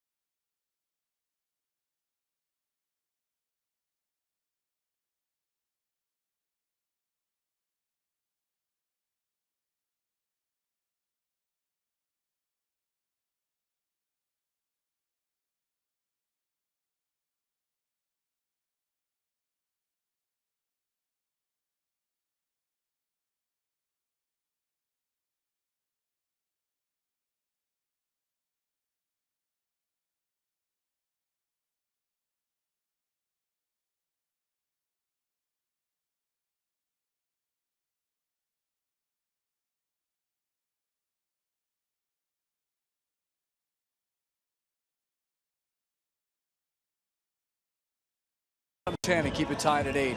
About 8 hours or so, we were in the clubhouse with the Rockies. They are loose. We're having fun with Mark Reynolds, talking about Jenny's knee and whether she's ever going to be able to hobble onto the plane. So these guys are loose in the clubhouse. Let's see if they can get a win here in extra innings. Drew, Jeff? All right, Mark, it's Gerardo Parra, second inning of work for Kyle Lobstein. And that's fouled off. Last at bat for Parra. Rockies trailed 8-7 in the bottom of the 8th. And with 1 out, left on left against Tony Watson, he went deep to dead center field.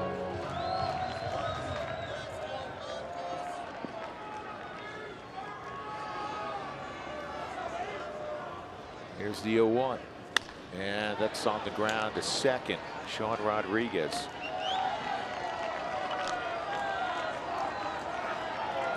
One out, Trevor Story. Now Story's hit a home run tonight as well. Here's what it looked like in the 4th inning. Off a slider from John Neese. Drove it out. Dead center field. Out into the bushes. Well, you know what? He had a 2-home run game opening night. Go ahead and have a 2-home run game tonight. Have a walk-off. Have your first career walk-off. Inside, ball 1. So when you were growing up in Sedona, do you remember playing Coconino High? Yes. That's where Mr. Lobstein went. Still lives in Flag. Yep. This ball pulled deep in the hole. Long throw for Mercer. Got him. That's Strong throw. That's a big league play right there by Jordy Mercer. The shift helped the Pirates there. As Jordy Mercer's in the hole. The first part's hard enough catching it, and then come up over the top. You know you got somebody running down the line quickly by a half stride. Just barely gets Trevor. He's got a good size middle infield glove, doesn't he? He does, very big. Here's Cargo. Cargo singled his last at bat, 1 for 5. That came against Watson. 12 career home runs against the Pirates.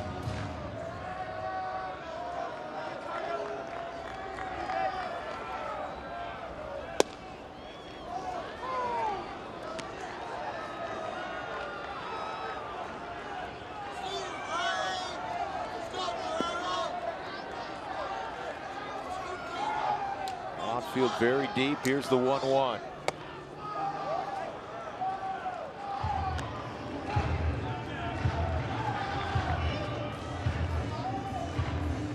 Carlos Estevez been throwing in the Rockies bullpen.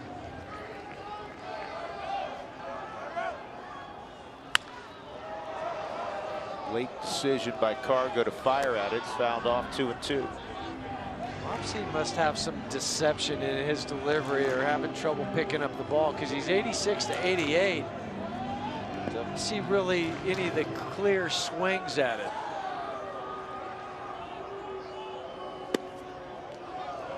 3-2, close.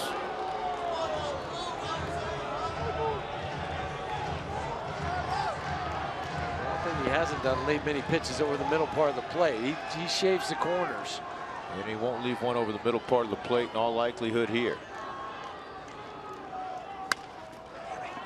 Sean Rodriguez will have it. Lobstein works a 1-2-3 10th inning. We play on. We move to the 11th. Rockies 8, Pirates 8.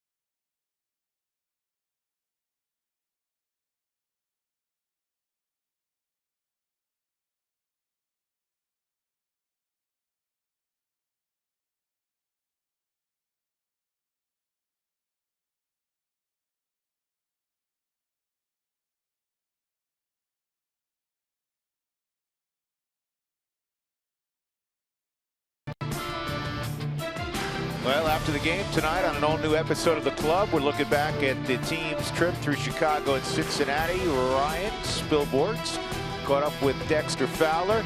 Tony Walters sat down with Mark Stout, and we'll also look at Cargo's very fine April so far. That much more on this week's episode of The Club. Tonight, if this game ends,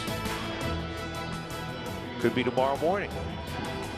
Just turn around and come right back to the yard tomorrow with the day game. Yep, Carlos Estevez will face Andrew McCutchen, David Freese, and then Clint Hurdle has a decision to make. The pitcher spot is third up this inning, and the only position player left is backup catcher Chris Stewart. Same thing for the Rockies. Tony Walters is the only man left for Colorado, and Walt Weiss. 1-0 on McCutchen.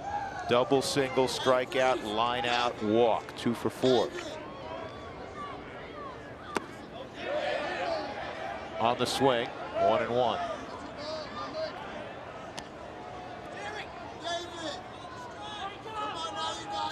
Just like the poise that Carlos shows.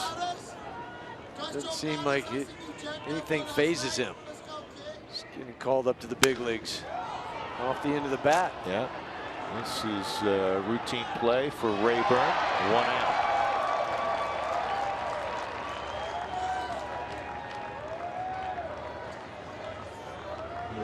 That'll bring up Freese. He's got a couple hits tonight. 2 for 5. They do have Rob Scahill up in the bullpen, and Chris Stewart, their last position player available, has come to the on-deck circle. Side on Freese. This is now officially the longest game the Rockies have played this year. Opening day, which was a 9-inning game, longest 9-inning game ever at Chase Field, went 4-11. We're at 4-12. 2-0. Always works that way. Tomorrow's a day game. Still have to go home and pack. Forgot about that. Yep.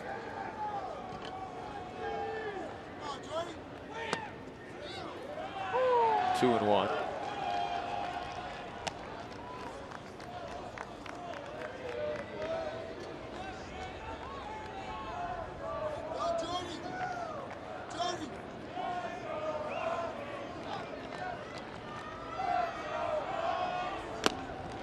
Wow, that 96. Reach back for a little extra mustard. Some finish on it too. Quick arm action on the Subaru Supermo. Yeah, that's that was a late by, run. That was by Freese. 97 on that delivery.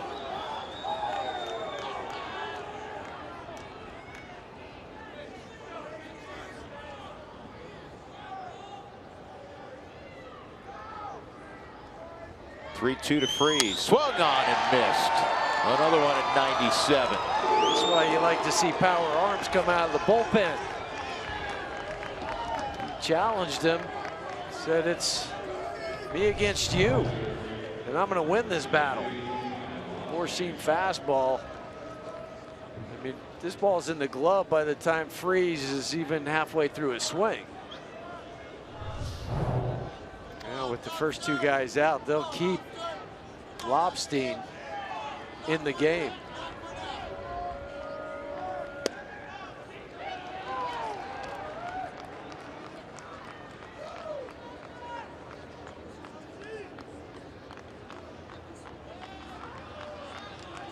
A 1 on Lobstein, and he hits a slow ground ball, and he's hustling out at first base. So a good inning for Estevez. We'll go to the bottom of the 11th inning, and Nolan Arenado will lead things off for the Rockies. He has homered tonight. Clint waiting for his guys inside to take a look at it.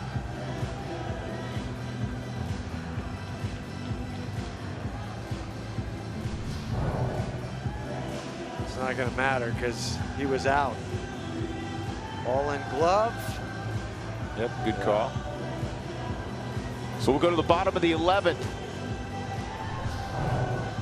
Rockies and Pirates tied at 8. Nolan coming up next.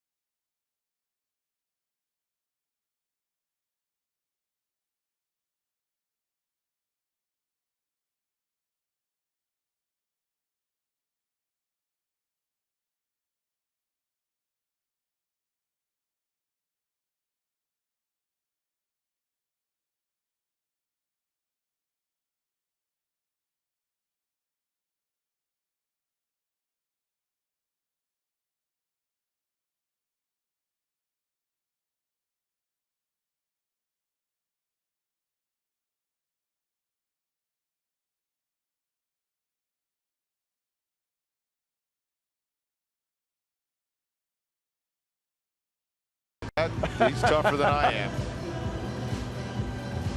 I like the rally hat, rally cap. Here we go. So Lobstein remains in the ball game, and it'll be Nolan Arenado, Mark Reynolds, Ryan Rayburn. As we go to the bottom of the 11th inning.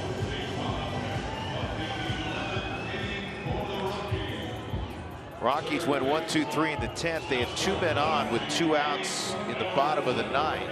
Then Paulson bounced one to short to end that inning. Just to review again, the Rockies were down 7-0 early in this baseball game.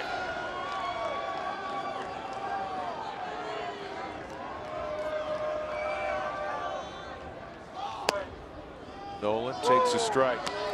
Home run in the 4th. Double in the 7th. 2 for 5. Tied for the league lead in Jacks.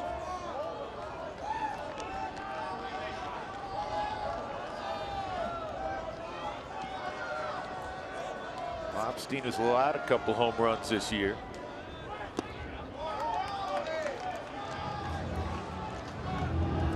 Pirates have 3 on the left side, so a lot of room on the right side for Nolan as Mark Reynolds, who's had a big night, gets ready. This ball line off the glove of Mercer. It ate him up. It'll be a base hit. So the winning run with nobody out on first in Nolan Arenado. You know it's hit hard when you have the reaction like you had from Jordy Mercer at shortstop. I mean, he thinks he has it, but it goes off the top of his glove on the Subaru Supermo. Think about that. I mean, how far away he is from home plate, and it's still it's a tough ball to handle. Up on Mark Reynolds. Reynolds single, double, 2-run home run, 3 for 5 tonight. And this next pitch will be the 400th pitch of the game. I was going to say that's a lot for Kyle Lobstein. He's probably not going to be available tomorrow. Or a couple days after. 2-0. And I think too for Mark, this is the second time he's faced Lobstein, so he knows what he throws. He knows where the ball comes from. Does it have sink? Does it cut?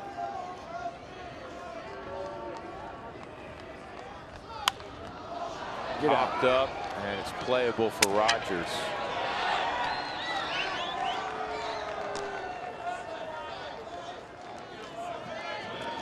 That'll bring up Rayburn.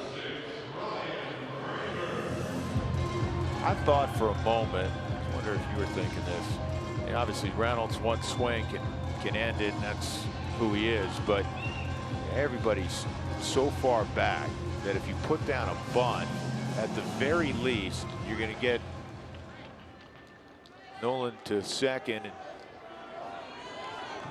now you're base hit away from potentially winning it. Outside. I think maybe if it was Ryan first and then Reynolds after that, you would think about it. But you're right. Mark, one swing of the bat's 2-0 or 2 runs. You win 10-8. You go shake hands and get ready for tomorrow.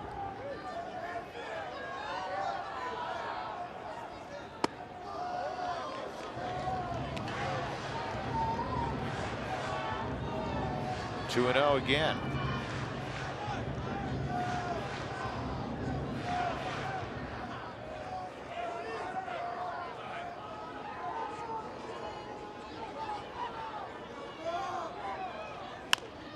Rayburn fouls off the off-speed pitch. Hundley on deck.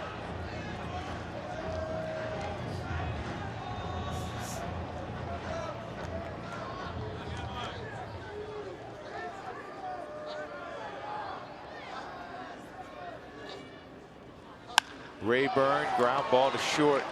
There's one, and the double play will go to the 12th.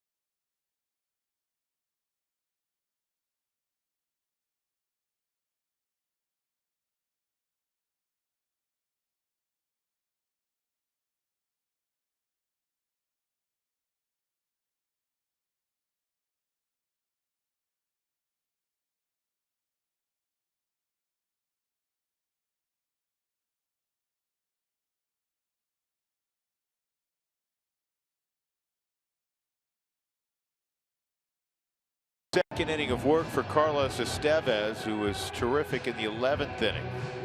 He'll get Francisco Cervelli, Gregory Polanco, and Matt Joyce in the 12th.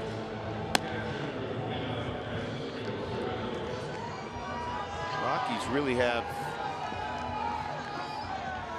just Oberg left. Bergman probably not available, worked long haul yesterday.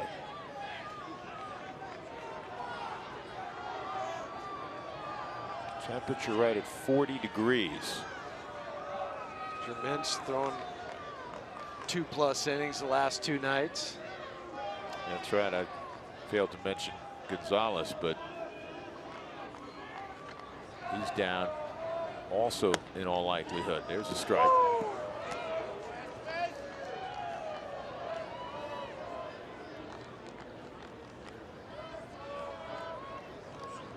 Cervelli, single walk double, strikeout, 5-4-3 double play.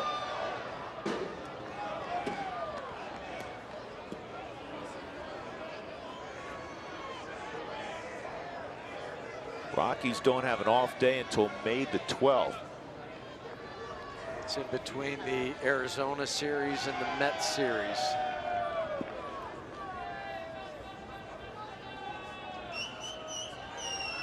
Oh, 2.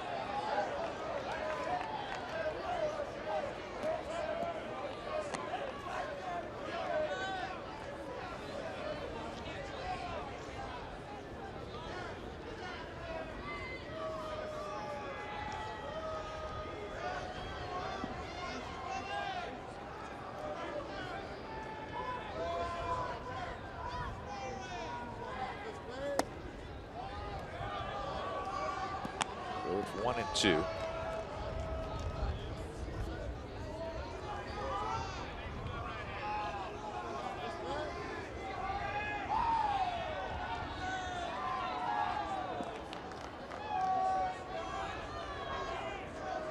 '23-year-old's ready. And he misses there.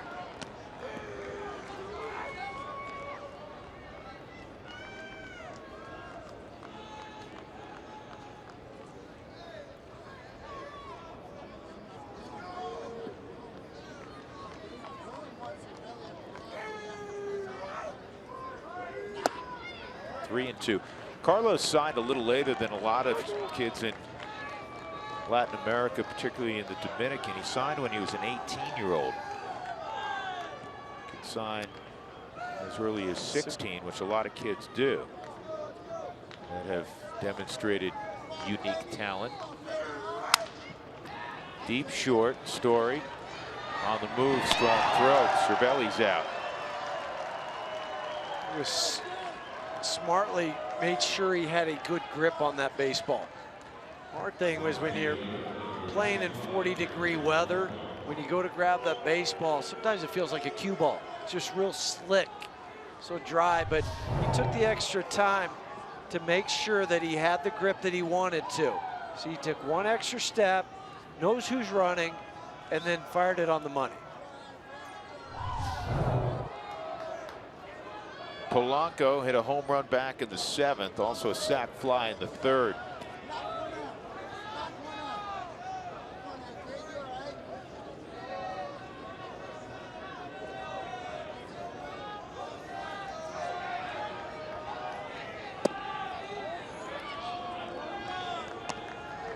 You said it was more than 400 pitchers. Ramon De Jesus has done more than 400 squats then.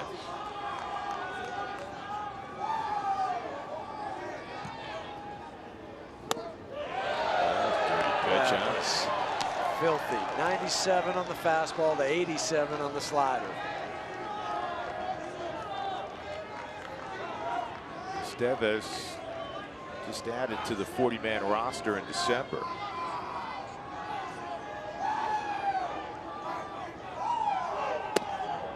One and 2. Very well received by Nick behind the plate.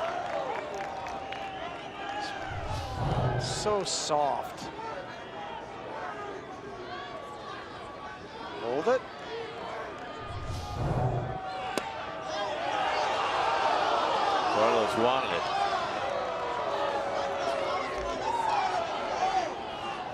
Wouldn't have upset me if he called it strike 3.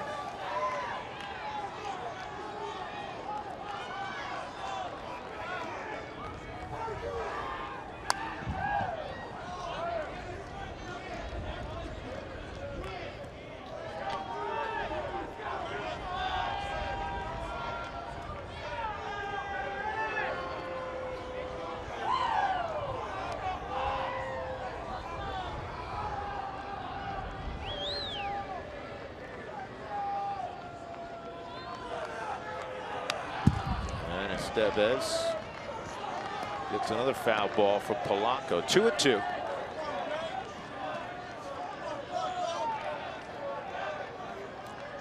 Only games still going in the big leagues. There's actually a couple of them. They're still playing at Dodger Stadium. Miami and Los Angeles, and Houston and Seattle still going. 3-2. These two guys have faced off against each other before in winter ball, both from Santo Domingo in the Dominican Republic. Blanco's just 24 years of age, almost 23. 3-2. And he lost him. So a 1-out walk to Polanco.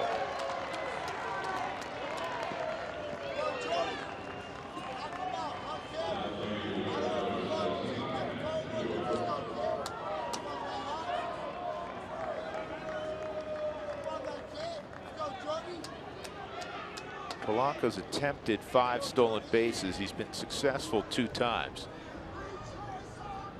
Start getting to this stage of the night.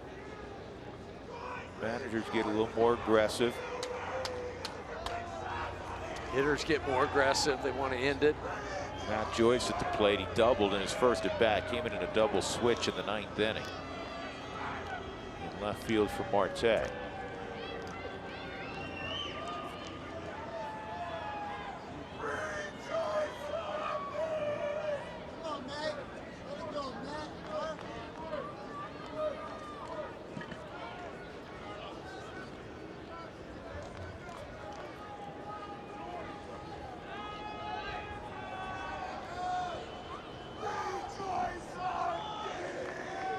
Tell you this much, neither team's going to take BP out on the field tomorrow.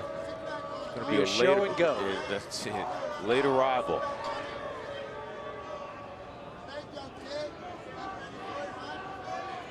Pirates go home after tomorrow's game. Rockies go on the road down to Arizona. Short flight, gain an hour. That helps. Yep.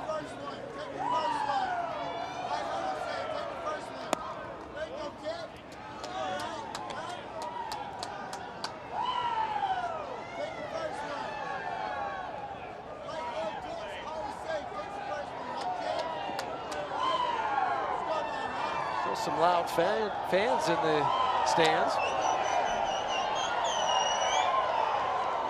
Runner going, and it's pulled foul.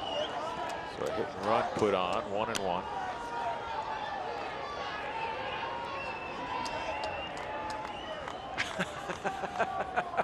Aaron, I hope you did your studying already, where you're basically pulling an all-nighter.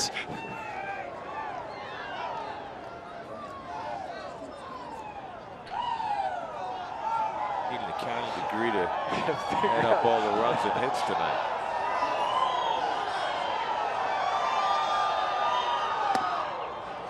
Two and 1. Double switches. Pitchers used. It's more like geometry.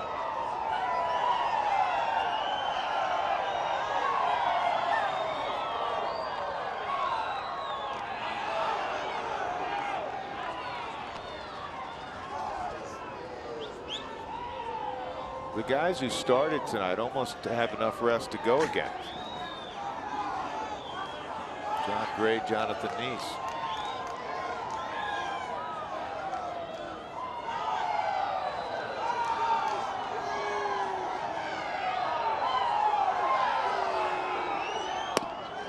That's in there, 2-2.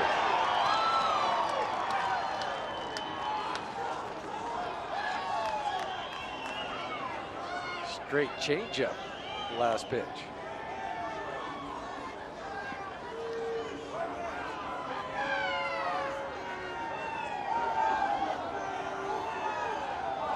This is the loudest 12th inning crowd we've heard in a while. That's fly ball center field.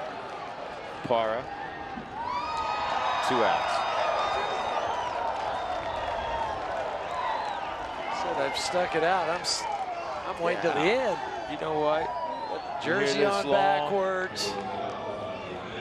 That young man will not make first bell at school tomorrow.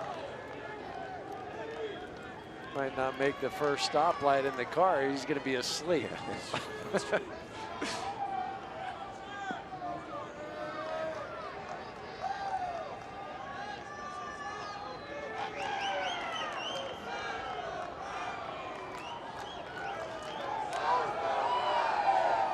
Jordy Mercer up.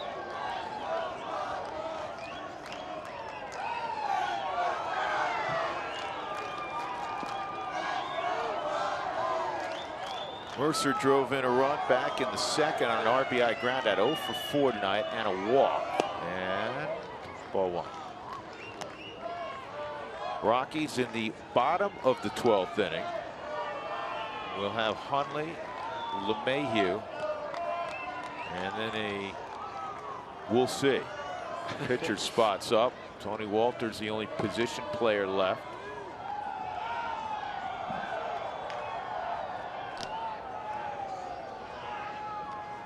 My guess is this would be all for Estevez. Maybe Chris Russin would pinch hit. That's a good call. That's a real good call. Yeah, Estevez is not the guy that's lengthened out really beyond where he is right now. He's at 33 pitches.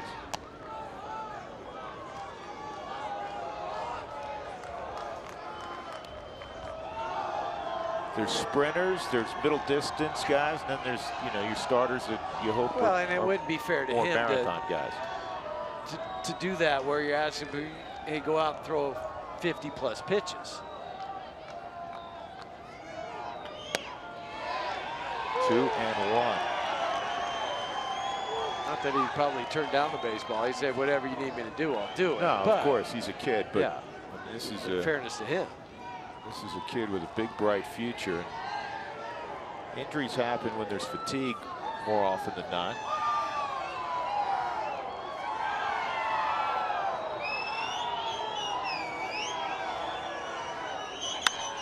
This ball's well hit center field. Parra going back, and he can't get it. Short hops the wall. Polanco around third. He's going to score. RBI double from Jordy Mercer, and the Pirates take a 9-8 12th inning lead.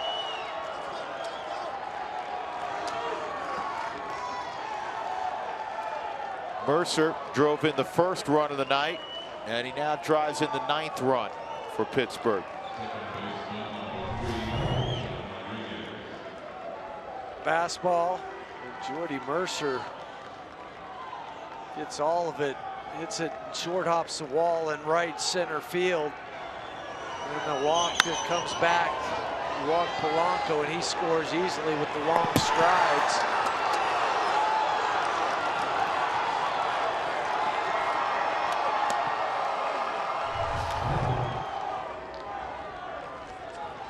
Jordy Mercer, 13 RBIs, and he's now hit in 9 out of his last 10 games.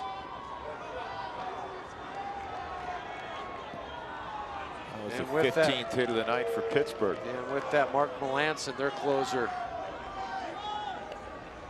hurries up to get loose.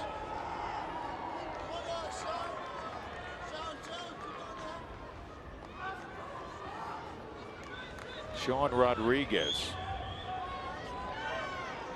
Thought it was a good visit by Foster. You know, Estevez is upset, but you got to keep it a 1-run game. Lose the focus, and all of a sudden now you're down a couple. Also a chance for him to catch his breath, and I mean that by he's thrown 36 pitches, 35 before the last one. Just regroup, get this final out, don't expand that lead.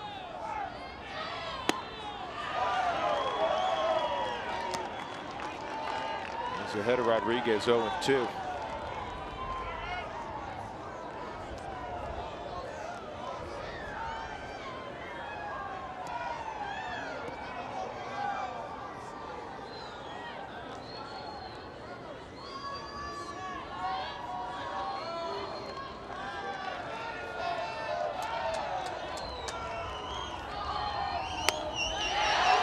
Strikeout ends the inning, but a 2-out double by Jordy Berger has given the Pirates the lead again.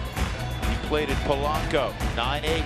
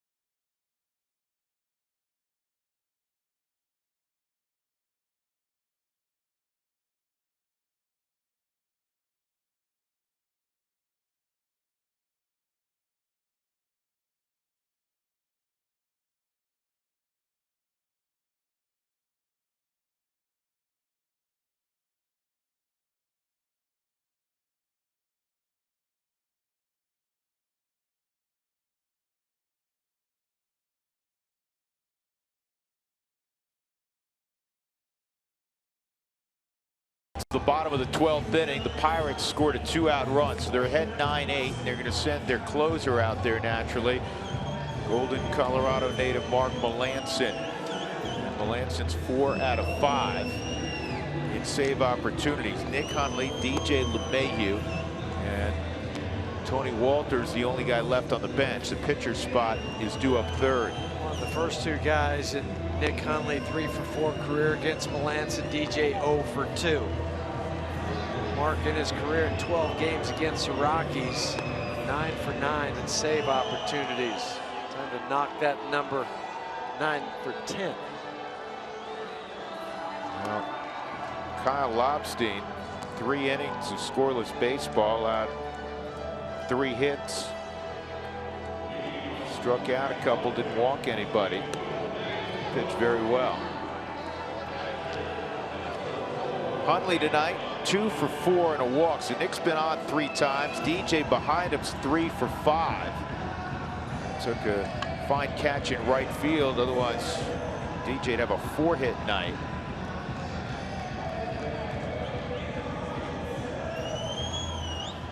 Rockies played more than 11 innings only 1 time last year.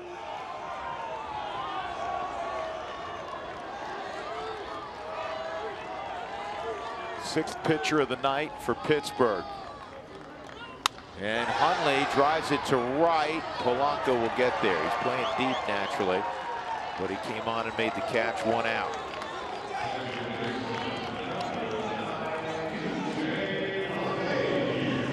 So LeMahieu comes up. Tony Walters to the on-deck circle. Rockies in the 9th inning, bottom of the 9th, had 2 men on with 2 outs. Could not score. Went in order in the 10th. They had a leadoff single from Nolan in the 11th, but nothing happened behind that.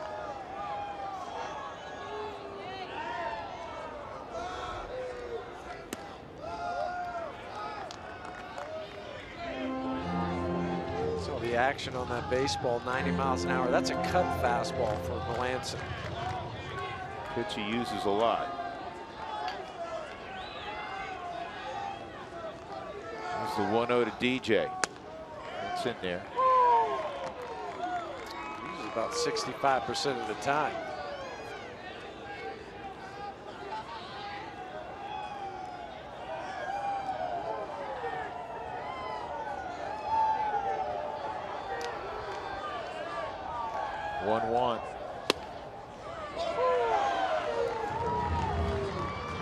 That's what makes the cutter so effective. You start to look away thinking it's going to go there, and then he comes inside.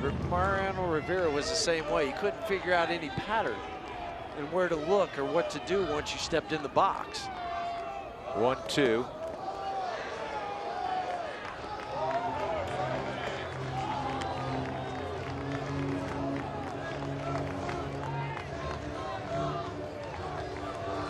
Eight runs, 18 hits for the Rockies. One point they were being out hit in this game 11-2. 9 runs and 15 hits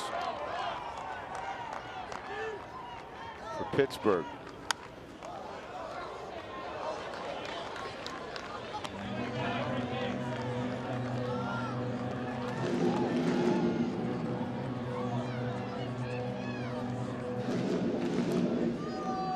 Rockies won the first game of this homestand, knocked off the Dodgers, and won since then.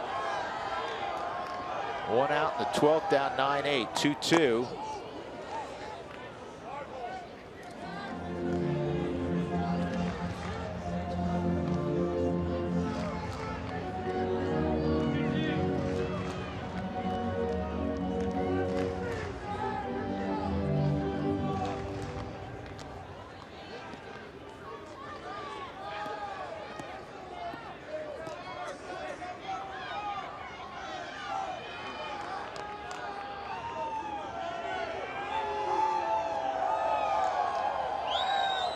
Another 2-2. And another foul ball from DJ. He's fouled off the last 3 that have been pitcher's pitches. Just hope you foul it off and then he leaves one over the middle of the plate.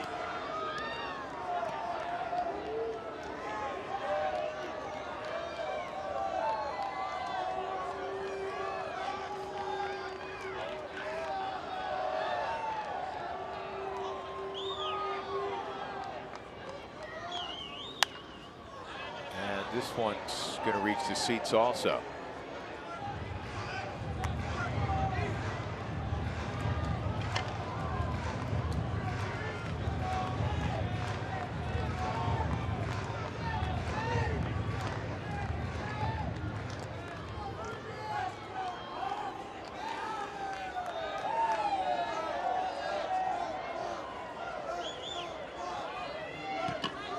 Trying to go inside, see if they might go away now. Going back in. Same result.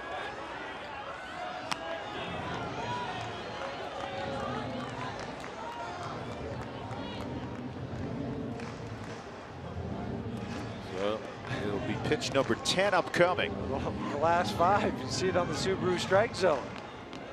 All inside.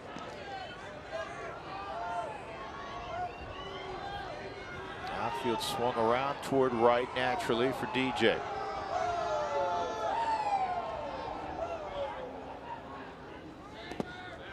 And it's 3-2.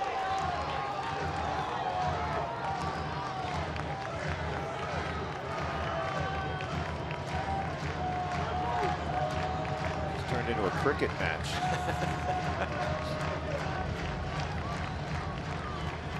Five-day test match. Playing. Been napping for like 2 hours.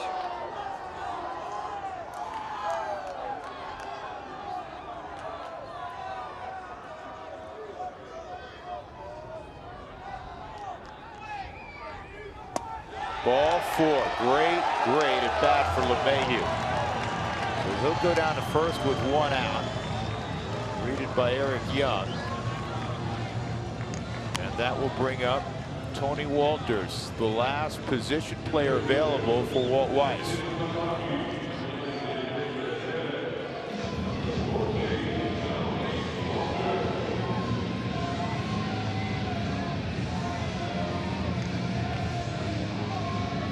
We have a smart base runner at first at DJ. See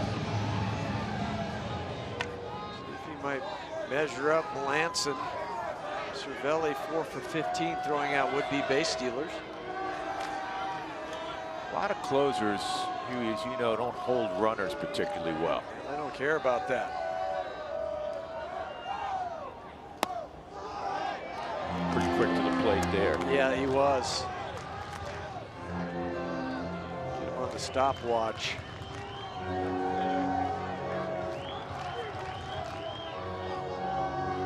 You said DJ is not only a good base runner, he's a very smart base stealer. He takes off, swung on and missed, hesitation, and DJ's in there. And hesitation for a moment by Cervelli helped out, and LeMahieu swipes second base. So with one out, he's in scoring position, an opportunity to tie it, his 4th stolen base of the year. Well, Melanson was 1.26 to the plate. Just quick. Which is anything under 1.30. Tough to run on, but then the double clutch by Cervelli allows DJ to slide in. I like the slide away from that tag, but keep that foot on the bag.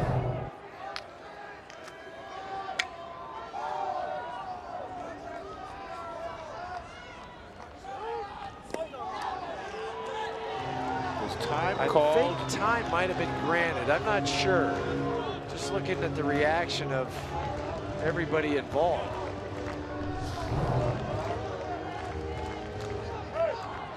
Oh, maybe, you know, it's just weird. No, that's it. He did call time. Ramon did call time. He just didn't throw his hand. Just didn't throw his hand up. He didn't throw his hand up, and usually you jump out. So it's a 1-1 pitch upcoming to Tony Walters, and Tony's been slumping. This would be an ideal time to break out for the 23-year-old.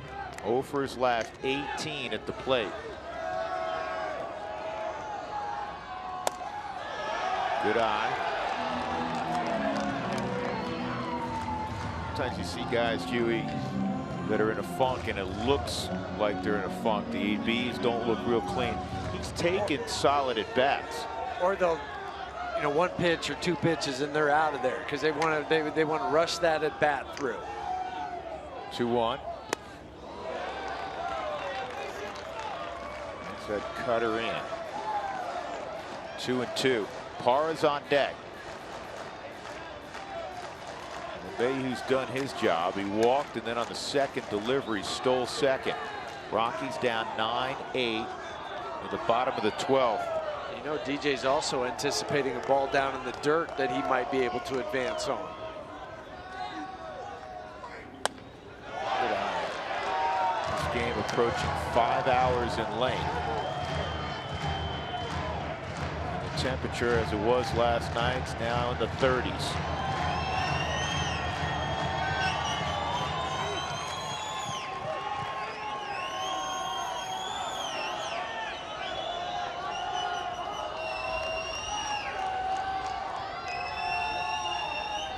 Three-2 to Walters.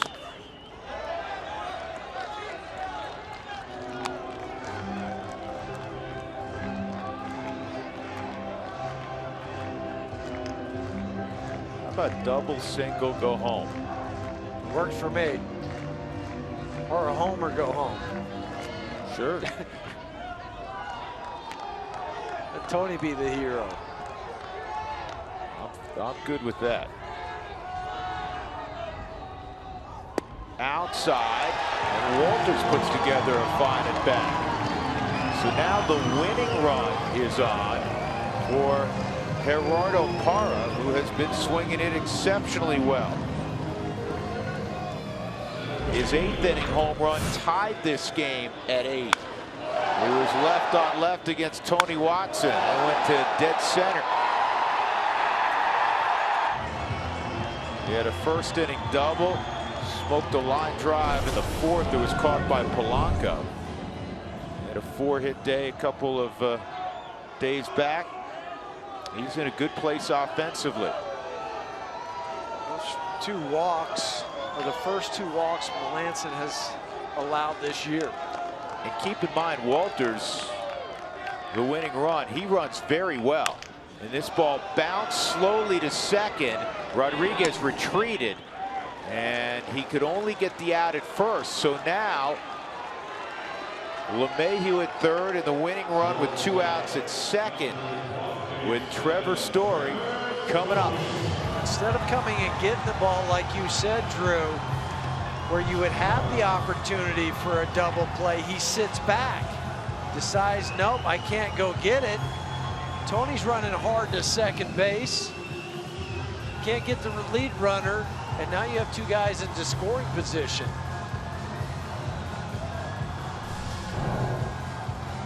Well, Trevor Story, who's had a monster month of April in his first taste of the big leagues, hit his 9th home run, tied for the league lead in that department with his teammate Nolan Arenado, Bryce Harper, and Neil Walker back in the 4th inning.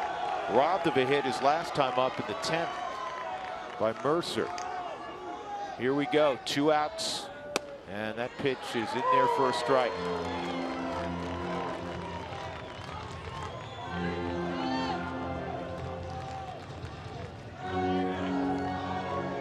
Pittsburgh holding their spots in the middle infield defensively. Walters will get not only a large primary lead, but a real good secondary league. Any kind of hit that goes to the outfield, he is going to score. Here's the 0-1. Good swing, and it's 0-2.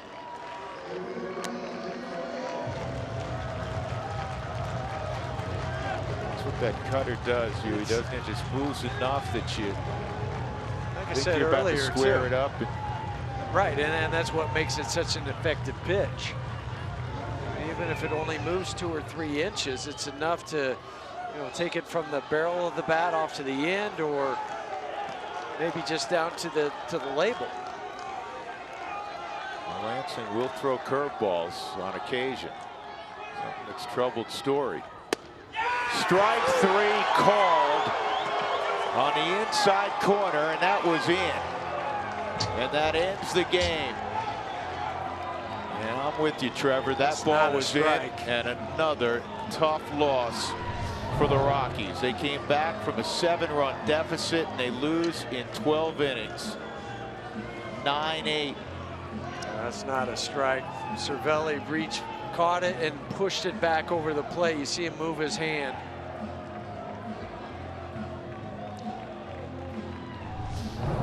(9-8) the final. The Pirates have now won 8 straight at Coors Field. The Rockies have lost 5 consecutive ball games. Lobstein, the victor. He's 2-0.